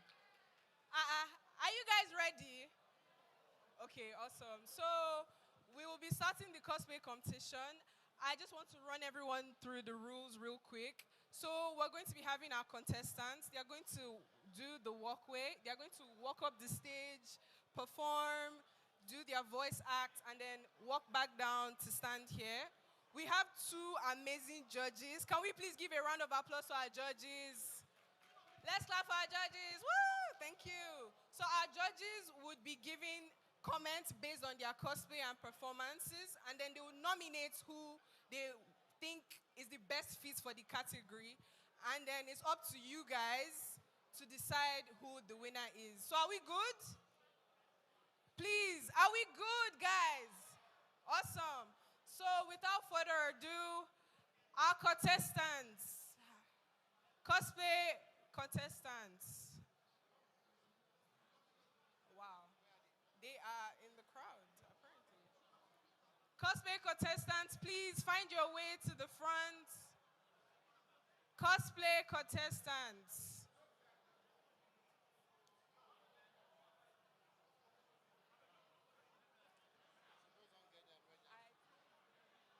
I did. Let me go. All right, Khalifa. All right, ladies and gentlemen, we're going to be doing the cosplay activities right now. Are you ready? Are you ready? I see this beautiful dame. Please come. Please, yeah, you looking back. Please come, yeah. This beautiful Baka fan. Please come, please come. All right, while we're getting ready for the cosplay players, please come forward. Please come. A beautiful dame, so please come. Yes, I like the way when I call up on you, you turn back. And that lady, attitude, wearing pink jersey, don't run, please come. Please put your hands together for attitude. You two, please come. While we're getting ready for the cosplay players, please come. I love it when I see ladies put on jersey. It's actually awesome. The cosplay players are getting set to come. Okay, what's your name? And which team are you supporting for today's gaming competition? My name is Chidera. I'm supporting Athlete Game. Why are you supporting Athlete Game? Just supporting them. It's a lie. Somebody there means something special to you, innit? Say it now. Someone amongst the team players means something special to you, innit? Probably. Who is he to you? Just a friend. No, come now. Who is he to you? Just a friend. When they want to deny you guys, they will say just a friend. All right, thank you so much. Put your hands together for how you can. I hope you're enjoying yourself. Hope you're having fun. All right, thank you so much. Okay, now, what's your name? Cassandra. Cassandra, which team are you rooting for today? 10-11. 10-11, it means the defending champions, innit? Yes. Someone special to you amongst the team members, innit? Yes. Who is that person? What's his name? And which role is he playing? His name is Seb. Wait now, you are turning. That time she wants to say something important, she will just turn. No, please come. Tell us your name again. And who is that important person in 10-11 to you? My name is Cassandra. His name is Seven. His name is Seven. Put your hands together for Seven! Seven, someone wants to do a shout out for you. All right, now your name and quickly do the shout out to him. Don't be shy. Everybody have know already. What's your name and quickly do the shout out? My name is Cassandra. I'm giving shout out to Seven. Seven, you should do what? Win. Seven, they say you should do what? Win. Seven, they say if you know win, don't come back home. Oh. All right, put your hands together for Cassandra. She goes back to her seat. All right, over to the cosplay players. Let's go.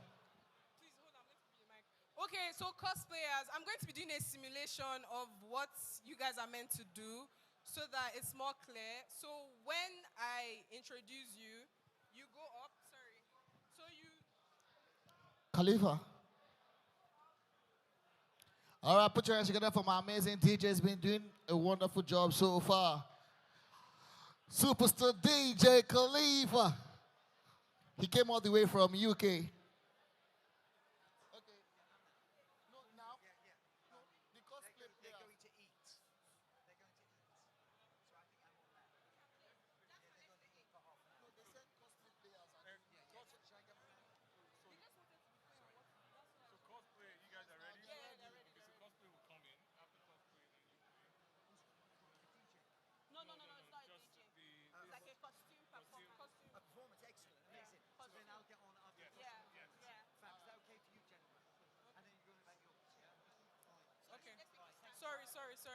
without wasting more time, contestant number 1. Yeah, DJ.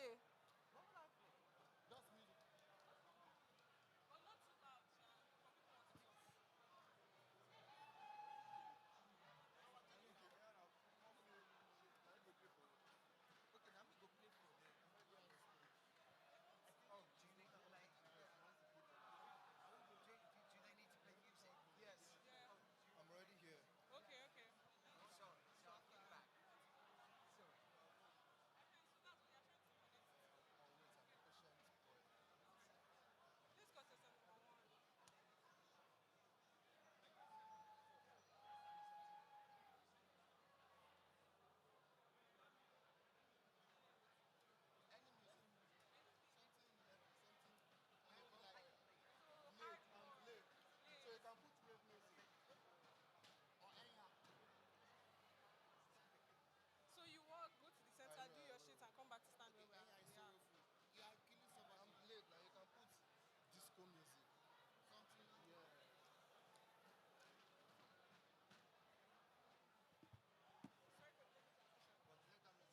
yeah. We're so sorry for the breaking transmission, guys. We're working through it.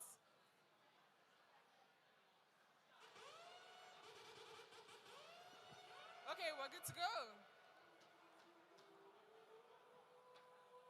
So, contestant number 1, please. Strunt. Guys, let's clap for contestant number 1.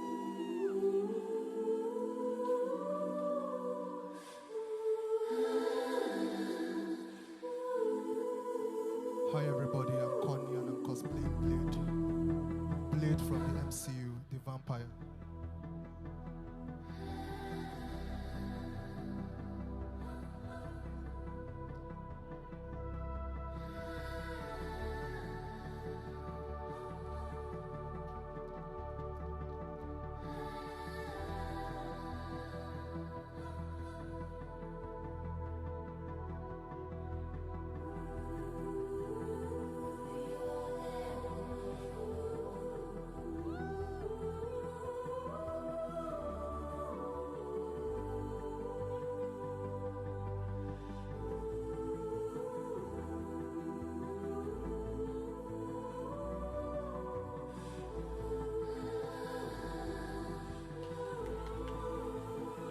Make some noise, ladies and gentlemen. Jump those hands together for him.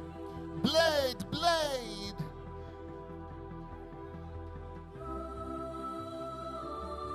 Awesome. Hey.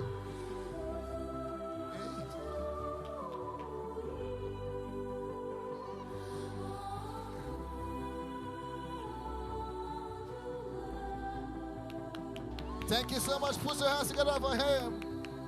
Awesome, awesome. That was awesome. Contestant number 2. Please put your hands together for contestant number 2 as she comes up. Just do your thing down.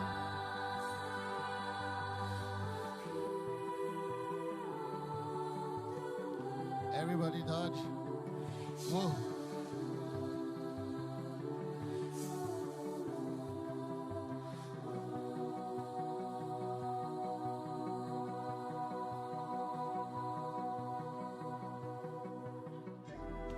Jump those hands together for her. That was real quick.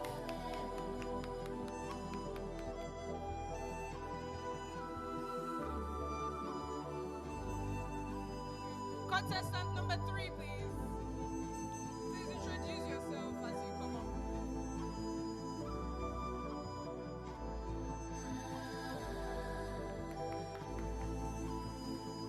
Where is my mother?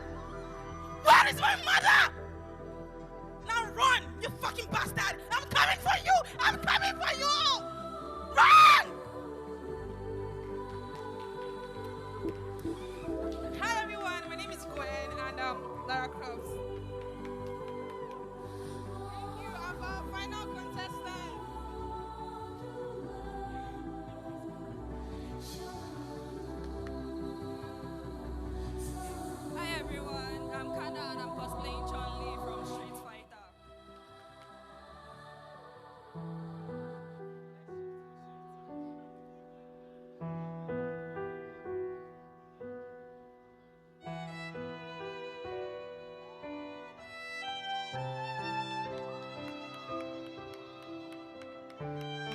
Put your hands together for her.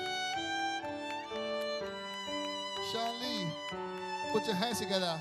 Now, our judges. So now we'll be giving the mic to our judges to tell us what they think and give us their professional comments. But before I do that, was I the only one scared at that Lara Croft performance? Because, oh my God. So we have our wonderful judges, Nesco Chan from Demon Slayer and Taskmaster from Thunderbolts. So. Let's go. Everyone was impressed by Croft's performance. We love the way she screamed.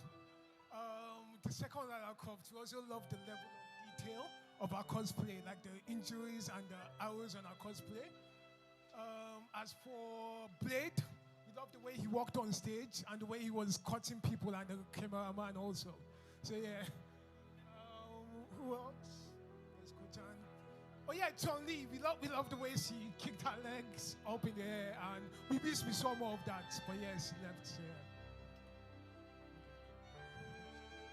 Who are your nominees for each category?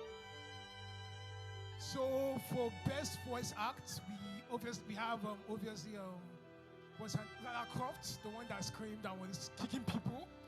That's what we have for best voice act. Yeah. What's the next category? Next category. For press craftsmanship, yeah. For press craftsmanship, we liked the detail on Chun-Li's costume, and also Blade too. We like his craftsmanship too. So yeah.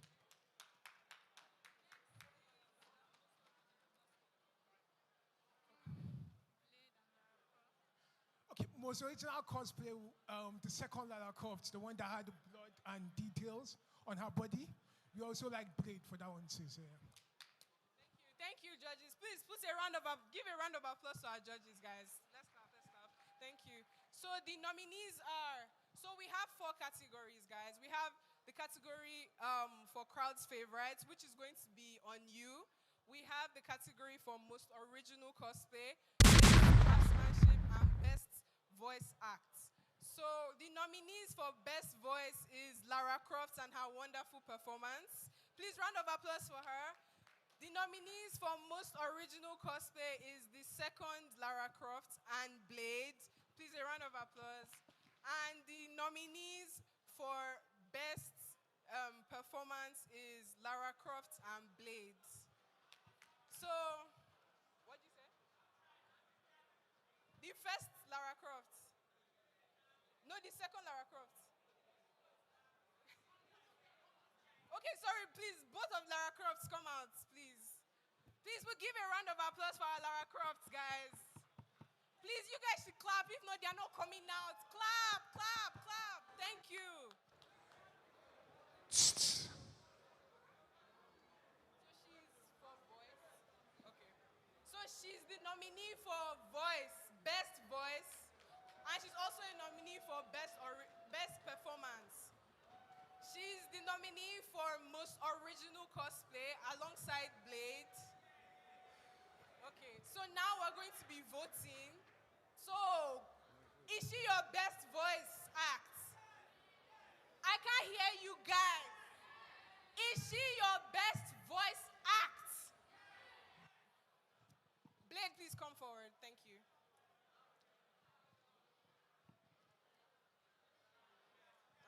He even walks in slow motion, guys. Okay.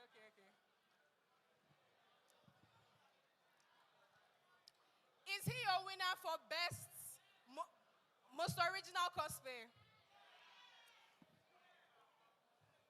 Is she your winner for most original cosplay? Hold on, guys. Hold on. You guys are putting me in a twist here. Again, is he your winner for most original cosplay? Is she your winner? So this is most original cosplay. Everybody put a round of applause. Give him a round of applause, sorry. Okay, please help. For best craftsmanship, the nominees are Lara Croft and Chun-Li. Please step forward. Thank you.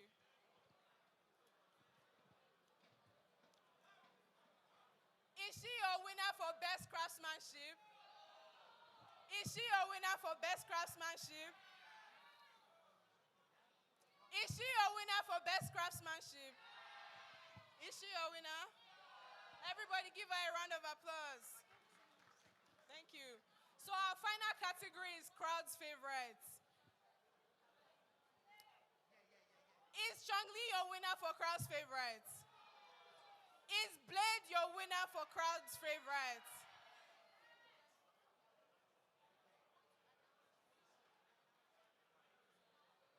Is Blade your winner for crowd's favorites? Lara Croft, Blade takes it. Everybody shout Blade! Blade! Thank you, everyone. Give our wonderful cosplayers and our wonderful judges a round of applause. And please clap for yourself too, because you've been wonderful. Bye, guys. Thank you. All right, ladies and gentlemen, that was awesome. Put your hands together for the cosplay. All right, now, ladies and gentlemen, someone special is coming up right now. Are you ready, ladies and gentlemen? No. I don't like that energy. Have you all had Monster Energy today? If you have not had a can, please go right to the Monster Energy stand and get a free can. If you love Team Westwood, make some noise! Ladies and gentlemen, all the way from UK, he's live and direct in Nigeria. Put your hands together for the world famous turntable vandalist, Team Westwood! Damn, 1 2 1 2. We are 2 games away from getting the finalists to award the cup. It's exciting times. We've got 2 games to go, but right now we need some energy. The guys, the players are having some food right now, so we can get super lit and super turned. So I want everyone to stand up on their feet. Let's get this party started. Come on, we're going in. Turn up time. We want energy. Energy. Flaky. Apple juice pẹ̀lú ẹni. Shake the appetite. Asọ̀rọ̀ mi ìfẹ́ ní kẹ́ni. We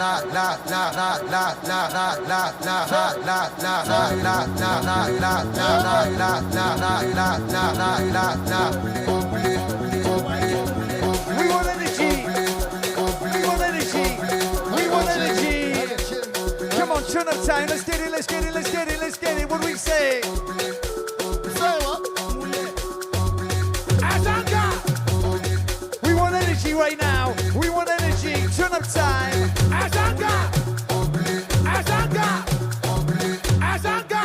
Come on, turn up, baby. Turn up. Let's get it. What wouldn't we? We're going in. Come on, we want energy.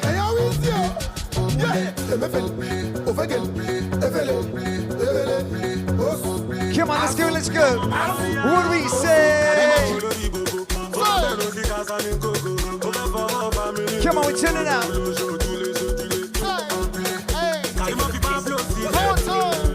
Come on, we ain't got time, baby. We ain't got time. Show me that energy. We want energy. Show me. For Yabatek, for Unilag, for Lasso. Come on, what do we say? Come on, we're going in. Show me that opening. Show me that dance. Come on, we're getting ready. Getting ready for game 5. Game 6 for the finals. Let's go.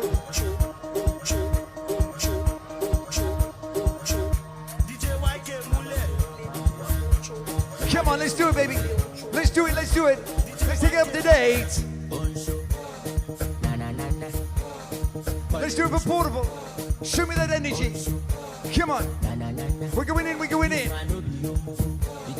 I do my voice on this beat. Come on, let's get it, baby. It's talent. Let's get it. Show me the dance, baby. We want to see that footwork. Energy. Give me the leg work. Give me the leg work. Come on, let's go, baby. Let's go. We're turning up. What?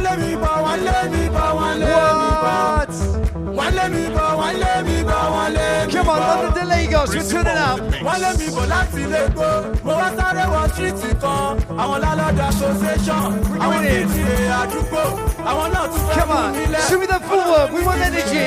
Wow.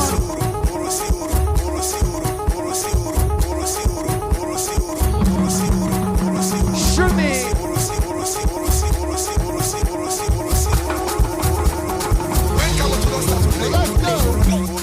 We're going in. Come on. Energy. Yabatek. Unilag. We're turning up, we're turning up, we're turning up, we're turning up.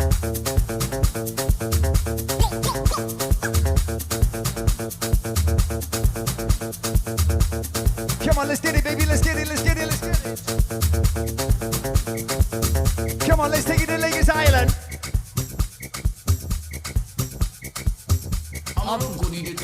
I've got lovely kids for that. We got giveaways.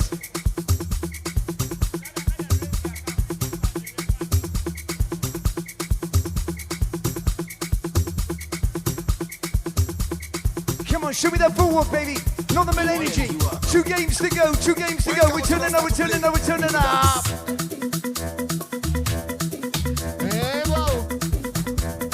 Come on. Come on, wave them, baby. Wave them, wave them, wave them, wave them. Come on, energy, baby, energy. What do we say? Show that footwork, baby. Let's do it for the trenches.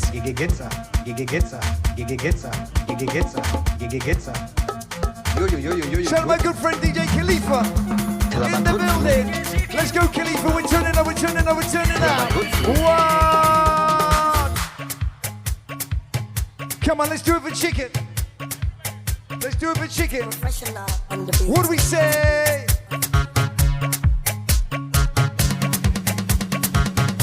Wow, we're turning up.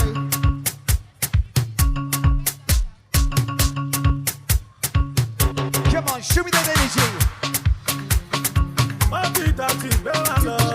Come on, let's go into the classics. Let's go in. We're turning over the classics right now. Show me that dance.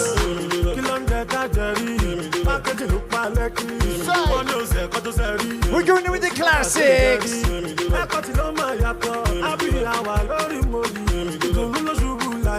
Come on, what would he say? For my man Khalifa, we're getting lit. Come on, look at the classics, baby. Turn up time for the trenches. Come on, show me. Show me. Show me. Shout out my good MC friend.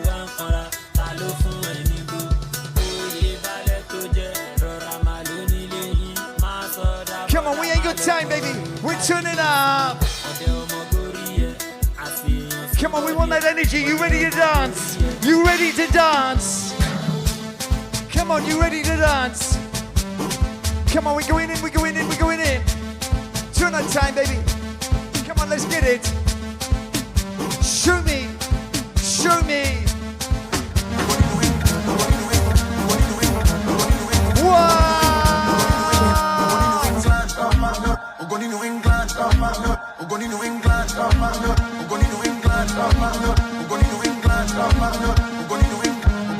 We're going back in.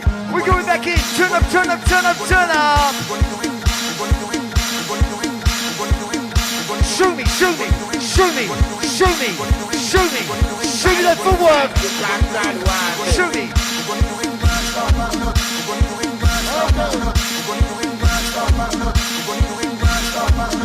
Show me. Show me.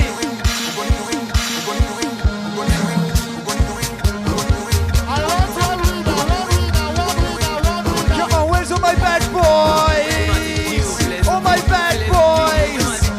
All my bad boys.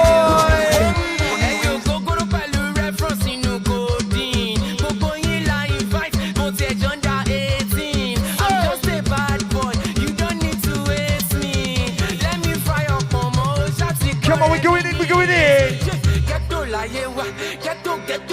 What?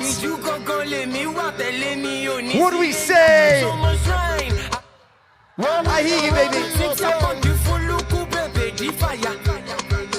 So much rain,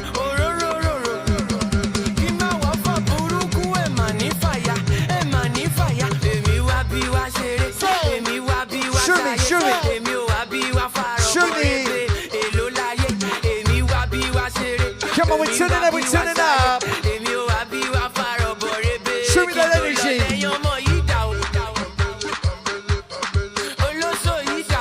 I see my baby.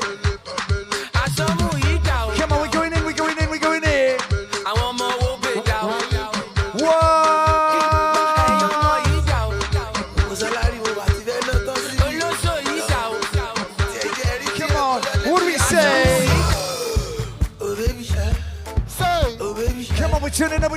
turning up. Energy, say.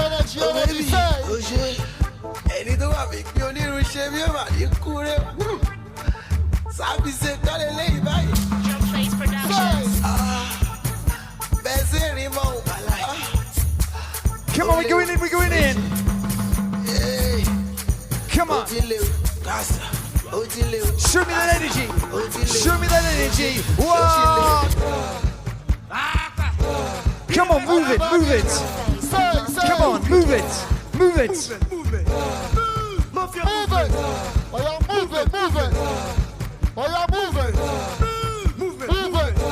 Come on, we want a good time. We're here for a good time. We don't want no boring time.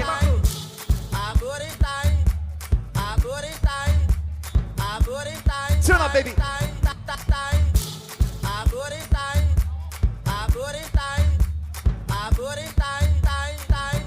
Oh shit!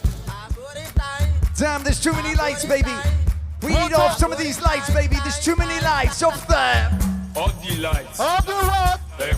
Everybody say. All the tight. Oh say.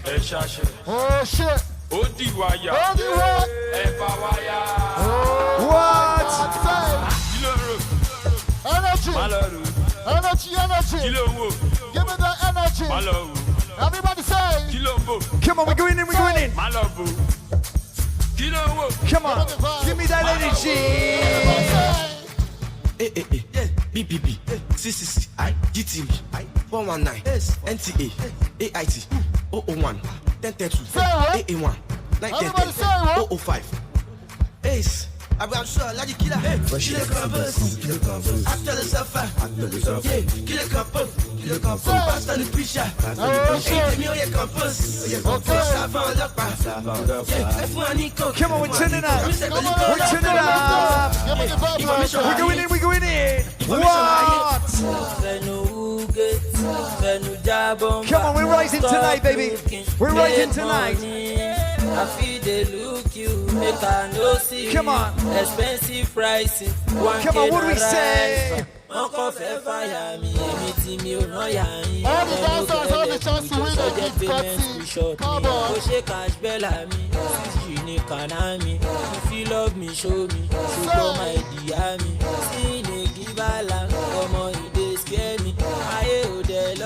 Come on, we're rising tonight. Come on, show me the footwork, baby. Come on. What?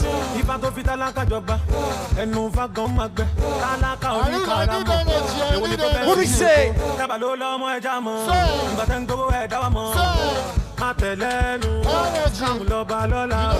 Baby, I know come. You know come. How come Bele come? Let you know select come.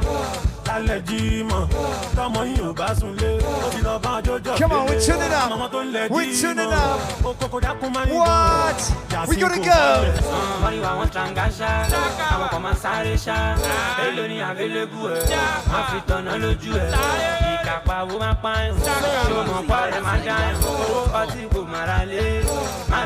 My son. Comment ça va? Ça va. Mon maquin de coupé. I'm getting money. Auto accept cash out. Using Coco cash out. On the sharp. Give me my song. Come on, show me the footwork. Israel.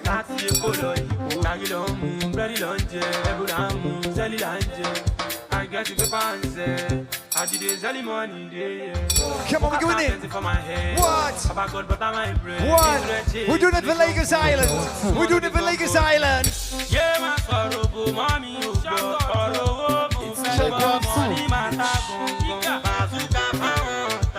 We're doing it in Lagos Island.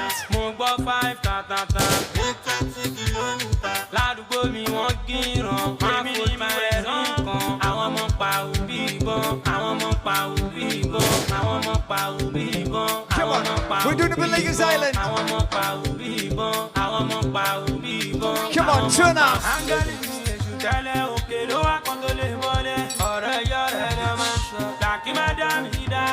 Lagos Island, from Lagos Island.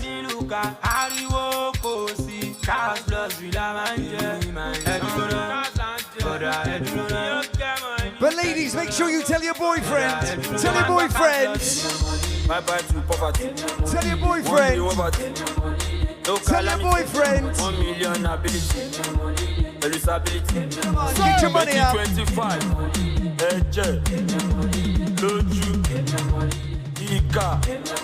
Come on, we're going in. Come on, we're turning up. Go by 35 minutes for today. If I bí mo jáde máa bá fanilé. Ifá orí mi. Bó bá jẹ́ ti fa máa mẹ́ràn wálé. Ifá dùn, Ifá kìlì máa kọ́lá wálé. Nígbà kan rí tòun kọ́ fáwọn sáré pè é lọ́lẹ̀. Òkú fátọ́ ò mẹ́ràn bọ̀ wọ́n sáré dọ̀rẹ́ rẹ̀. Abánidá kò bá ní débẹ̀ sá lọ́rọ̀ ayé yẹn. Ifá Ọ̀rúnmìlà orí mi rè máa kọrin òpẹ́pẹ́. Mo ṣe ní ọ̀pẹ́pẹ́ máa wo bí Ifá ṣe dùn tó ọ̀pẹ́pẹ́. Ẹ pàgùtọ̀ bọ̀lọ̀jọ̀ fúnfà ẹ gbé fàjọlẹ̀ ẹ má jẹ́ kẹ́yìn fa kó kọ́ sá. BJ Bọ́lís kò bá jọ mọ́lá tó ní ìsopòpò èmi mà ní Bọ́lájí. Ọmọ ní gàgá sára ń dá smoke karakú pẹ̀lú gbólá lọ́wọ́. Ìṣẹ̀ṣe wà oṣù mọ̀ pé wé jẹ́ òkun jẹ́. Damn, we have some free giveaways. We have a dance competition. My host, will you take it away? All right, ladies and gentlemen, we have lovely dancers right now. They have been dancing. We want to find out our winner right now. Ladies and gentlemen, let's do this real quick. Let's get to know our winner right now. Energy in the building. All right, now. Is she your winner? Is she your winner? If she's your winner, say Monster Energy. But if she's not the winner, you say go home. So right now, ladies and gentlemen, boys and girls, is she Monster Energy or go home? All right, this is my lovely, handsome guy here. Is he Monster Energy or go home? Hold on. My lovely dancer here, is she Monster Energy or go home? All right, now, wait. This is my guy here. Is he Monster Energy or go home? Okay, now. This other, we have two other guys here. Is he Monster Energy or go home? Okay, Monster Energy, wait. You Monster Energy, wait. That girl, please come. This is my guy here also. Is he Monster Energy or go home? Okay, now we have three remaining persons. 3. Okay, is he Monster Energy or go home? They say go home. Monster Energy or go home? Okay, Monster Energy. So now we have 4 remaining contestants. No, you're not part of it. Monster Energy or go home? Go home, thank you. All right, now, still here. Now, these 2 guys. And this girl. So now, want to find out one winner amongst 4 of them. 1, 2, 3, 4. I'll be 5 of them. I want one winner. One winner, please just go back small. So, one winner. But in between, as you are going home with a consolation prize. All right, I've got lots of giveaways. All right, new poster DJ, Tim Westwood. Make some noise, my good friend Jasper, really tearing it down. You can catch him on a Monday night at the Yard Party. Super lit. The dancing competition continues. We need to get lit tonight. Let's go. Come on, we're turning up. We want energy. Come on, Yabatek. Unilag. What do we say? What?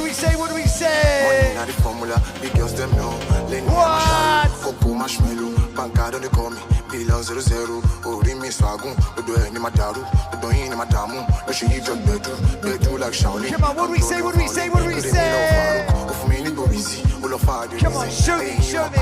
Ẹni bá rò bèrò mi, baby kò lè rẹ mi, baby kò lè rẹ mi. Simple like ABC, simple like ABC. Short you this your waistline. Come on, we're going in, what do we say? Outside, baby girl, where you Uber. Come on, what do we love? What do we want?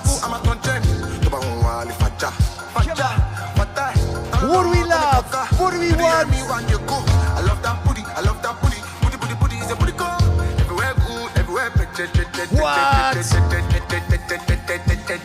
We're tuning up. Everywhere good, everywhere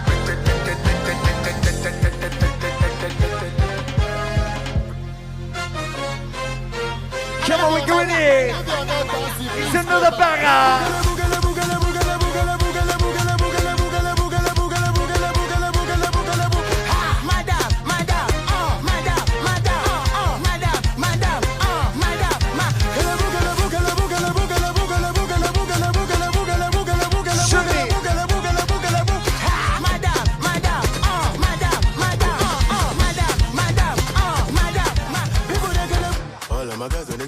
Everybody anymore. Oh shit. Who be that girl with the shake and keep it for bag me and one time?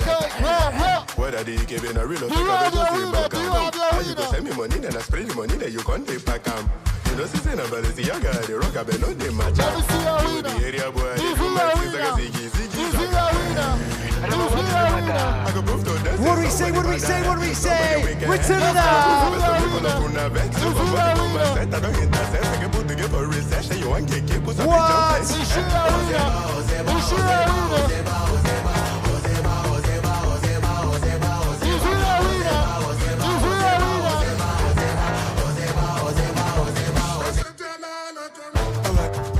Hey, oh Ginger, give me that one time. Oh Ginger, say hello, everybody, energy. Oh yeah, dance, do like this, like this, do like this, do like this, do like this, like this, do like this, do like this, do like this, do like this. Oh shit.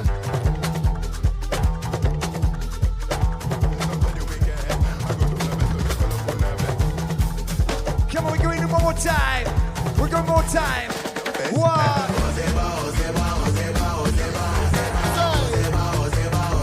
We're going in.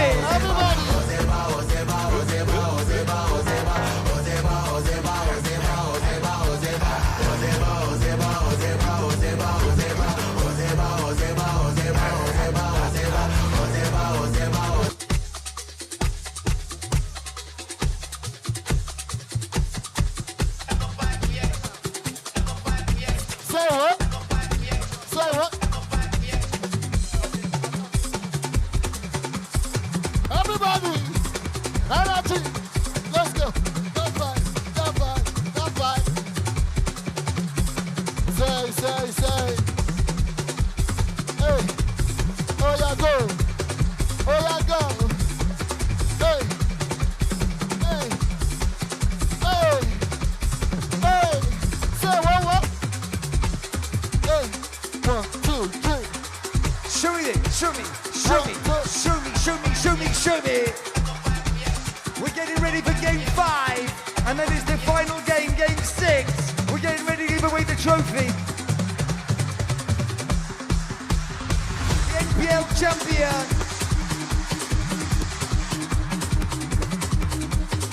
Say what?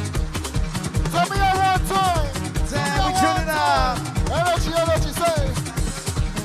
Okay now. Oh no. Thank you so much. Put your hands together for Team Westwood. All right now, ladies and gentlemen, we want to find out our winner real quick. Is she Monster Energy or go home? Monster Energy or go home? I need your energy, I need your ginger. Is he Monster Energy or go home? They say she stay now, your Monster Energy. Monster Energy or go home? Monster Energy or go home? Match.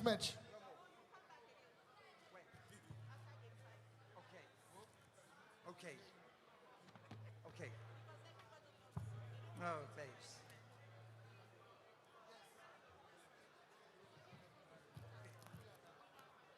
I'm gonna shut down. Okay, who is our winner? The girl or the guy? Please, all the players, please start coming back. The competition is about to get started. The guy or the girl? That is for you. That is for you. Thank you so much. So we're left with these two, right?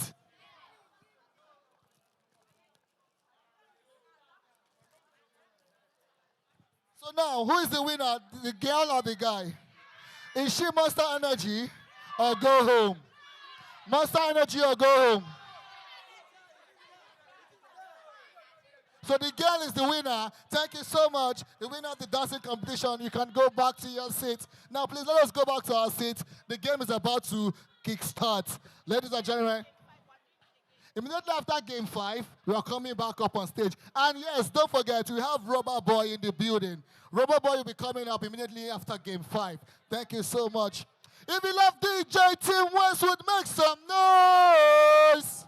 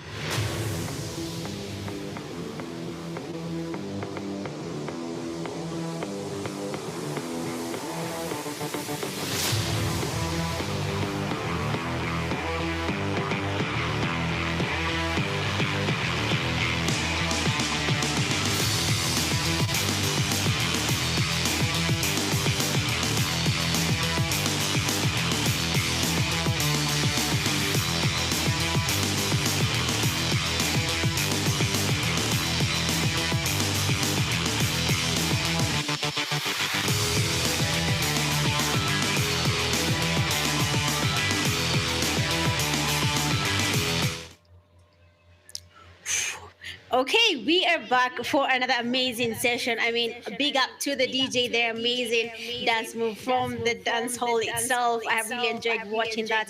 And of course, everything has to come to a hold, and then we can now wait to see what the teams have been planning when everyone was dancing. Did they really come up with a new strategy for the next remaining games? What is going to be changing now? They have been paired up. I mean, the DJ was on fire. I believe that was enough energy for them to continue the games and maybe something different, maybe XTC will maybe hyped up to give us more and more. Or what do you expect to happen in these last two games now?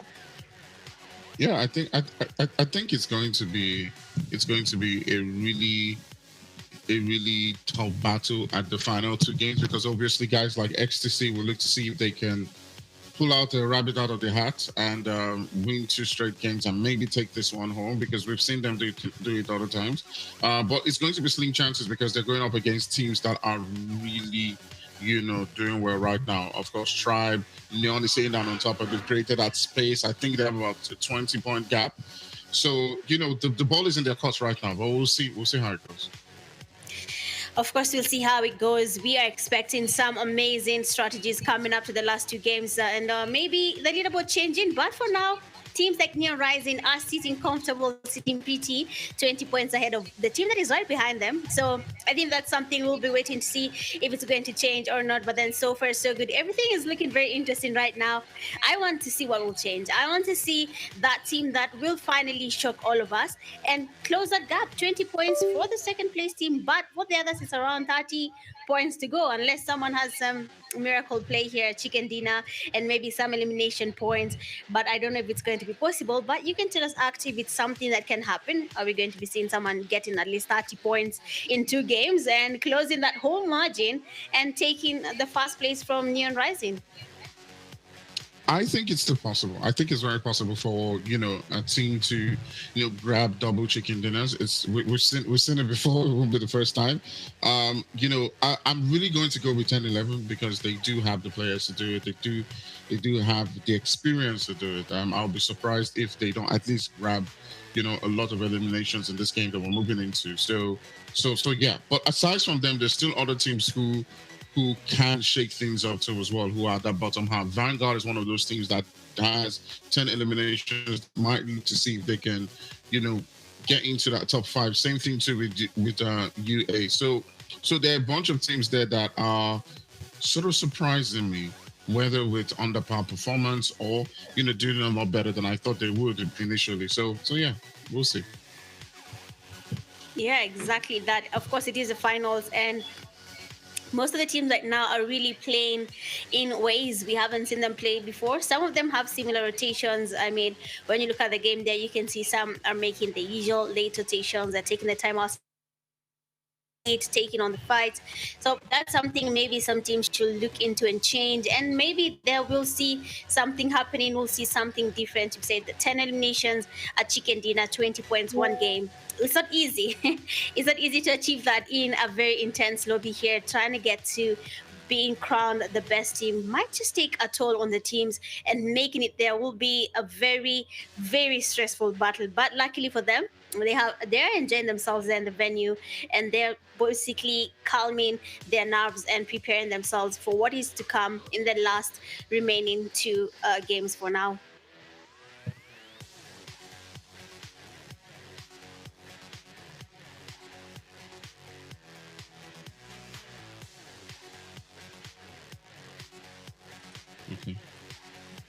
Okay.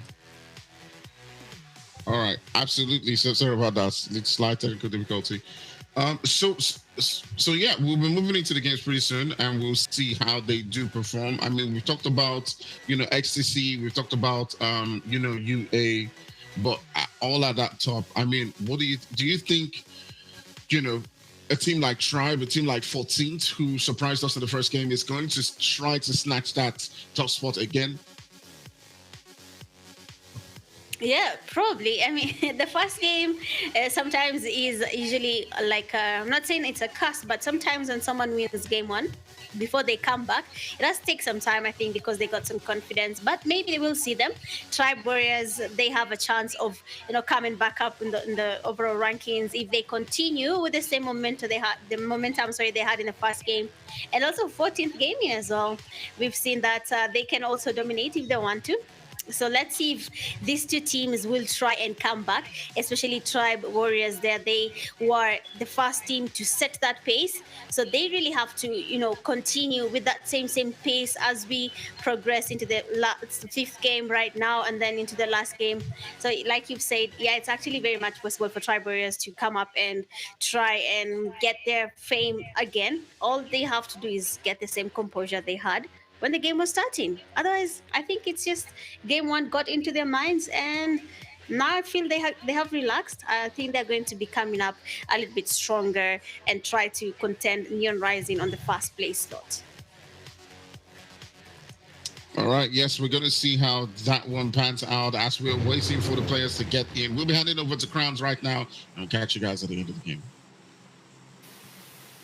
Ladies and gentlemen, we are heading into the penultimate game of the day. We have had so much fun so far, and we are about to have even more fun. We're back. Oh, smokes. We're back on the map here of Miramar. And in case you're wondering the cause of that exclamation that I've just given to you, it is because this play part is absolutely horrendous. Wow. This is gonna be. I think this Miramar is gonna play. Whoa, that's actually sick. I want a bird. I'm looking forward to this game. Is gonna be one of two things. It's either gonna be a case of early fights and everyone fights it out, and then going into like Circle 4, there's barely anybody left, or we actually see a lot of teams go into the later phases of the game with like 3 players. Like a lot of teams are gonna lose 1 player each. Because this playing path is absolutely horrible. Like, if you land in water treatment 10-11, trouble. But we see 10-11 already going to Puerto Paraiso. You land in San Martin, Tribe Warriors, trouble. If you land in Cruz del Valle, Tierra Blanca on Solid Army, you are in trouble.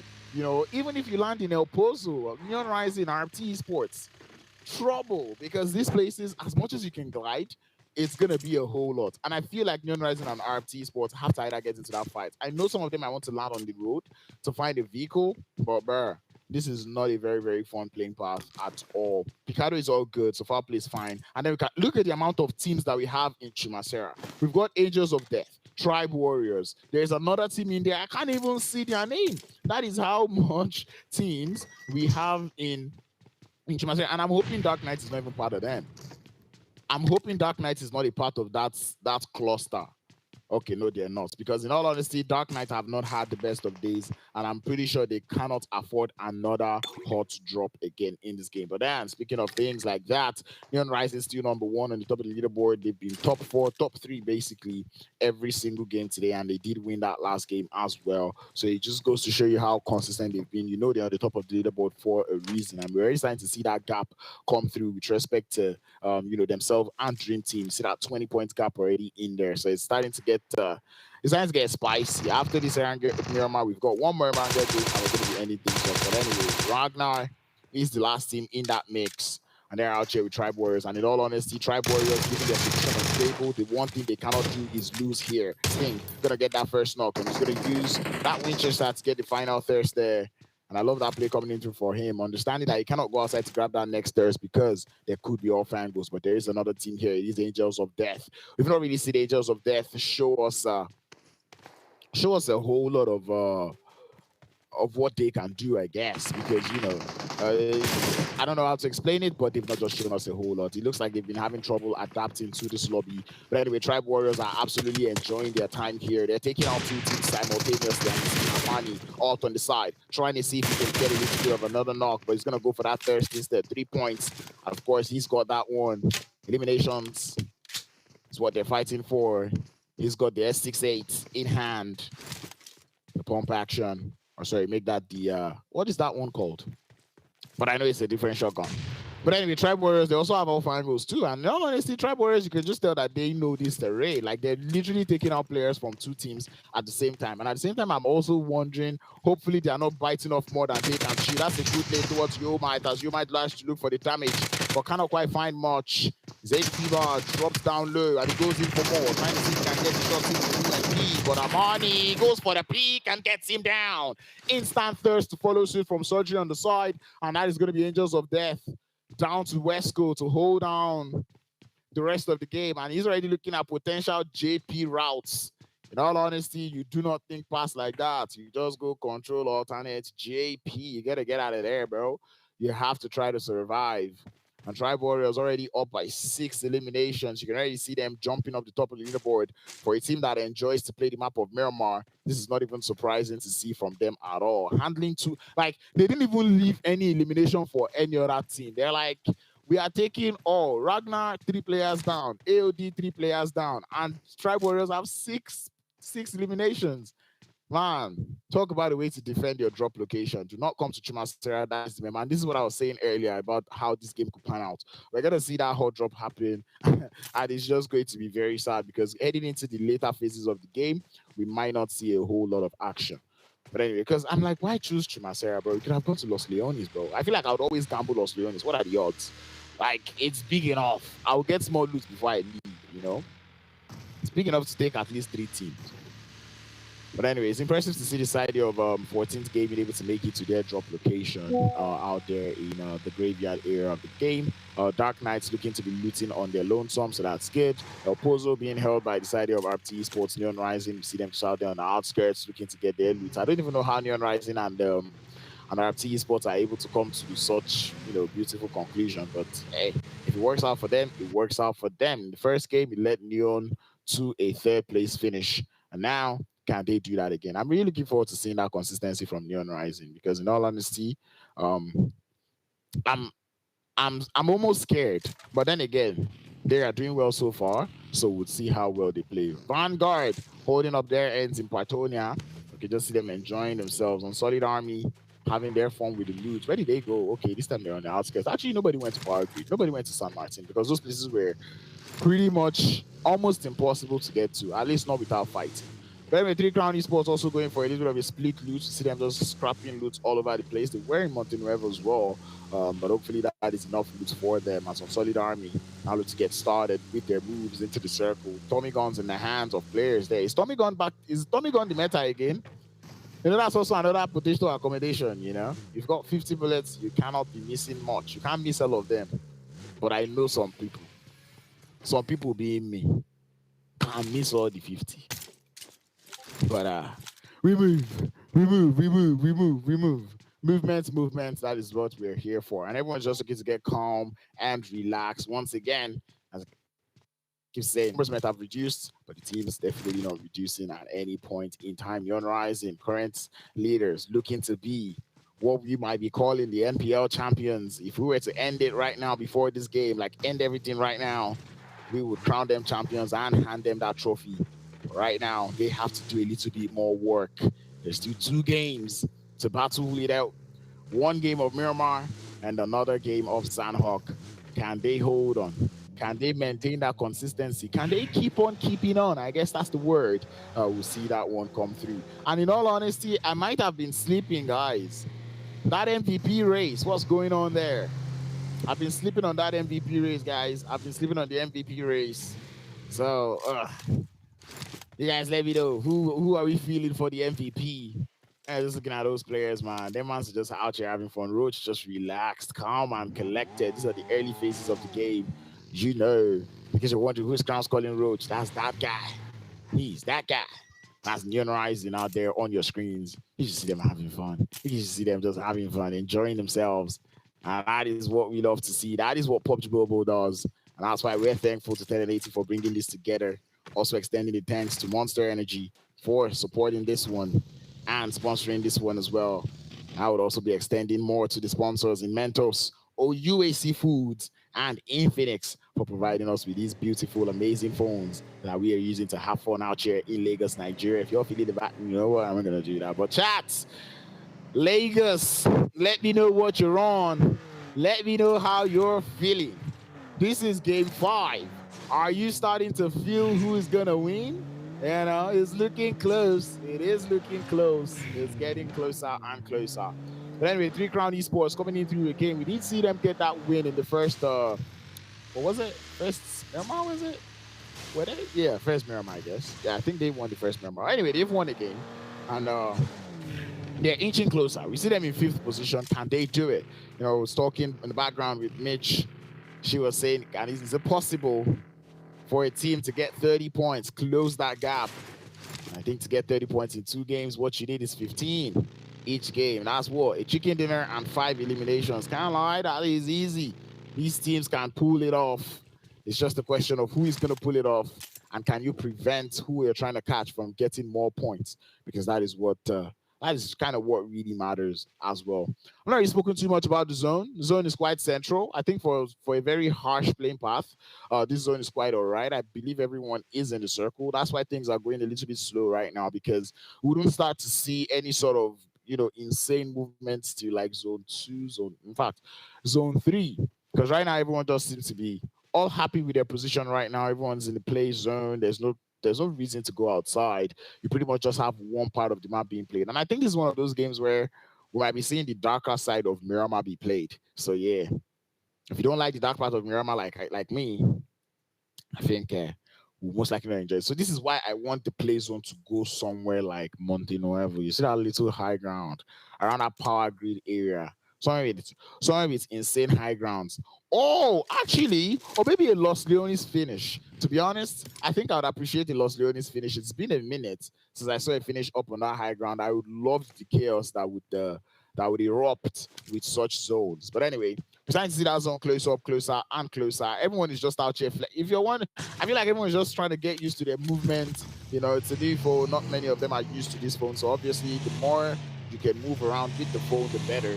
So even if now that there's no action, you want to make sure you're punching the air, you know, doing your little crouch here and there, trying to just get those motions right trying to get the motion there and, you know, get used to the movements.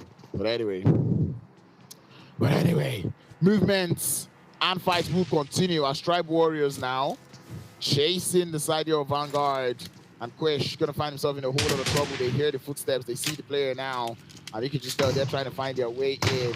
It is going to be the double barrel now in the hands of Armani, looking to go in through for the push. He knows it's downstairs, but the S12K is what that culprit has got in hand. There's another player upstairs, and it's going to still be Quish, actually, and we see the push coming in through. Armani goes in from the side, but he's going to fall as Quish is going to take him down. Topsy is going to be there for support, and that is going to be all.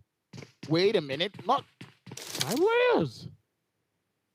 Okay, yeah, Tribe Warriors. They're the ones that are grabbing the revives. Okay, that makes sense. Yeah, Vanguard Esports trying to see if they can just hold down the fort. Story. I don't know if you want to take that shot.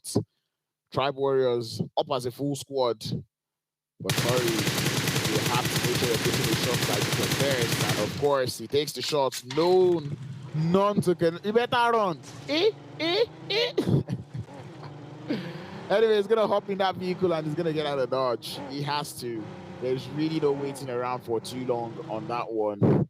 And hopefully he can survive as a solo. Tribe Warriors have been on fire. Right now, they're increasing that elimination count already up to 8. You can already tell that they're starting to have a tear of the game. They're having a tear of the game. I feel like they've taken out pretty much everybody that is out in the lobby. Yep, we've only lost 8 players so far, and all 8 of them were taken out by Tribe Warriors. And right now they're about to make that 9. Tori that's been chased down, looking for that player. He's got the 249 in hand, takes a couple of shots, but cannot find anything to connect. Tori trying to see if he can just get out of there. He's equally driving, but here comes the crash there. Tori, the vehicle is exploded, and Tribe Warriors send them back into the lobby. It's a vehicle explosion to take Armani down, but he'll be able to get revived. 9 eliminations, and to be honest, I get that they have 9 eliminations, but I feel like when Tribe Warriors is already on this kind of run, they always don't close the game, so I don't even expect them to win this game. I know Miramar is one of their strongest maps, but I don't think they're winning this game right now. They've got it to 9 eliminations. I'd like to see how they play the rest of the game. 14th Gaming, though, looking to send a couple warning shots towards the side there of after the game. Some damage is there, and that's going to be Thirst as well, so it goes more than warning as Sench looking to find his way back up on that MVP. Can he do it? questions that we've got in mind. One elimination for the side of 14th Gaming. We've seen 14th Gaming actually just drop down the leaderboard since that first game. Right now, they're sitting down in the 5th position, which is not too bad. But then again, it's like, given the way they started today, I would have expected them to be placed higher going into this game. But nonetheless, it is game 5. You got to make this game count. You have to make this game count so the next game can count. You see that? That is Crown's Nuggets right there. Afro Esports is finding their way into the zone as well. We're going to start to see that zone close up real soon. Matter of fact, it has started closing up. But then again, I don't think it's going to get crazy until when this next zone now closes up. Once this zone closes, that is when we're going to have a whole lot of trouble. Then we're right now looking to welcome the side of Tribe Warriors. And this is what I said. I knew it. I just knew it. I just knew it. Like, I just know. There's really no explanation going further than that. Like, we've seen this script multiple times, you know, and I just know with Tribe Warriors, I said it, they're already up to 9 eliminations. I don't expect them to win this game. I know they're going to start playing weird because of that number of elimination that they have. And it's not very easy not letting the eliminations that you currently have, especially when you get them early in the game, to get into your head. And I think that is what has happened there. Tribe Warriors would lose one. Hopefully that gives them a little bit of a reality check, and then they can continue the game with the remainder of their 3 players. Harsh Sports, big chilling. That's what they're doing right now. And it does look like trouble on one part of the map, though.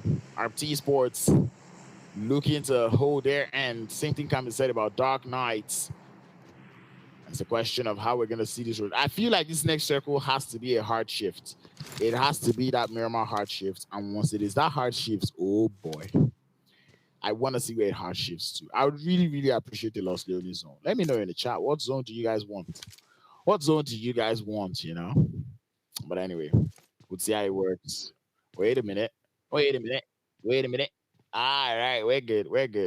I was watching something. But anyway, we move. After the game, in all honesty, like I said, they've been struggling today. 5 points that they've only been able to get so far. 5 points in 5 games. I don't want to do the math for them, but I'm really hoping that they're able to add more points up to the tally. But that's it. Oh, there's the hard shift. I guess I'm not getting my Los Leones zone, but I'm going to get a little bit of action as everyone has to move. 3 Crown Esports definitely paid the gods of the zone. As you see them just chilling out there in the center. Unsolid Army also finding their place in a very nice position of Dodo. Should I analyze that position for you guys? Because it's a good one. However, high grounds, it's Miramar. You know you want to be on the high grounds there in Miramar. That is the point of the map right there. If you're not very familiar, if you're not very confident with that high ground, it's going to be troublesome for you. A team that I've not spoken about today, or well, in this game, is Foul Play. Foul Play have actually been very impressive. They did win. Yeah, they did win the Hamatan splits. Sorry, the rain splits. And now we're going into the finals. And it does look like they're trying to chase 4th position right now, 31 points. They need to do about 26 to catch up to the side there of Neon Rising. And that is baby numbers. When we start to look at how strong that team could be, how they've been playing as well. You got to give it up to One Queen as well. It's interesting to see you back, bro. And hopefully this time you're back to stay. But anyway, RT Sports finding their way into the circle. They do not have the circle at the moment, but it looks like they've got sight lines on another team down there. And them mans are just chilling. They're breathing this one out, trying to see if they can gather their information. But there's only so much time you can spend here. It's 40 seconds. 40 seconds and that zone is going to start to close. So it's a question of, do you want to take that fight? Is this something you can wrap up in that window of time? That's the question that RT Sports are going to have to find themselves asking. And we're trying to gather information, but we're seeing Dream Team on other hands playing gatekeep, taking those shots now. And Tribe Warriors also having a little bit of a hand in it. It is trouble on the self. As we're starting to see shots come through. 10-11 Ecstasy. They're on the receiving end of this. Danny Brown falls. 10-11 down to Bego and Pharaoh to hold down the fort, to wave the flag, the 10-11 flag for that squad. And that is where it starts to get troublesome. They're not in a very good position. They're being sandwiched right now. doesn't look like Tribe Warriors are looking to let down anytime soon. Sting goes in for that push. One more player falls. The vehicle explosion is good enough. Pharaoh falls as well. Bego, last player left to hold down the fort for 10-11 XTC as Tribe Warriors increase that elimination count to 11. Guys, again, we've lost 11 players. Oh, wait. Yeah, we've only lost 11 players, and all of them have gone out to Tribe Warriors, except for one. Or am I doing rubbish math here? Okay, actually. Only 3 eliminations don't belong to Tribe Warriors. That's crazy. Or make that 2 if we're going to minus the 1 player of theirs that has been taken out as well. And this is an impressive start to a Miramar game. But anyway, we're going to have to play Survivor for his team. At this point, I'm calling it. We're definitely seeing a new champion. Don't see 10-11 taking this one home anytime soon. I don't think there's any miracle that could happen. It's safe to say, yeah, don't count Bego out, but this is not a case of counting him out. It is very early in the game to be down to 1 player, especially given how much points they need to get. So that's where there's going to be a problem. But anyway, Blue Zone, Play Zone already starting to close. And we're going to get yet another hard shift, I believe. Definitely a hard one. Goes down. See, you guys, there's nothing anybody's going to tell me. Neon Rising paid the gods of the zone, man. They have gone to spill palm oil on something. Can't lie. Because another zone bless. And I know one thing from them is that they would not let it slide. This might be another top 3 finish for the side of Neon Rising. Them man's are big chilling. But anyway, see the camera panning onto the side of 10-11 XTC there. And that's definitely not happy looks on their faces. Returning champions, but will they do it again? I guess that question has been answered. Question now remains, who then goes home with that MPL trophy? It is going to end in all these last 2 games. So do stay glued to your seats. 48 players left, and we still keep moving. Athlete game, they've been holding on this position for quite a while. But they do not have too much to do, so they're quite close to the circle, so they'll be all good. 3 Crown Esports is their party. Breaking down bullets as Afro Esports try to make their way into the circle. Dream Team as well have to find a way in. Dark Knights also have to find a way in. And again, Foul Play is doing nothing. Foul Play is starting to do that thing where they just like stay calm to that like, what, 5th, 6th zone. And then they start to bounce. That was what they did in Sanhok. And right now, it's looking like they're about to do that again. But Afro Esports, though, Osai scratch that. It's going to be 14th gaming. Looking to push up onto the side of the Dark Knight. Shots coming in through as Ness is going to be the first to fall. Kump trying to see if he's trying to hold it. Or make that UMP. I've been pronouncing it wrong. Wow. UMP trying to see if he can hold on the fort. That's a very good nade, but it's not going to be enough to down the players there from Dark Knight. But then UMP gets into the vehicle, tries to head out of there. I sense an output coming through, but it's not going to come. At least not yet. Rio is down as well as Dark Knights storm through to the blue zone. Or so, storm through the zone. They're trying to get into that next circle there, but it's going to be very, very troublesome. There isn't that smooth of a way into the circle. They do get eliminated as Sench from 14th game. You would send them out. 3 Crown Esports definitely aware that there's someone in the blue zone as they're trying to play gatekeeper. Wheeler diving deep into that zone. Bro, yes, I know you want to win MVP, but this one is a little calm down, brother, man. You get it?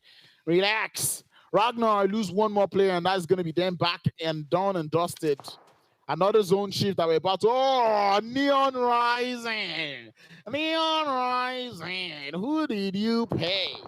Another zone bless for Neon Rising, and they're looking good. But there's a whole lot of high grounds as well in this situation. So now this is where it's going to start to get tricky. Everyone is on the edge, and the edge fight is going to start now. Dream Team looking to get started with the side of Tribe Warriors. 1 player's down, and make that 2 for the side of Dream Team. But Tribe Warriors also have injuries to tend to. They would not be pushing them yet. They still have a 3-man squad. But that is a very sexy shot coming in from Wakwin. Does do a little bit of damage and make that more. And finds that knock up onto Deji. Athlete gave it a whole lot of trouble. And that's going to be the third coming in through. Wakwin up to 2 eliminations. Foul play. They know they want all of that. As you see them get into the vehicles. But are they pushing it? They're not. But Tribe Warriors, on the other hand, though, looking to try to push outside. Armani does get knocked again. 10-11 out as 3 Crown escorts them back into the lobby. And grenades now starting to fly from the side of Dream Team. That gas can is going to be very troublesome. You might want to pick it, put it somewhere else, because that might just be the thing that does the damage for you. But everyone is trying to force their way into the new circle. On Solid Army now, finding themselves in the line of sight for Angels of Death. As Wesco starts to put in the work, puts in the damage. A grenade is there from 3 Crown Esports, and that is another knock. Angels of Death go back into the lobby. Neon Rising, trying to see if they can ward off players from getting into the circle. All eyes focused on the side of Foul Play as they find their way in. And Foul Play's got all eyes focused on the teams just on the outskirts. 3 Crown Esports trying to see if they can increase their elimination tally as on Solid Army start to fall. Down to 2 players there on Solid Army, and they have to ward off the side of 3 Crown Esports. Grenades already starting to fly. Enjoy trying to see if he can launch one far. It is one of them grenades that sings, even though it is the sticky bomb. But speaking of sticky, it's the play zone. It's not going to be too nice. Archie Sports in that 1v1 up against the side of Tribe Warriors, but it's a 1v2. It is successful. Tribe Warriors fall. 13 eliminations. But Archie Sports are falling as well. The blue zone is not very friendly as we see Sench and the rest of 14 teams trying to find a way into the circle. Foul Play is going to be on the vicinity as well. Some out of the guy is going to be solo. Trying to see if he can find a knock, and he's good for 1. Tries to go back into the V2. Is he good for 2? It is looking like it. He does get 2, but the blue zone is going to get him back in return. Left hand, he can get at least one player back into the lobby, but he cannot, as the play zone is just too strong.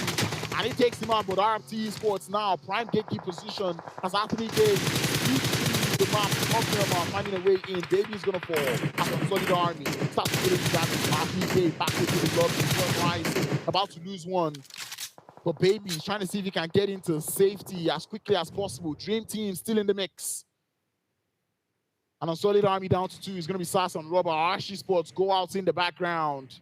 And the blue zone favors Neon Rising once more. And they've got a very strong position. It's inevitable at this point. They are inevitable at this point. But Dream Team, they are still trying to find a way to the top of that leaderboard, but they need more numbers. Foul Play, trying to hold on to this little reach line that they've got.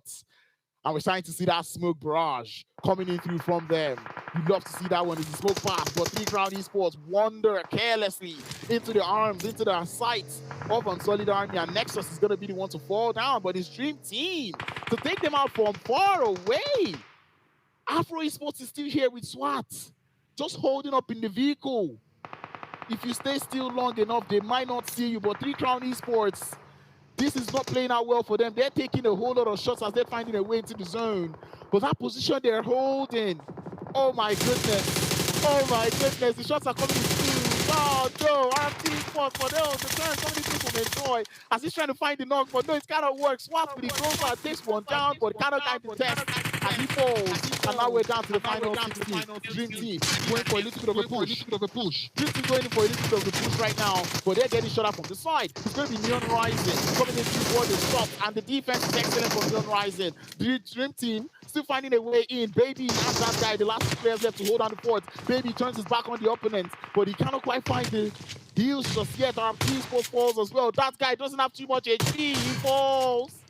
Make that Baby to fall, and that guy is the last player left. Neon Rising might this be the first game where they do not see a top 4 finish. Sad is looking to hand it to them. He knows the team that he's up against, and he wants to take him out. But that guy, unrelenting, doesn't want to stop, doesn't want to fall. Pulls in from the side. As Sad tries to get the thirst, but he cannot get it done.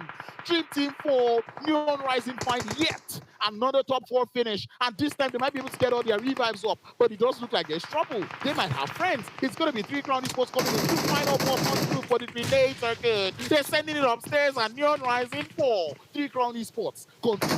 8 eliminations on the side of Foul Play, and I said it. They are doing that thing again. They are doing that thing again, and it's going to be Foul Play. 8 eliminations right now. Looking strong. All 4 players still alive, but on Solid Army, lets the bullets fly. SARS takes a couple shots, but he's going to get stabbed on the side. And we're down to the final 3 teams. And everyone's just trying to lick their wounds right now. Positional advantage goes to nobody. No one is in the zone. At least not really. But on Solid Army, you have to play it slow. They do not have any eliminations, which I can understand why they're trying to make moves.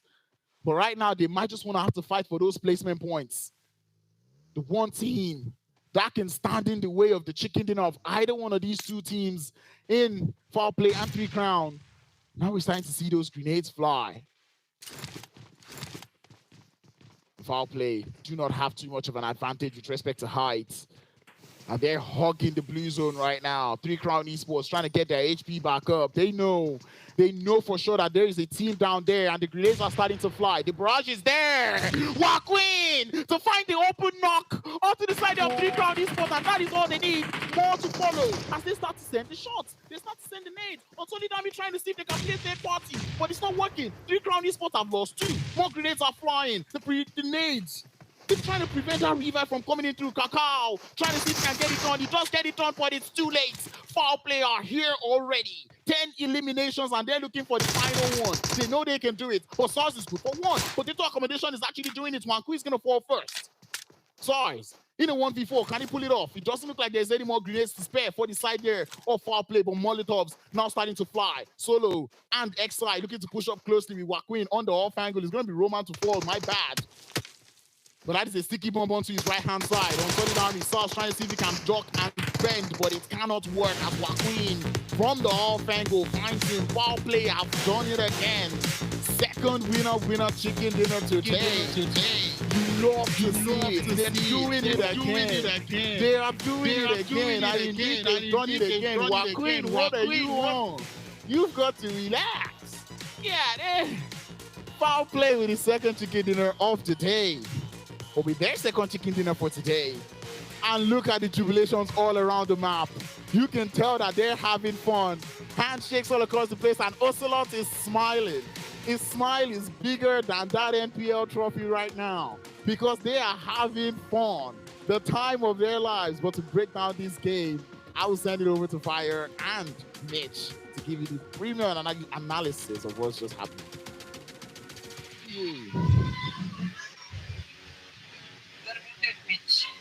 Sorry about that. Oh, I mean, after you've seen how Crowns was excited about that last fight.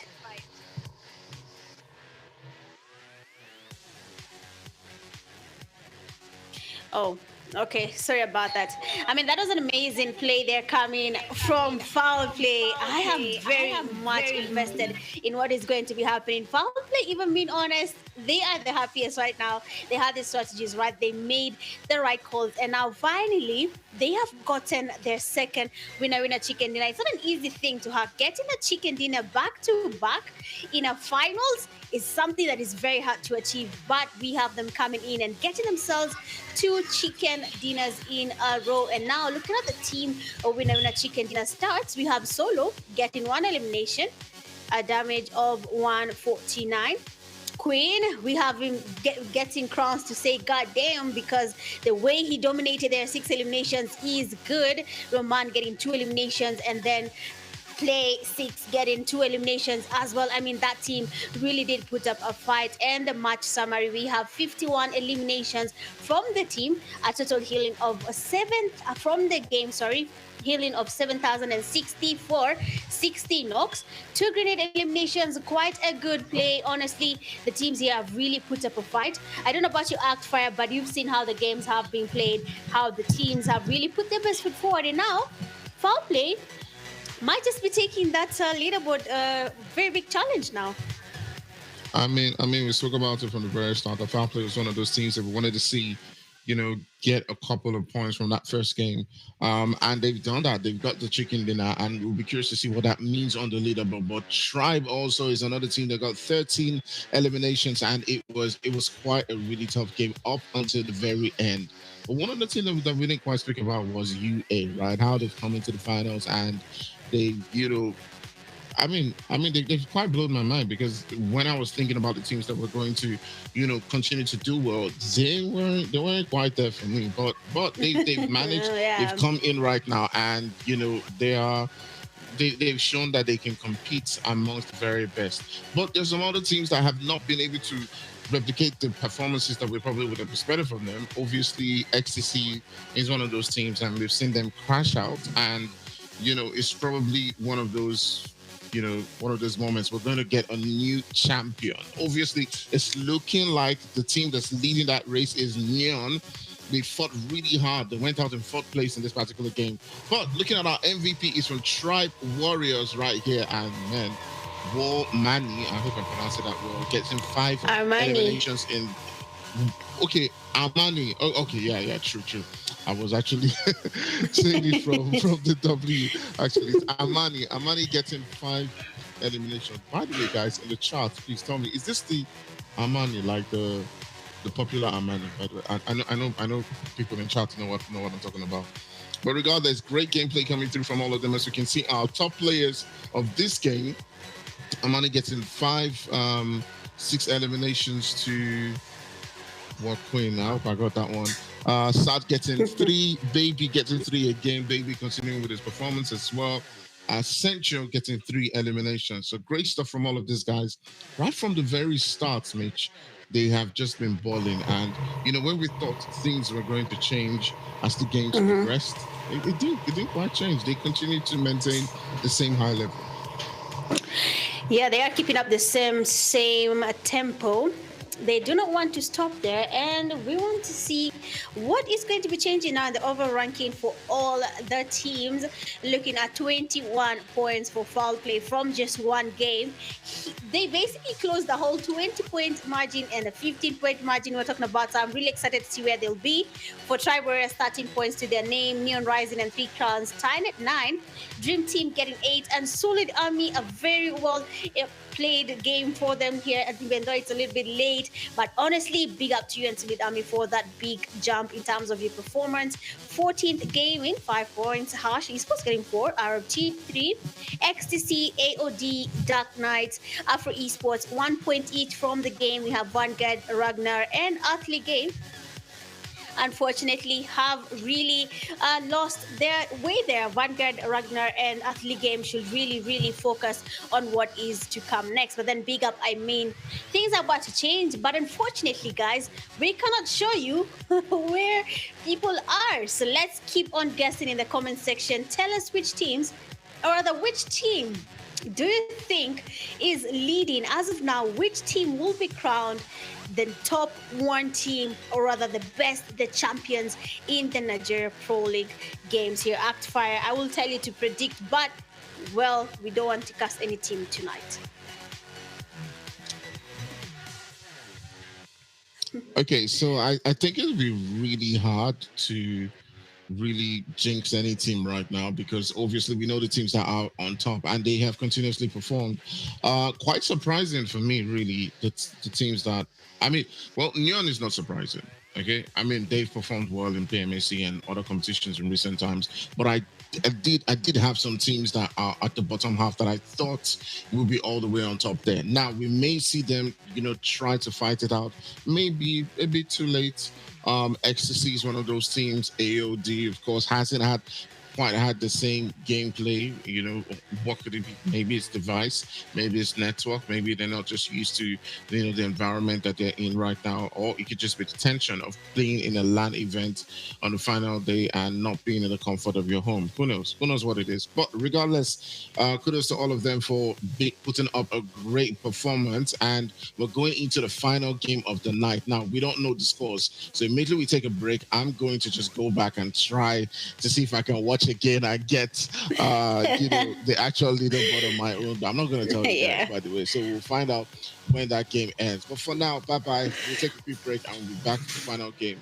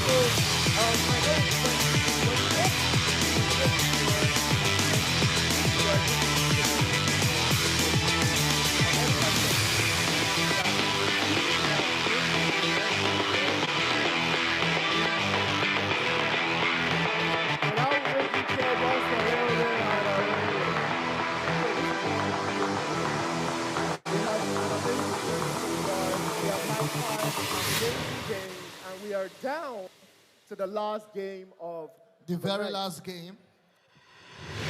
All right, now, ladies and gentlemen, just so you know, to go home with Infinix freebie, you should take a picture of their stand, a very lovely picture, and then across various social media, Instagram, X, and everyone that uses TikTok, with the hashtag, posting the picture, hashtag Infinix X, and then hashtag NPL Grand Final 2025. And the person with the highest engagement goes home with a lovely Infinix. All right, now we still have Westwood coming up now. Ladies and gentlemen, we love to Westwood, make some noise!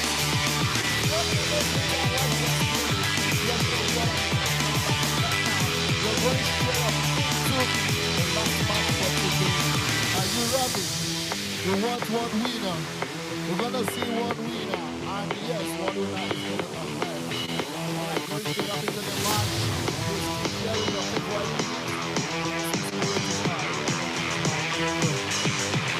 Go gamers. The breath right.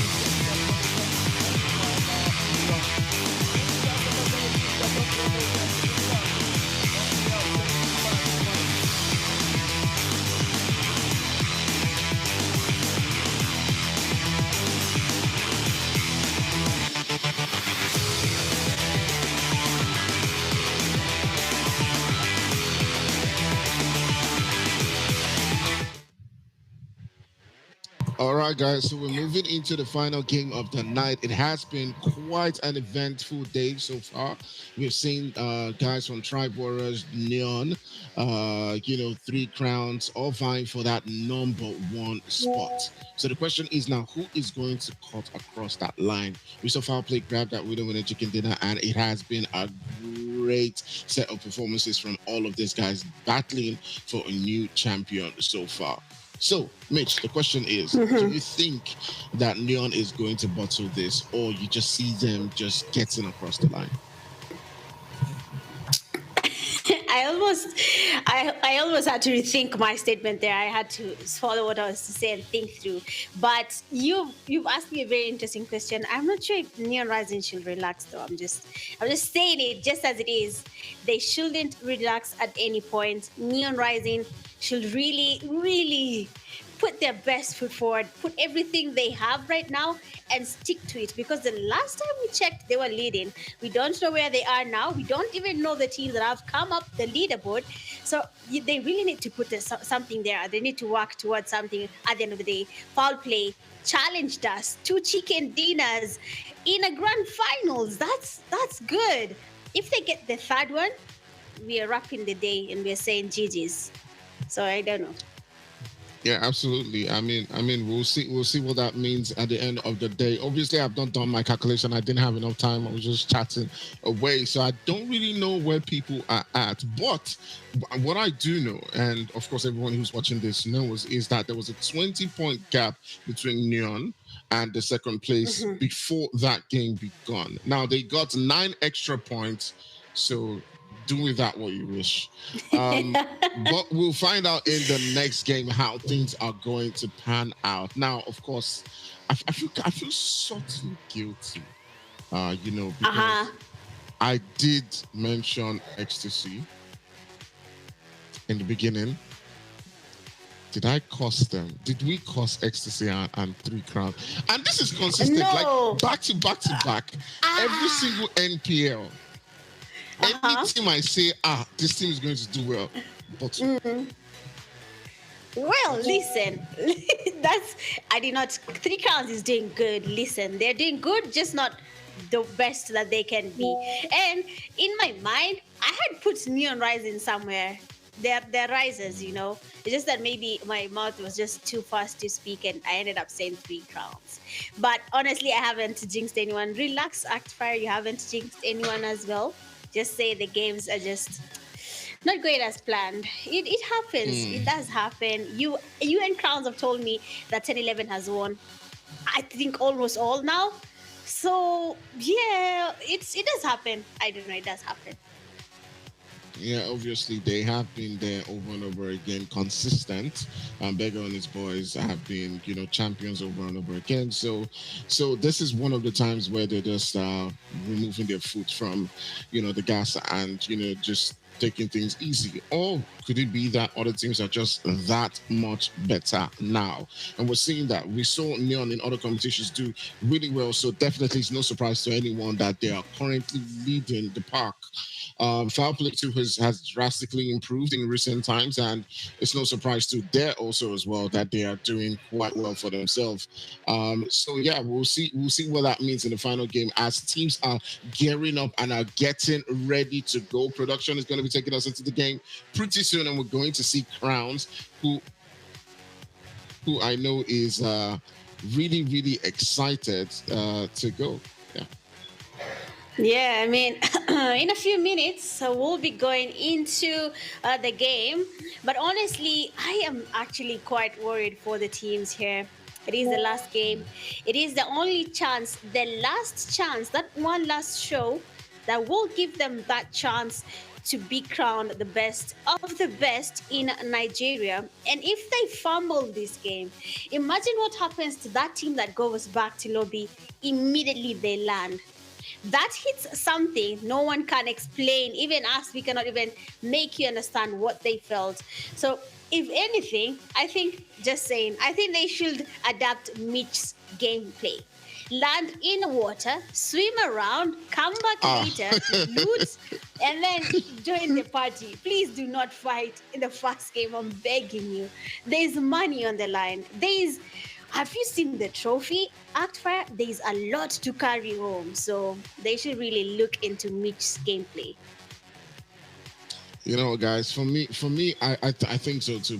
But definitely there'll be a couple of teams who want to play spoiler, want to go after the big boys, who are trying to win. I suspect that we're going to see a little bit of that, of course, from teams like XTC who feel like, we've got nothing to lose at this particular point in time. Let's go all out, guns blazing, and try to take teams out. Definitely, they do have the firepower to do that. There's also Vanguard too as well. So I feel like the guys who are in that bottom half will be looking to see if they can, just have fun. There's nothing to lose at this point. So that's my suspicion. The spoilers. Oh, that's no. How do they pick the team to spoil the luck? How do you just sit? Because I've not seen anyone landing in the same landing spot. Okay, some have been landing in the same place, but others have not. So how are they going to decide, okay, you know what? These guys are taking our fame. It's time to do something about it. But they might actually do it and someone will take it. People you don't like, but you're in the same room. People who spoiled it for you. Obviously, you've had a couple of games, and there might be one or two teams that have caught you off guard, and you say, you know what? Fine, it's the final game. I'm going for them. They're second, they're first, they're third. I don't want to mention any a particular team, but you may just look at one or two teams and say, you know what? I'm spoiling it for you. Even if you take me out, I'll take two of your guys out first before I go down. And then, the game is ruined for you. Knock fast. There is no knock and sit. No. Is you not finish? If you're going, we are going together. Let's watch the game, the venue together, me and you. In fact, if I touch you in the last game, I think I should come and high five you because it's done, my brother. There is no going back. So, but I hope I'm not saying I want anything, but I hope the teams do that. It will be really interesting to witness such a ton of events. It will be very interesting to watch. Imagine if Ecstasy knocks out 3C and then Bego walks over to Nexus and says, "Okay, stand up, let's go." that actually be really interesting to see. I'll keep an eye on the game and see how that goes. But yeah, quite interesting game as they're getting ready. So production, I mean, let us know if it's time. It's time because yeah, guys. So it's almost ready. The teams are getting ready. Okay. So guys, we've got a few moments to go. Are you ready? Mitch, I hope they are. Because my eyes are going to ready. be guys. I need to see 7 walking around the field there going, GG's my friends. I'm telling you, we got like 5 more seconds to go. We're going to be handing over to crowns right now. Guys, the moment is here. Hope you guys are seated. You're ready to go into the final game where we crown the NPL champions.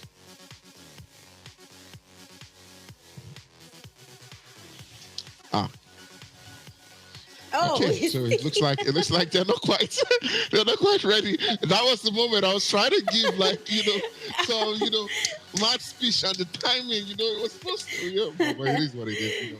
I think they need a little moment to just get ready. Obviously, get everyone into the game. You probably don't want to miss 1 or 2 players, but this is the moment where we're going to pass things over to Crowns. Crowns, take it from here.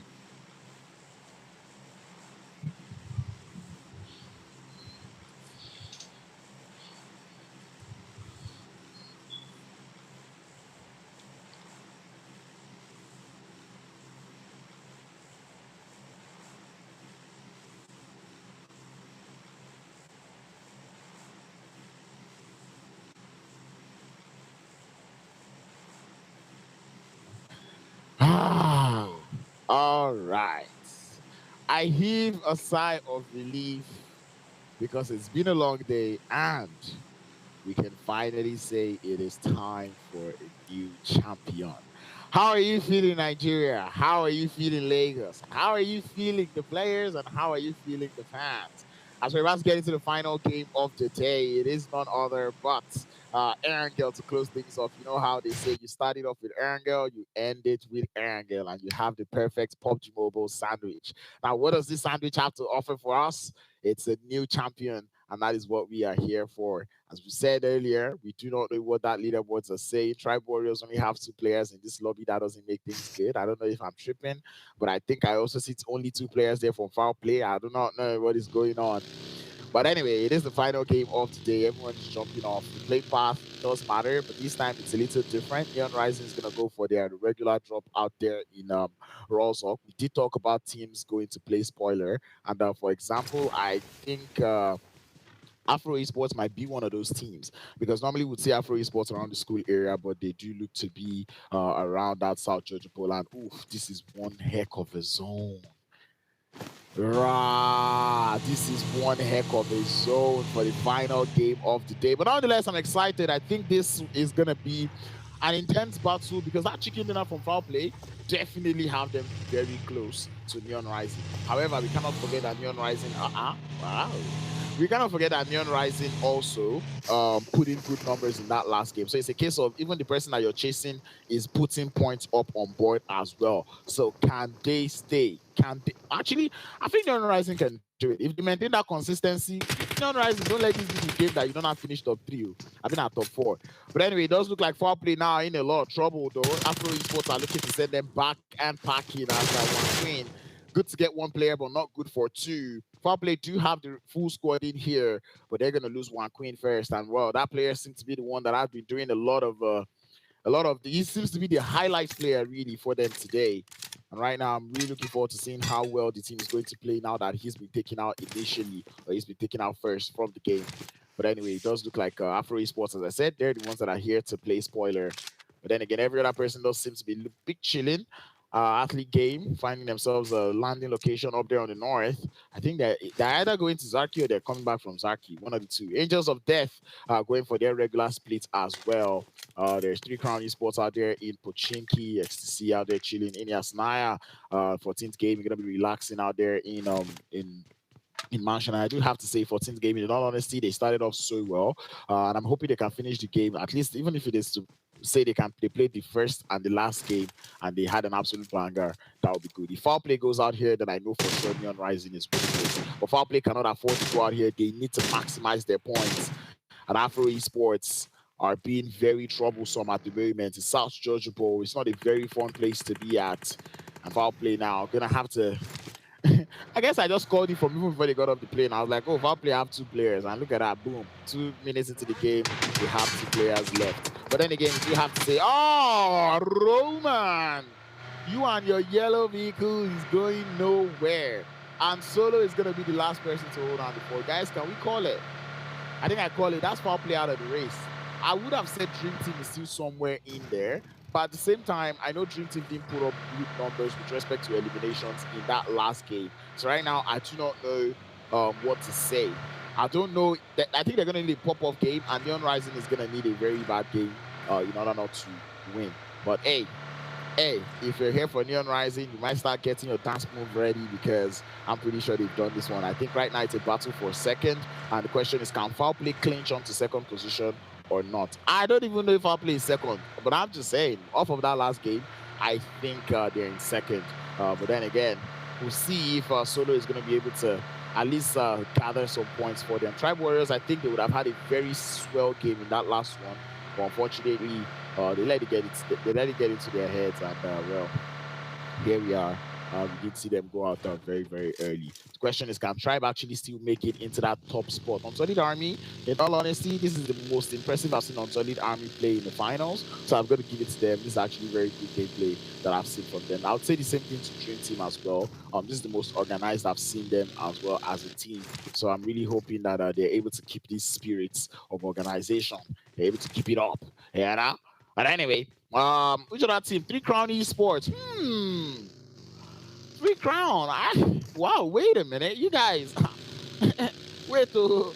I think we might still be in for a treat. I don't think for first place, but I'm saying for that battle for second place, I think we might still be in for a treat. Neon Rising is still alive with all 4 players alive. 3 Crown Esports also still alive with all their 4 players. So right now, it is a very chill game of Erangel, but it's not going to be chill for too long. I feel like if this zone is going to do what I think it's going to do, it's going to be crazy. And what I think it's going to do is that we're going to get a final circle around that southern edge of the circle, around that ferry pier area. If not ferry pier, it's going to go all the way to the quarry / prison. So I think you get the idea. And the zones that end in that place are usually very fun.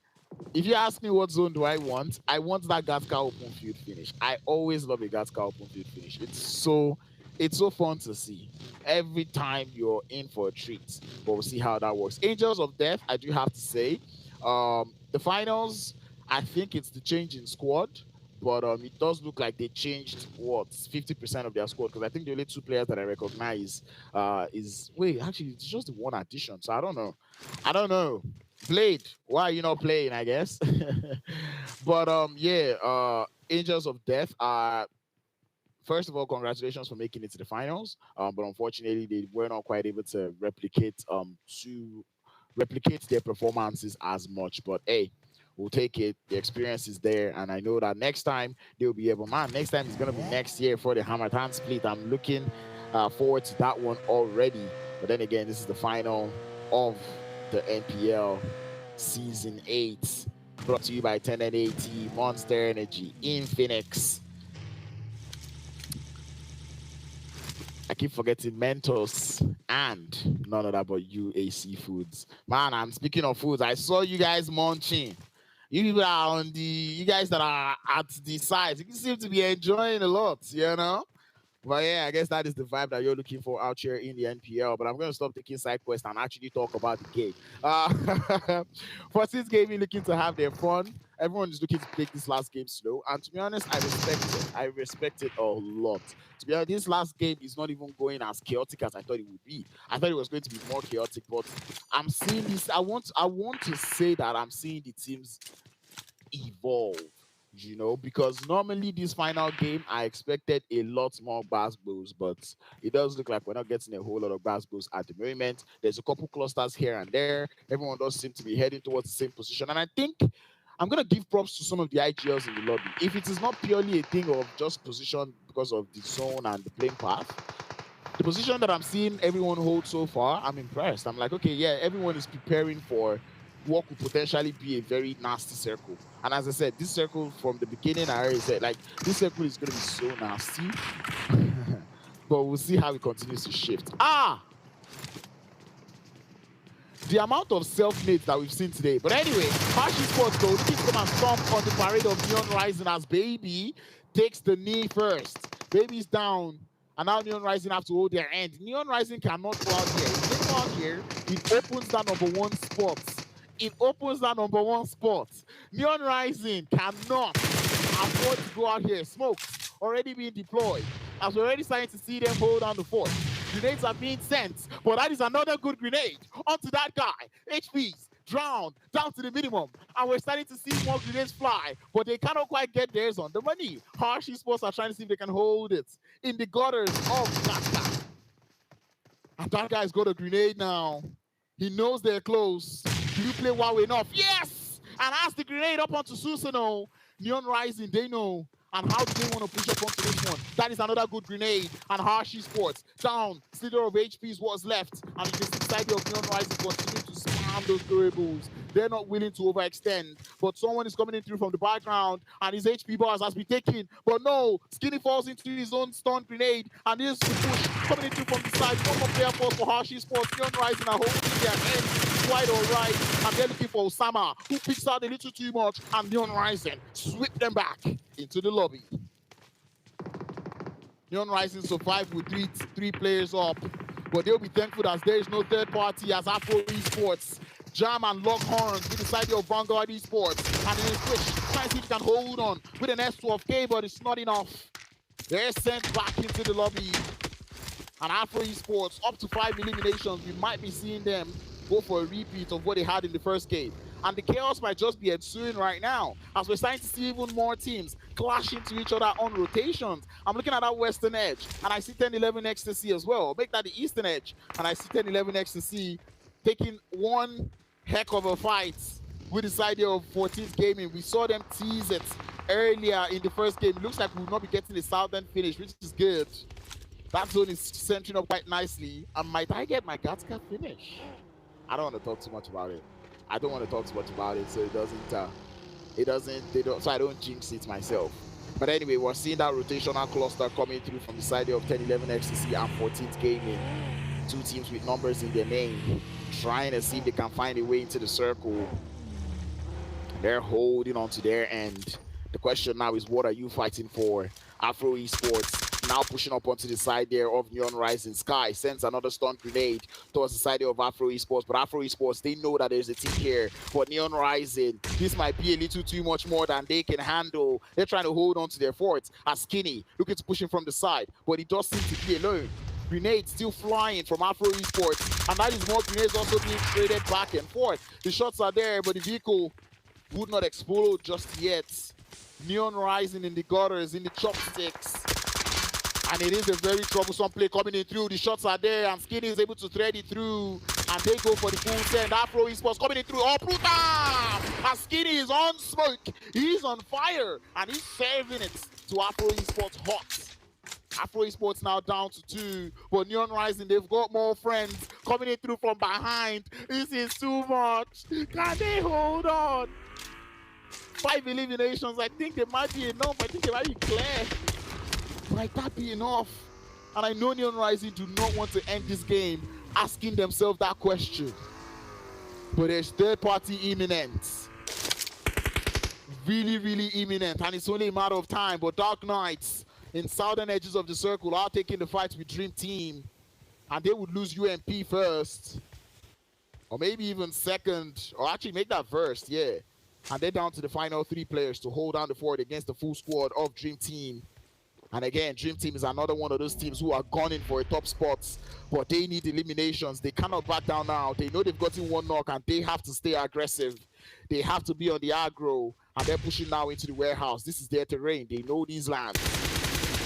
He starts to fly, but it's the shots to do the damage. Storm is able to find 1 more. And here comes the rest of Dream Team. Peter pushing up closer as Lazarus falls. And Neon, make that Dream Team continue with the prowess. They're looking for the last player there. But it's going to be Rio activating that JP card at the moment. He is not waiting for anything. It's out of there. 47 players left. The NPL Grand Finals is coming to an end. 6 games have been played so far. I'll make that 5. And in game 6, we're starting to see a lot of chaos. Neon Rising getting really overwhelmed with players and teams, but they are handling the pressure quite all right. Foul play already falling short. They have to battle for placements now, but they need placements and eliminations.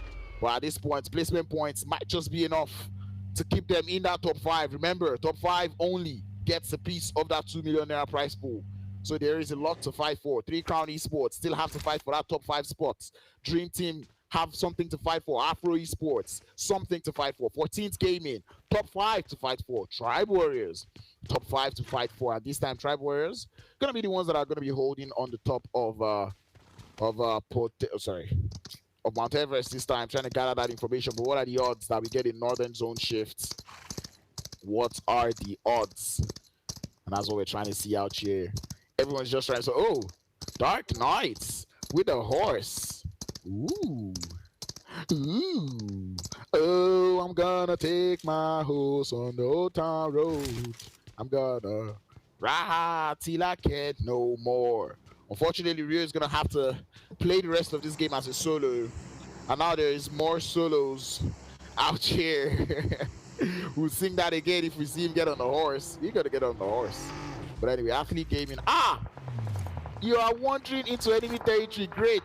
And indeed, you have been warned. More than a warning there is going to be sent back into the lobby. The rest of Athlete Game, I don't think they want any of that smoke. Angels of Death, they've just been holding their end. And I think Angels of Death, the experience today has just been, we're just on our own, no? And trouble will just come to them. Because they've actually been holding some spots. But unfortunately, the spots they've been holding are POIs. Everyone wants that spot as well, and then they just, I think the defense from the squad has not really been the best.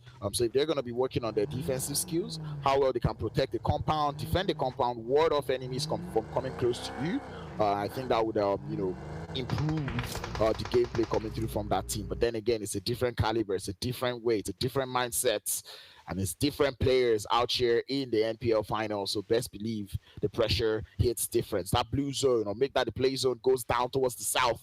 I wouldn't be getting my open field finish, but I would take this quarry finish all day, every day. I called it. This is one of those zones. It has to be a southern finish. But the question is, what part of the south? Dream Team, the ball is in your courts. You've seen foul play do it on 2 different maps. Can you do it here in Erangel Dream Team? I asked the question. I will need to see if they're able to answer me here. Foul play though, trying to survive as a solo. Angels of Death just holding their compound. As I said, they're romancing it. And speaking of romance, there's a bittersweet romantic relationship between Ecstasy and 14th Gaming right now. Both teams looking to not expose too much, to not get too crazy close to each other. On Solid Army, to be honest, as I said, I don't even want to review myself, but they've actually played so impressive today, and I've enjoyed what I've seen from them so far. So yeah, on Solid Army, hopefully this is going to be the start. You know, we're glad to have you here in the finals. But anyway, 3 Crown Esports now, their top 5 position might be up for grabs, as we're starting to see them take damage. It's going to be Ragnar to do the work. Guila is going to be the first one down, but it looks like he's going to be fine. Revive looking to be processed at the very end. 3 Crown Esports, Fire and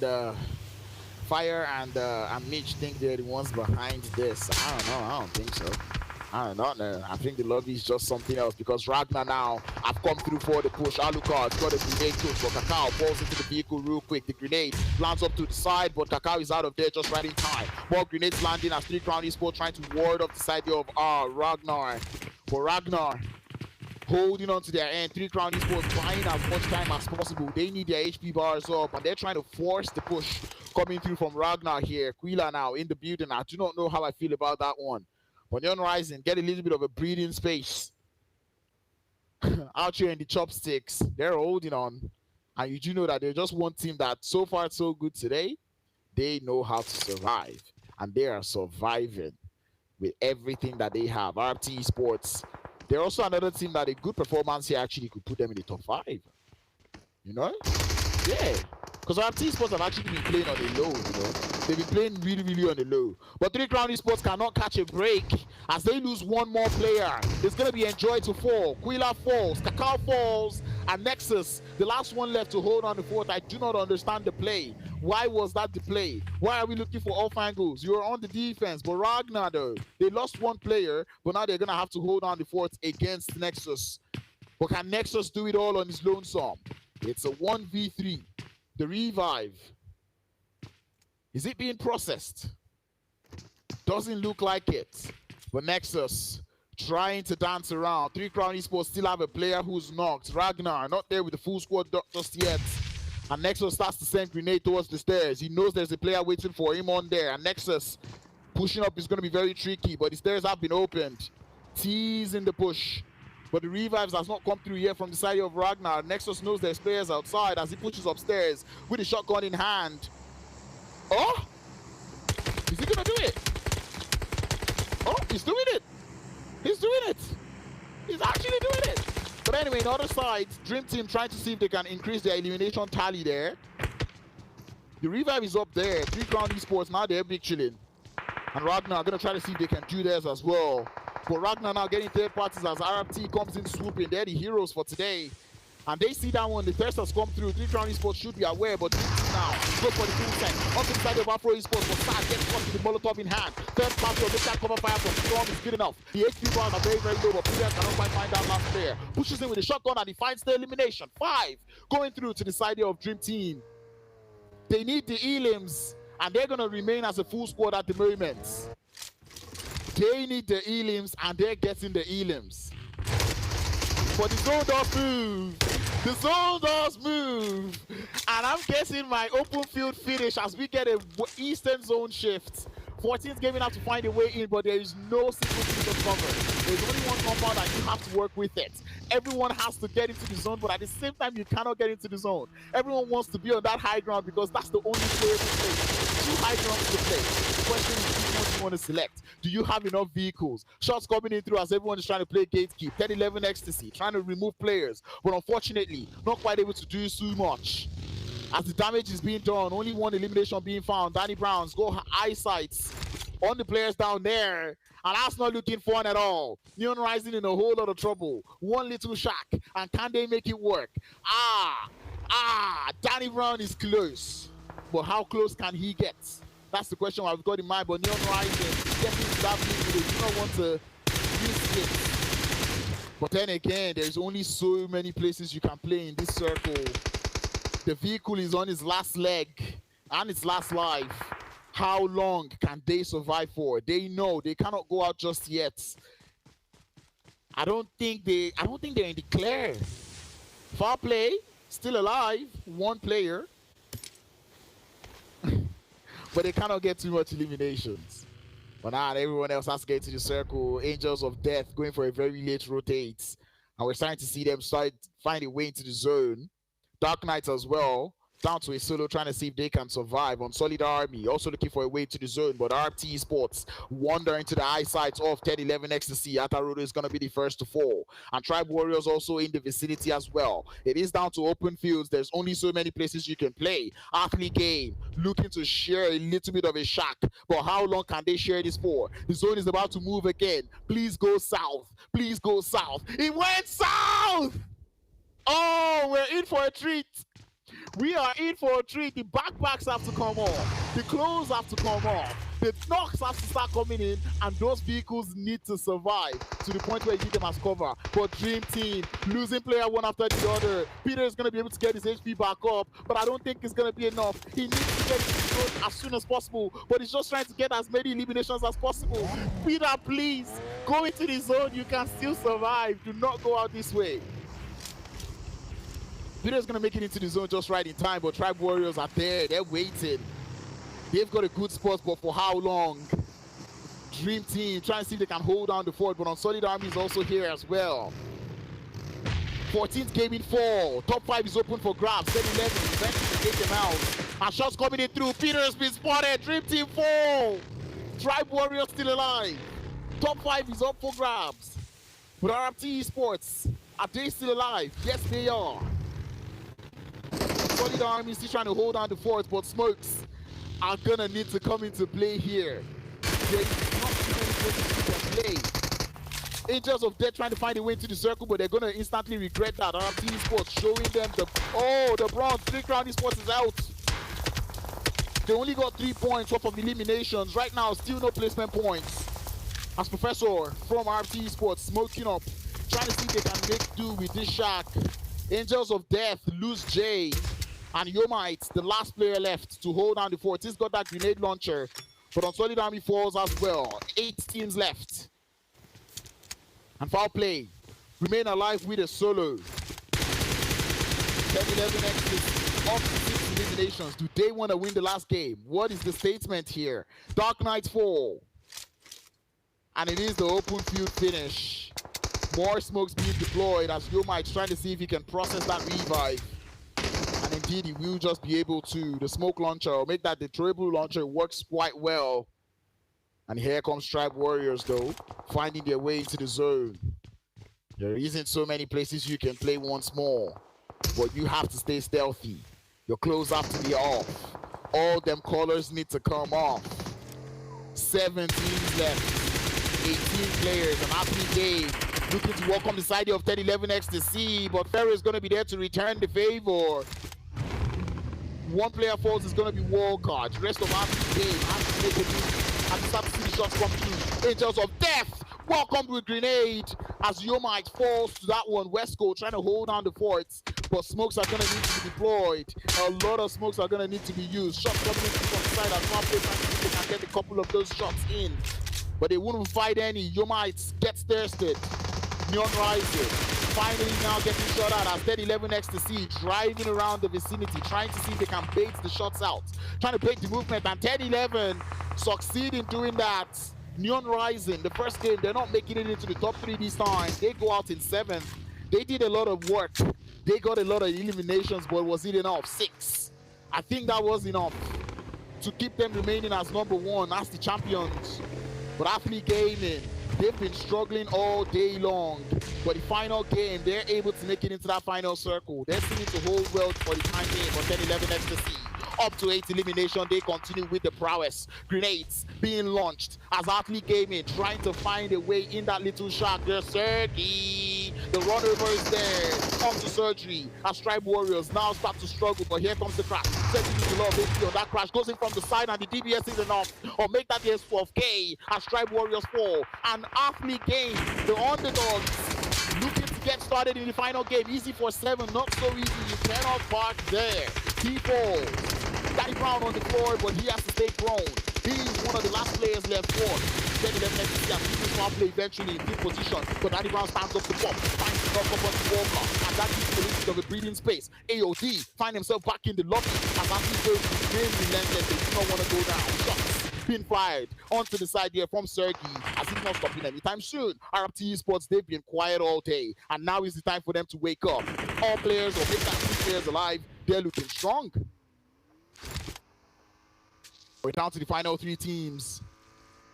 And this is where we start to know who remembers how to play the open fields. Sergi, your clothes is green, the grass is yellow. Take it off. That backpack is a little too colorful. Take it off. And grenades now, you want to save them. This is the place where you play the patience game. Sergi is the only person in the zone, but he has to play misdirection a whole lot. You want to stay in a place that has no cover because you know everyone is going to be aiming for any sort of cover, especially with the nades. But were you able to save your grenades? Are you able to hold enough grenades into the final circle? These are the questions that we've got. This is a question that I've got in this final showdown here for the final game of the NPL Season 8. Sergi, I do not know if I can get a pan or like a pan of the bird's eye view. Yes, I want this view. Yeah. And RFT Sports, down in the grass, clothes are off. And here's where you start to save. The blue zone is not nice. You have to move, but you can only crawl. And Sergi goes prone as well. The grenades are starting to fly. One lands, but doesn't quite do too much. P19 in the hands of Ninja. Sergi stands up. The one thing you do not want to do, and now they got the audio cue. But Reckless takes a shot from the side, and he's going to fall. 10-11 ecstasy to do the damage.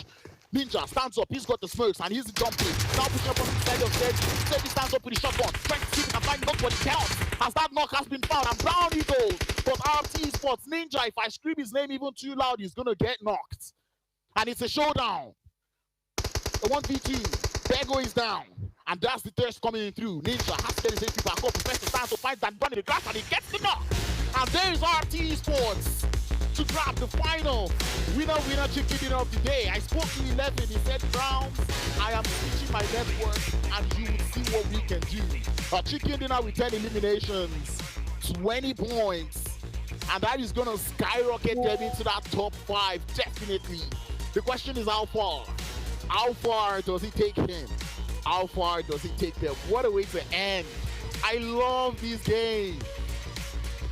Ladies and gentlemen, that is the final game of the Nigerian Pro League. As RT Sports sweep it home, take it home with a beautiful winner chicken dinner. I bow down to experience, and they showed that they had it in their backpack. And without further ado, Shadia do hula balu and oiti toiti. I will be sending things on to Fire and Mitch to break this last day of the day down for you. Man, what an amazing way to end the final games of the night. Beautiful gameplays coming through right there from RRT as well as XTC. Now, obviously, Mitch, I did think that they were going to, have a good performance at the end of the year, especially the teams that were at the bottom half. And that's exactly what we saw. We saw ATH, doing really well too as well, and, putting up great performances as well as RRT. The question is, did that take RM into the top 5? Did that keep them there, or maybe even to the top 3? We'll see when we get to look at the leaderboard. But what did you think of that game? I was holding my breath the whole time because I have not seen them play this way from the beginning. Now is when we're seeing teams deciding to come up. I mean, where was 10-11 from game 1? How did they decide to play like 10-11 the last game? But honestly, there is nothing I can say about that. It has happened sometimes, but for now, looking at how the team has performed here, we have Arodo getting himself 0 eliminations or damage, Ninja with 3 eliminations, Reckles with 4 eliminations, and then you have Professor there 3 eliminations. They did get their chicken dinner there after quite a while. So I hope it is enough for them, like you've asked, for them to at least be in the top 5. And maybe that will be something victorious, because I believe in the top 5, the prize for them is also a little bit good, even though it's not the champions. They do get something from the prize pool that does sit quite well with the teams. And looking at the match summary for the last game, we got 60 eliminations, a healing of 6,213, total knocks at 55, 4 grenade eliminations and 2 vehicle eliminations. I mean, a lot of things have happened in this game. I haven't seen such an intense game, unless I'm wrong, Actfire, but I believe this game is where all the teams did put their best foot forward in this NPL Grand Final games. Yeah, absolutely. They brought in quite a great intensity into this final one, looking to see if they can put up an upset. Just like we said in the beginning of the game, that there were a lot of teams that were looking to take out and play spoiler from the beginning to the very end, and that's exactly what we saw. You saw teams go at Neon, early on, and they managed to defend themselves, and they tried as much as possible to get into that top 10, and it was quite difficult. But the question is, would that have been enough for them as they grabbed 6 eliminations to their name? But going head to head, we do have the boys from 10-11 as well as RRT, both getting 10 eliminations each, respectively, finishing in first place and second place of the game. So the question is, did 10-11 get into top 5? Did RRT get into top 5? We'll find that out pretty soon. But of course, the usual suspect, Bego, getting himself 5 eliminations in that one with 386 damage in that game. And my goodness, what a gameplay from him. Definitely looking to see if he can, just snatch this game and, get a lot of eliminations. But it's not been their best, but they still showed they have it in the bag. They still have got it. They're still a top team, and we'll see very soon what it means on the overall leaderboard and where they finished.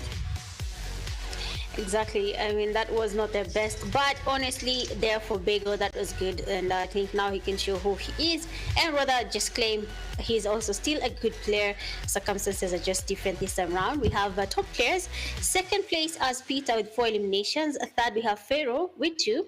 Fourth, we have Afro East player SWAT with 3, and then we have Athlete Game player, that is Sarji, with 3 eliminations as well. Well played from all the players that have made their way to the top teams, top players, at least the top 5, that is, for that game. And just looking at what total points that were gathered by RT, 20 points is quite a good jump here.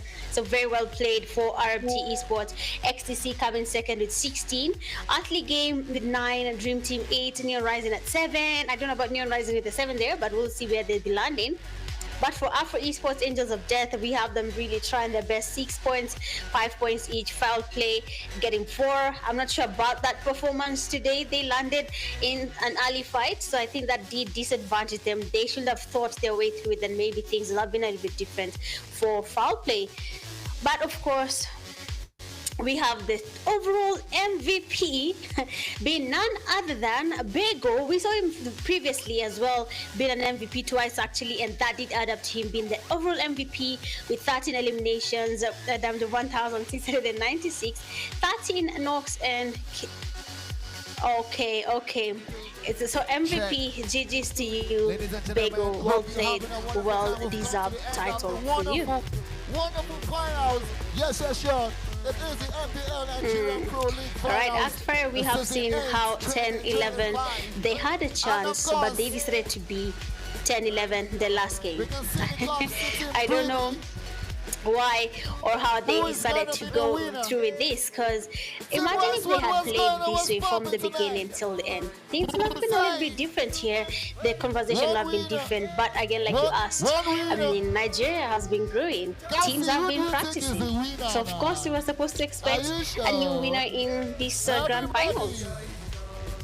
I mean, definitely, it's no surprise to see teams like Neon Foul Play, go out there and try to, grab that #1 spot, and hopefully even Neon taking home the #1 spot. We'll find out pretty soon if, the points that they accumulated in that previous game gave them the entire tournament. I don't have the calculations right now, but the question is, have teams improved? Just like you said, yes, they have. I can see that. I've watched the evolution all the way from season 1 as teams have gotten better, and the gap, not only has the gap reduced between the quality of the top teams and the bottom, but also as well the overall quality of the teams has improved, and that has to do with them continuously training, also playing against other countries in major tournaments, and you can see that reflected here.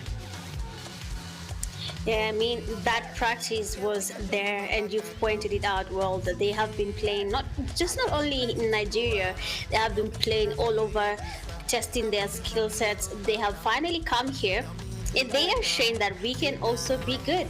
So, I mean, good stuff to all the teams that have made it here to the grand finals, sitting in that chair, playing against the best of the best teams in Nigeria. It is not something that we can take lightly. It is a very big achievement, and they deserve to be crowned the best of the best in Nigeria. But of course, there can only be one winner. PUBG says it every single day when you play the game. So, of course, even in NPL, we'll need to see who is that winner when it comes to NPL today. I am very much invested to see, because foul play, what did foul play do there? I mean, I don't even know how it will affect them. But foul play, 2 chicken dinners, that should have been a ticket to being crowned the best team. Unless I am seeing it wrong here at Fire, but those chicken dinners are very important. Say. Yeah, absolutely. I would say I'm a little bit surprised. Not because of the previous performance before today, because they were doing so well in early stages of the competition. But the way they started off the game in the first and the second, I wasn't really looking at them being the ones who would perform and get those two chicken dinners. In fact, I was thinking that was going to come from teams like 3C and Ecstasy. Now, granted, 3C did get one of them, but I thought they would go on to win again and then, move themselves into the conversation of winning the entire NPL. But it hasn't quite panned out for them because obviously some other teams like Ecstasy and, Foul Play, grabbed the game by its neck and then ran with it. Yeah, I do agree with you on that. And just to mention a team here, Dream Team. You've seen how Dream Team has been playing. I think Dream Team had a chance here. They had a chance more than once to come up and claim victory. But I don't know what was happening in between. Maybe they can tell us one day. But when you look at Dream Team, I don't know what really changed there for them. That is a team we need to look into. And then when you look at Angels of Death there, you had Your Might. Again, just like XTC, waiting for the last game to dominate. So why are we waiting for the last game? We know very well that nothing is going to change. Even if you get 20 kills, unless you get 20 or 30 kills and a chicken dinner, but getting to jump from the second page to the first page to top one, not possible at all. But I'm really trying to understand the Fire because those two teams, Angels of Death, started off quite badly.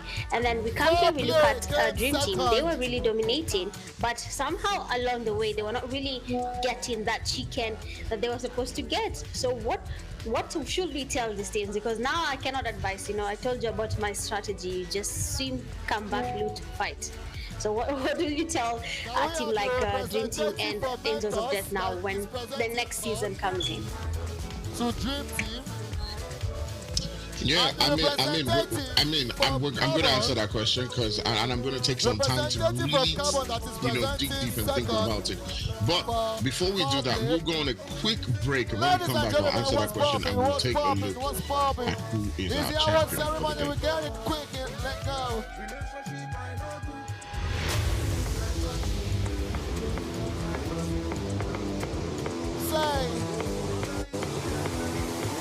Shout out to Bookie in the building. I see you. Let's go. Are we ready for the award ceremony, ladies and gentlemen? 16 teams started. We came down to 3.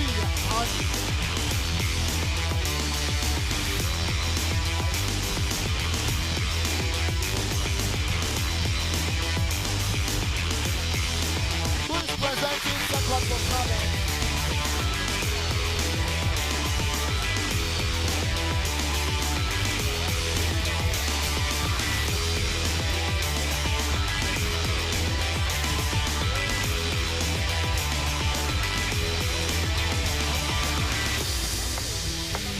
Where's the representative of Canada presenting the second? Now we have them right now.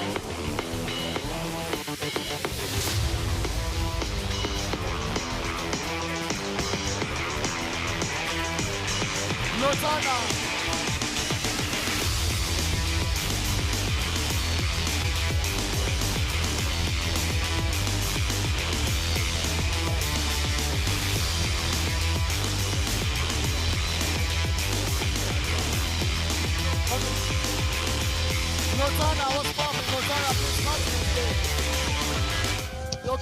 You're active for okay, guys, what a time. And we are going to be announcing the champions of the NPL pretty soon. All right.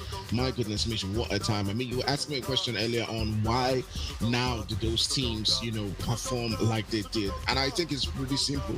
They were just having fun and not overthinking things. The game is a game of fun at the end of the day. And sometimes when you just want to just play and just risk it all, it tend to actually do well. And that's what I actually saw in that game. You saw the guys on ATH, just driving vehicles around and just knocking people. And it just looked like they were just playing without fear once and for all.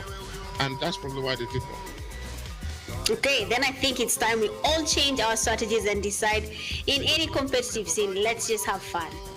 relax, breathe, take your vehicles, do some laps around the map, measure how many kilometers you can go as a team, and then get your chicken dinner. Because if that's the case, then wow, honestly, I don't know about all those teams that had that in mind, but if you saw that worked for you in the last game, please implement it forever. Again, don't listen to me, but please implement it forever.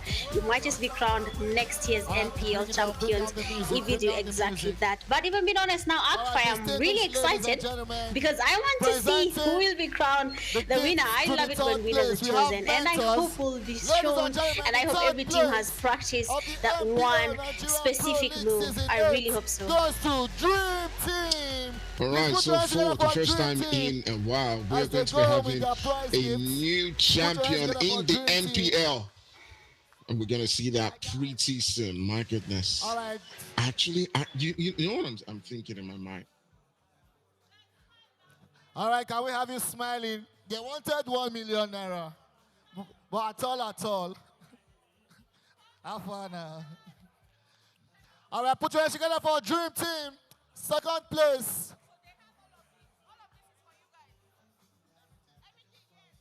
For that #1 spot, and they are the new champions of NPL. Great, amazing stuff going to them. Hard work from the very start that they've gotten here. These are the best players in Nigeria right now. Yes, sir. Neon Rising being crowned the #1 team in Nigeria Pro League Grand Finale, bagging 73 points in total. Neon Rising, wherever you are, I hope you're doing a victory dance. They have been shown a couple by PUBG. Do one for us because you guys did outplay every single team here and got yourselves the title for being the champions in the NPL Grand Finale by Monster 1080. All these sponsors and you will be, I mean, they have bragging rights right now, Akfire. They will stand and say, we dominated in our own country, Nigeria. I am impressed. There's no way that anything would have taken Neon Rising from that slot. I mean, it was a good performance from them from the beginning to the end, and obviously in that final game, what was interesting was that we then finally saw some certain teams wake up, like Angels of Death, like Athlete Gaming. They did, manage to show some performances at that final game, and probably played spoiler to other teams that were trying to catch up with the boys from Neon. But I mean, we did see some highlights from some players who have now shown that they are the top players in this particular game, such as Bego, getting our MVP of the night with the most damage in the game, 13 eliminations, and just behind him is Storm. And you know what's so crazy? It just seemed like Beggar will be asking himself, and the players from XTC will be saying, look, we could have done better, we could have performed better. We're not too lucky in a few games to get into that final circle. I did see glimpses of hope that they could perform a lot better than this.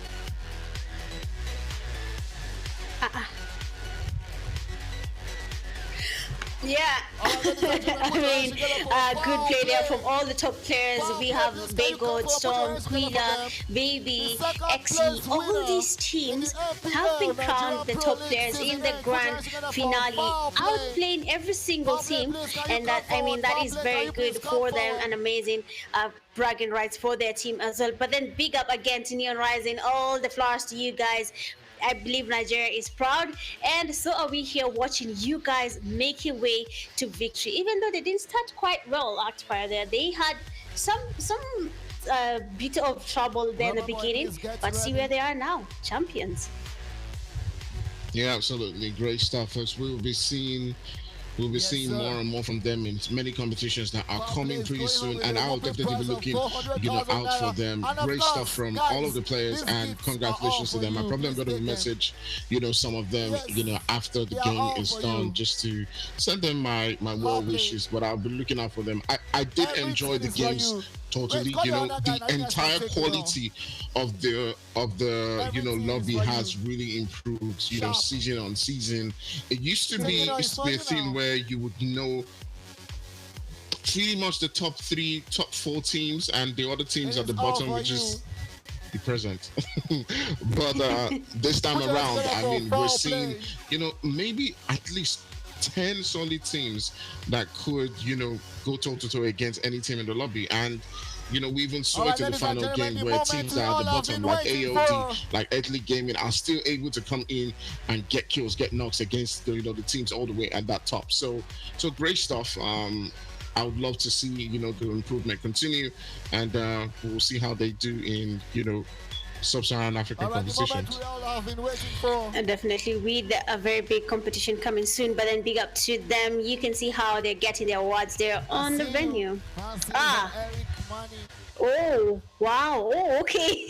okay, yeah, that's good stuff. And I hope everyone gets to enjoy their awards. But for now, it'll be goodbye from Mitch and Akfair for having us here with you guys as your analyst. See you next time, guys. Bye.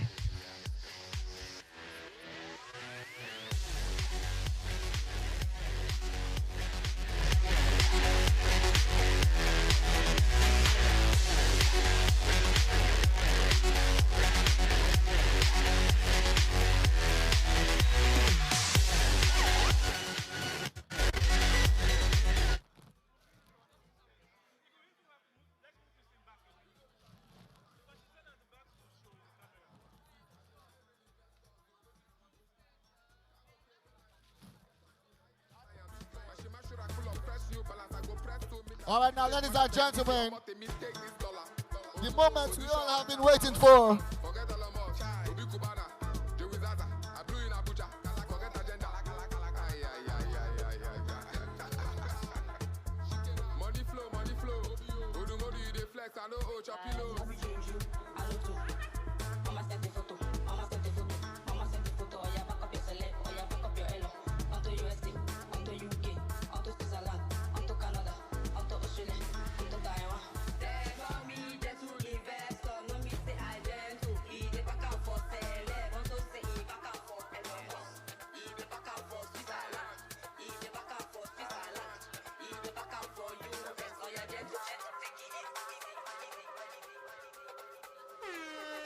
DJ Chizzy, aka the Vibes Killer. Now wait till we show you go see. For yeah, now only now can be. You suppose know how it be. They say no what it for being. Say now only what there's. All right, ladies and gentlemen, the moment we all have been waiting for. It's not being. All right. It's not easy. Presenting the gift of the first place. Presenting the gift of the first place to the winner, NPL Nigerian Pro League Season 8 Finals. Ladies and gentlemen, presenting the gift is Monster Energy 2. Are you ready? Are you ready? Give it up for Neon Rising! Make some noise for Neon Rising! As they go home with the prize gift, they came, they saw, they challenged, and they came out #1. It's not an easy task. Ladies and gentlemen, uncles and aunties, Neon Rising going home with a whooping 1 million naira in the Nigerian Pro League Season 8 Finals. Make some noise!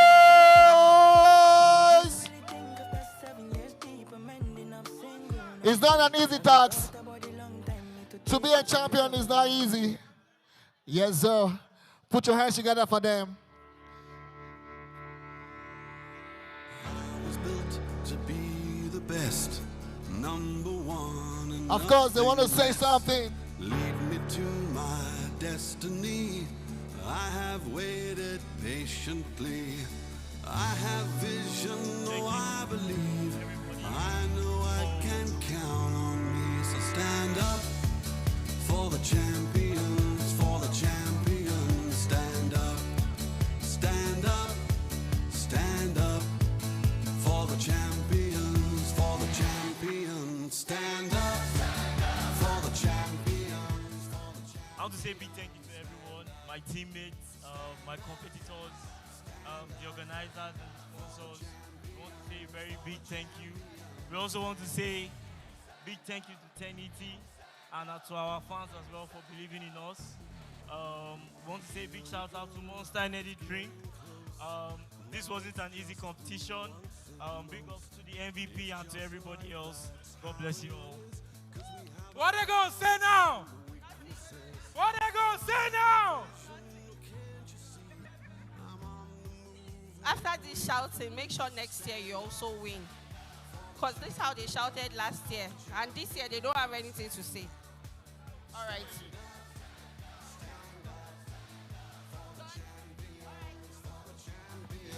Thank you so much. Put your hands together for them. Rubber Boy, are you ready? Rubber Boy, are you ready?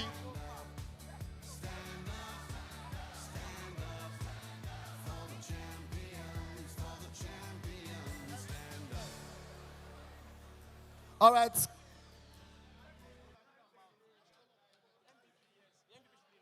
All right, can we have MVP up on stage right now? MVP. MVP.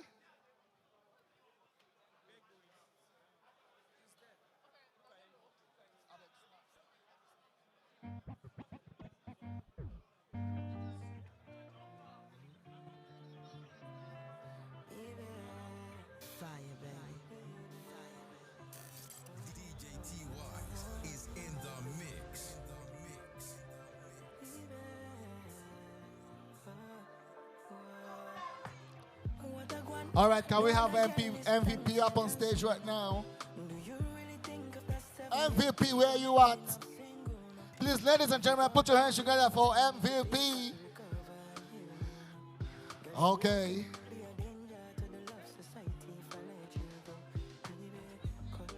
He's up.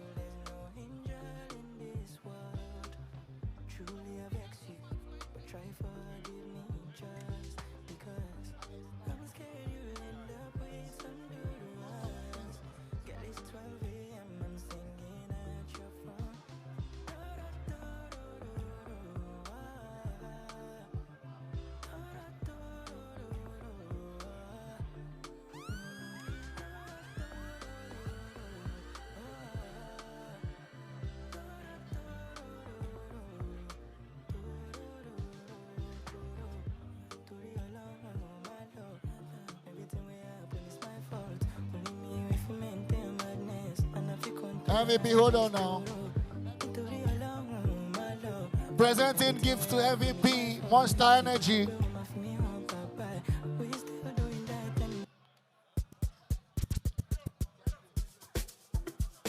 Thank you, thank you. AKA the Vibes Killer. On the turntable is DJ T. Presenting the gift to MVP is not an easy task. Okay, it is awesome. Winning is very, very loving. Winning is sweet. You will love it. Okay. It's not easy. Smile for the camera now, fine boy.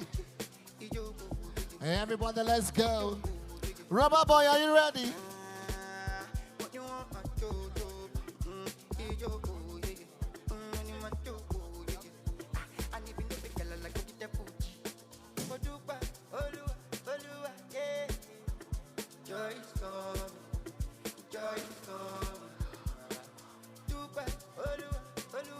Rubber Boy.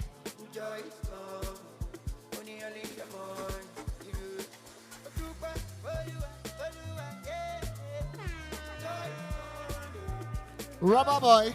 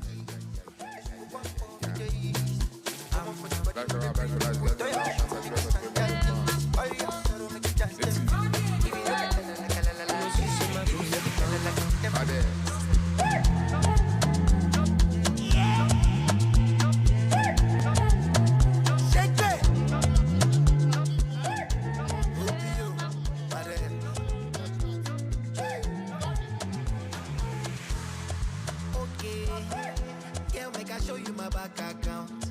Two face. I get it plenty to go around. All right, listen up, listen up. The winners.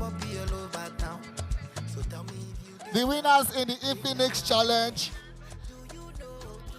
The Infinix challenge. Please, if you are here and your Instagram handle is _gamer, _gamer, are you here? _gamer. All right, please come forward.